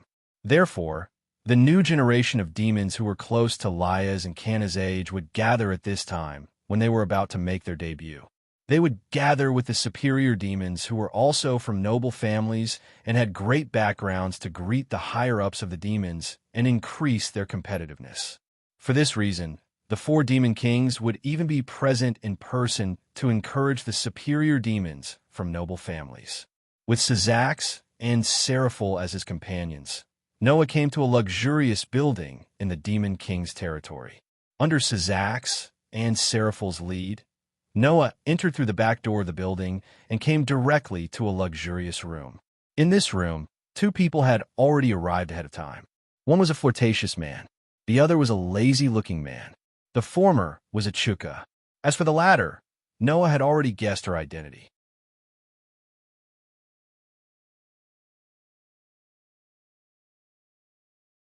Chapter 669. Oh, you're already here? A Chukka, who was talking to the lazy-looking man, turned around and smiled when she saw Noah. I knew Sazax would definitely invite you here. It seemed that a Chukka also knew why Sazax had invited Noah here. Or rather, if even a Chukka couldn't guess Sazex's intentions, then basically no one would be able to guess Sazex's intentions. It wasn't because a Chukka was a surpasser like Sazax. It was because Sazax and a Chukka had always been competitors before he became a demon king. According to a Chukka, Sazax was the main reason why he became demon king Beelzebub. Since Sazax became a demon king, a Chukka also became a demon king. This was the relationship between the two of them. It was said that Sazax and a Chukka had once fought over Lucifer's position. In the end, the demon higher-ups all thought that Sazax and a Chukka were on par in terms of strength, but in terms of leadership, Sazax was still better. Thus, Sazax was qualified for Lucifer's position, while a Chukka turned to fight for Beelzebub's position and successfully became the second demon king. The people who understood a person the most were not their family, friends, or relatives, but their opponents. That was the relationship between Sazax and a Chukka. Let me introduce you. A Chukka turned sideways and let the lazy-looking man enter Noah's field of vision. He's Falubium Asmodeus. Is this enough for an introduction? Of course. Speaking of Asmodeus, Who else could it be other than one of the four demon kings? Lucifer, Leviathan, Beelzebub, and Asmodeus. These four surnames were the surnames that only the four demon kings of the underworld could have. Sazak's Lucifer, Seraph Leviathan, Achuka Beelzebub, Felubium Asmodeus. Now, the four demon kings were gathered in front of Noah. "Hello, I'm Felubium." The last demon king greeted Noah in an extremely lazy and undomineering tone, like a nerd who had no drive at all. "Although I'm the demon king, I don't want to do things that are too troublesome. Therefore, being able to witness the signing of a peace treaty between the three major powers has reduced my workload by quite a bit. I sincerely welcome such God Slayer and Red Dragon Emperor." Noah was very calm when he heard Felubium's heartfelt words. With Sazax and Seraph as examples, Noah no longer felt that the legendary demon king was a great and majestic figure. As for Achuka, despite his serious appearance, this demon king who was passionate about inventions and research was currently in a state of idleness. Basically, except for things that could stimulate Achuka's curiosity, this demon king was in a state of refusing to work. In the past, the demon king's work was also pushed to his subordinates and the other three demon kings. He himself only attended some meetings and occasions that the demon king had to attend. In other words, the current four demon kings were a group of guys who did not have any majesty that a demon king should have. Therefore, Noah felt that even if he were to ridicule Felubium here, it was simply for his own amusement. "Sorry, it seems that it took a lot of time because of me." At that moment, Noah did not make any unnecessary pleasantries and directly said so. "Teleportation magic arrays in the same dimension and space are ineffective on me. So, Sazax, Seraph, and I could only come here by transportation. I heard that this is the special physique of the God Slayer," Achuka said excitedly. "Except for the power that works on the gods, all other mystical powers are ineffective on the God Slayer. I was very surprised when I first heard about it." With that said, Achuka looked at Noah as if he wanted to dissect Noah, which made Noah's hair stand on end. "That's really a convenient physique. I don't have to worry about being attacked by some small fries. If I had your physique, then I wouldn't have to be on guard against being attacked at all times. It would save me a lot of trouble." Felubium sighed. "When can I live a leisurely life without a job and just eat and wait for death every day? I can't ridicule. If I ridicule, I will definitely lose." Noah desperately told himself in his heart and rubbed the space between his eyebrows. "So, has the party started?" "It's almost started. All the higher-ups of the demons are here, and we're the only ones left." Achuka shrugged. "It should be said that you came at the right time. If you enter now, you can just start. Really, you came at the right time. You don't even give us time to slack off. Isn't that too strict? We still need to pay attention to the situation of the new generation." Sazax suddenly smiled. "However, it's not bad to be able to end it early. I still plan to go home and watch TV with my son." "Speaking of TV, I just accepted the filming of a new movie." Seraphil blinked cutely. "The title is The Glitter of Leviathan. You guys have to come when it's released." Of course. Sazax, Achuka, and Felubium immediately nodded in unison. No matter how much he told himself to be calm, Noah felt that something in his heart was broken. That was his understanding of the existence of the Demon King. Oh, Demon Kings! Must they be so happy? In the vast venue, a solemn atmosphere pervaded the air. It was a venue like a ballroom. Most of the venue was a vast space filled with round tables and chairs. It looked like the scene of a grand banquet, full of atmosphere. In such a venue, there were a few people standing at the front of everyone. Among them, Laia's, Canna, and the two girls' families were among them. And in front of Laia's, Canna, and the two girls' families was a platform. The platform was filled with tables and chairs, and demons who looked to be at least 30 or 40 years old sat on it. There were men and women of all ages, and each of them had a serious and cold expression on their faces. Although they were very imposing, they gave off a feeling of inhumanity. Under such circumstances, there were 4 chairs that were clearly more than twice the size of the people around them, and were placed at the highest point. They were empty for the time being, and it was obvious at a glance that only the 4 highest-ranking people in the venue could sit on them. Then Syzax, Seraph, Achuka, and Felubium led Noah out from behind the curtain beside the platform. "Greetings, your royal highnesses." Everyone present, including those who were sitting calmly in their seats, stood up and bowed to the 4 demon kings, bowing solemnly. Unlike just now, Syzax, Seraph, Achuka, and Felubium no longer looked frivolous. They just nodded at the people around them and came to the platform. As such, Noah, who appeared with the 4 demon kings, immediately attracted everyone's attention. Putting aside Laias, Canna, and the others, the demons' higher-ups were stunned at first, and then someone lost his composure and exclaimed, "Isn't that the God Slayer?" As soon as those words came out, the entire venue was silent. When he fought with Rizzle in the alternate dimension, apart from the Jumanli family and the Phoenix family, many demon nobles witnessed that battle in the form of spectators. Naturally, many of the demons' higher-ups here had seen Noah's display of invincible might. "Does everyone know the identity of the person beside me?" Syzax turned and spoke loudly to everyone present. "As the Godslayer and the Crimson Dragon Emperor of the 2 heavenly dragons, I believe everyone has heard of His Excellency Noah. Today is a rare day for the new generation of demons to gather for their future debut, and we, the 4 demon kings, have invited His Excellency Noah to attend together. Although His Excellency Noah is not a demon, he is still our honored guest. We must treat him well, understood?" "Yes." The demons who reacted responded in unison. "Prepare another seat." Achuka spoke at the right time. "As an existence equal to gods and demon kings, there is no reason for him to be below us." With that, Noah's status instantly rose to the same level as the demon kings.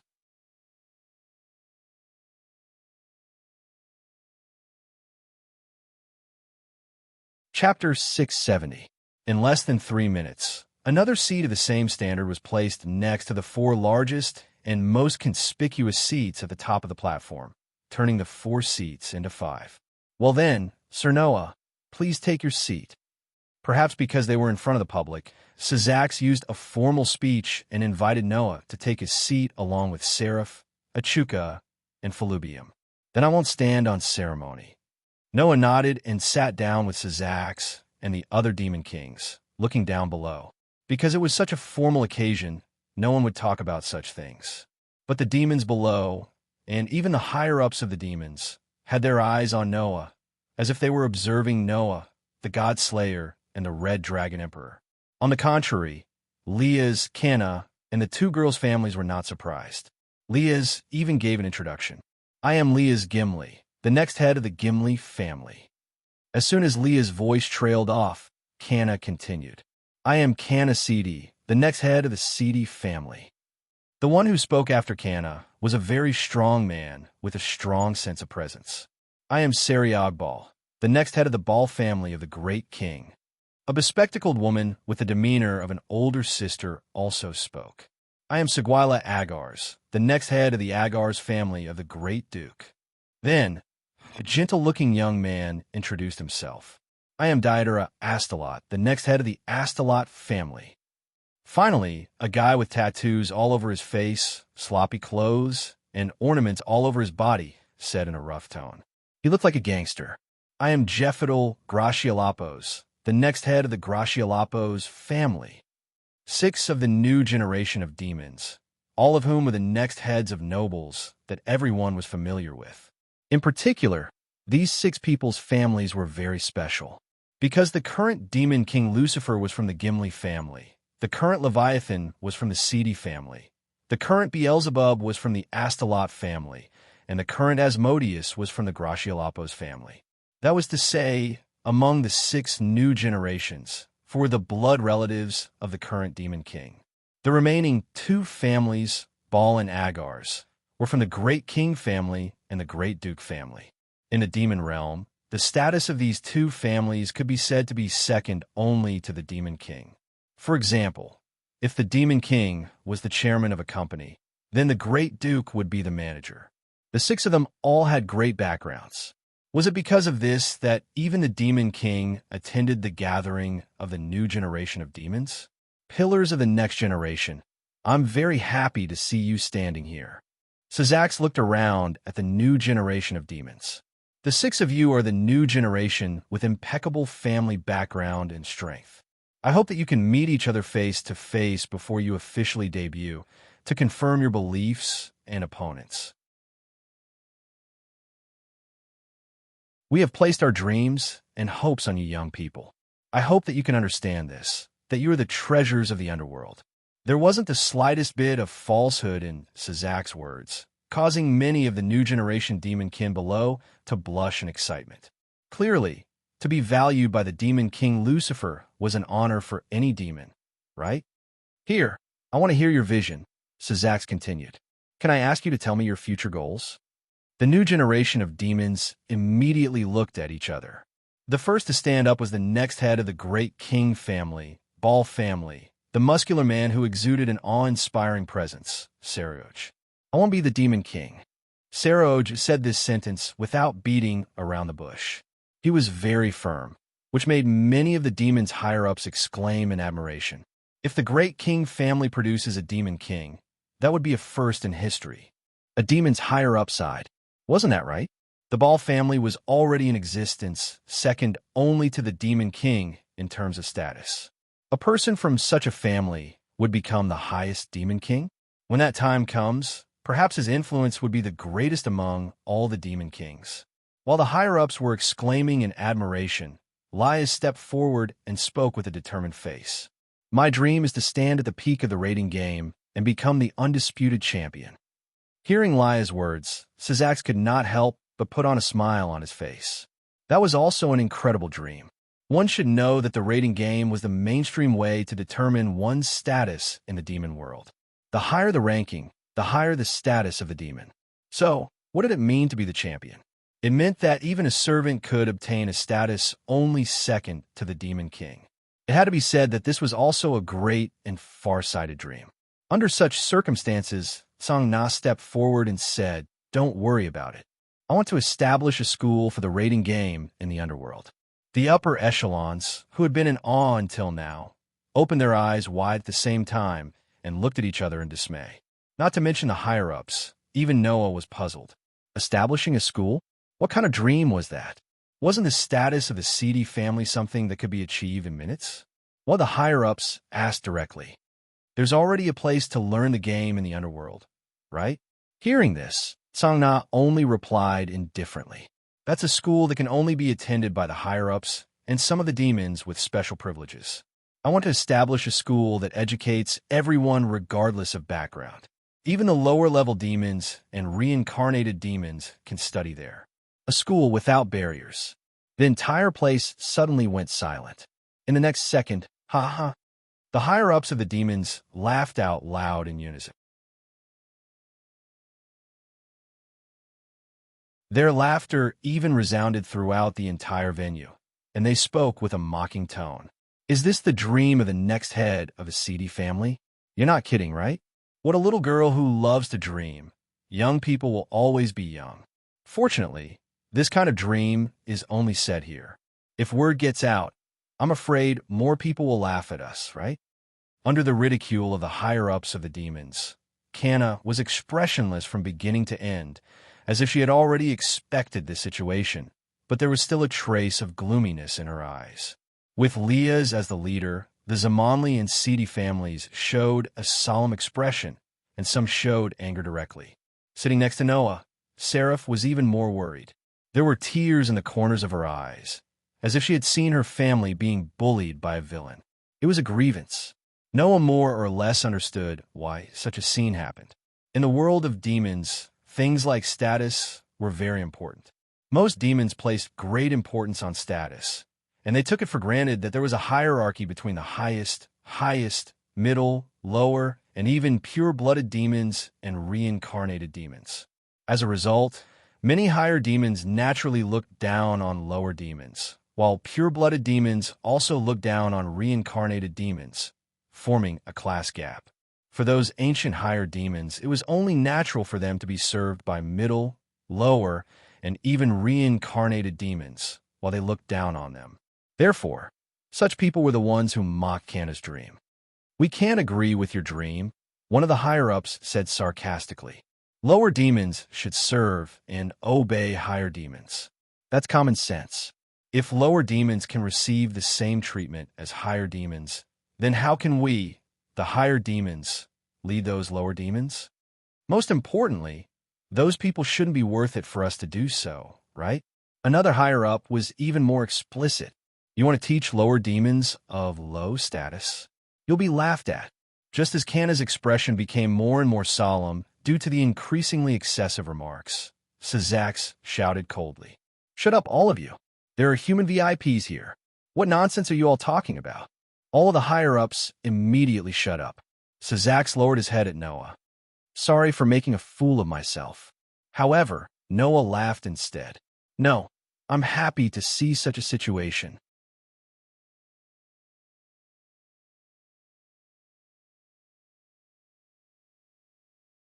Chapter 671.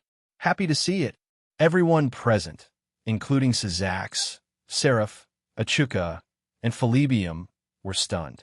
Aside from the demon's leaders and the bystanders, even Lyeth and the girls were stunned. Even Song Na was flabbergasted. What was the meaning of this sentence? Was he adding insult to injury? But wasn't Noah's relationship with Kanna pretty good? That was why no one thought that Noah would suddenly say something like that. Seraph, who couldn't hide her thoughts, asked blankly, "What does that mean?" "It's just the literal meaning." Noah merely glanced at the demon's leaders who were mocking Kanna and smiled coldly. If a dream gives people the feeling that it's too easy to realize, they would only feel as expected, even when it's realized. There would be no sense of accomplishment at all. On the other hand, if it's a dream that everyone thinks is impossible and even mocked, what would the faces of those who mocked others look like when it's realized? Don't you think it's quite exciting? As soon as this was said, the faces of the fiend higher-ups changed slightly. Moreover, the mockery of others can sometimes bring a heavy blow, but it can also bring great motivation. From what I know about Kanna, today's mockery should be the motivation for her to realize her dream, right? Noah's voice echoed clearly throughout the hall. The more the dream is mocked, the more valuable it is to be realized. As a teacher, all I can do is to give my student a push when she's on the path to realize her dream and pull her back when she's on the wrong path. "Kanna, don't let me down." Those words weren't very impassioned and were even rather flat.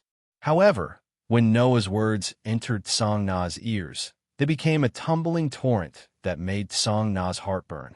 She lowered her head deeply in Noah's direction and squeezed out a voice that was obviously suppressed from her throat. "Yes, teacher." The atmosphere that had become extremely heavy due to the mockery of the demon's leaders was all dispelled at once. Leah's and the others couldn't help but smile.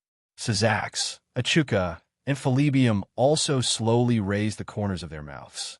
Seraph was even more agitated as she clutched Noah's hand tightly. If it weren't for the fact that this wasn't the right place, perhaps this demon girl would have pounced on Noah and pushed him down, right? Meanwhile, the faces of the higher-ups of the demons had turned rather ugly. If it was an ordinary human who said that, wouldn't the pedantic upper echelons of the demons, whose egos were unimaginably high, be making things difficult for them? However, the one who said those words was an unprecedented god-slayer and the strongest red dragon emperor in history.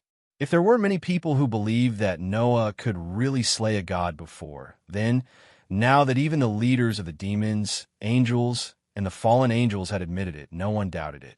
And to go against an existence that could slay a god. These so-called upper echelons who were calculating were not stupid enough to do that. It was definitely not worth it to offend a god-slayer with great power, the Red Dragon Emperor, for some verbal dispute. Although these demon leaders had high self-esteem, it was precisely because they were leaders that their starting point of consideration for a matter would only revolve around two aspects, whether it was beneficial or not. Therefore, none of these so-called leaders would do something that would not benefit them at all if they had a verbal dispute with an existence that could slay a god and ended up offending such a figure. Hence, even though all of them had sullen expressions on their faces, none of the higher-ups of the demon world present chose to refute and could only swallow their anger. In this regard, Noah just shrugged. Sorry, I'm talking to myself a little. Everyone, just treat it as a teacher nagging at a student. Don't mind it. Continue. These words almost made all of the demon race's higher-ups vomit blood. Nagging?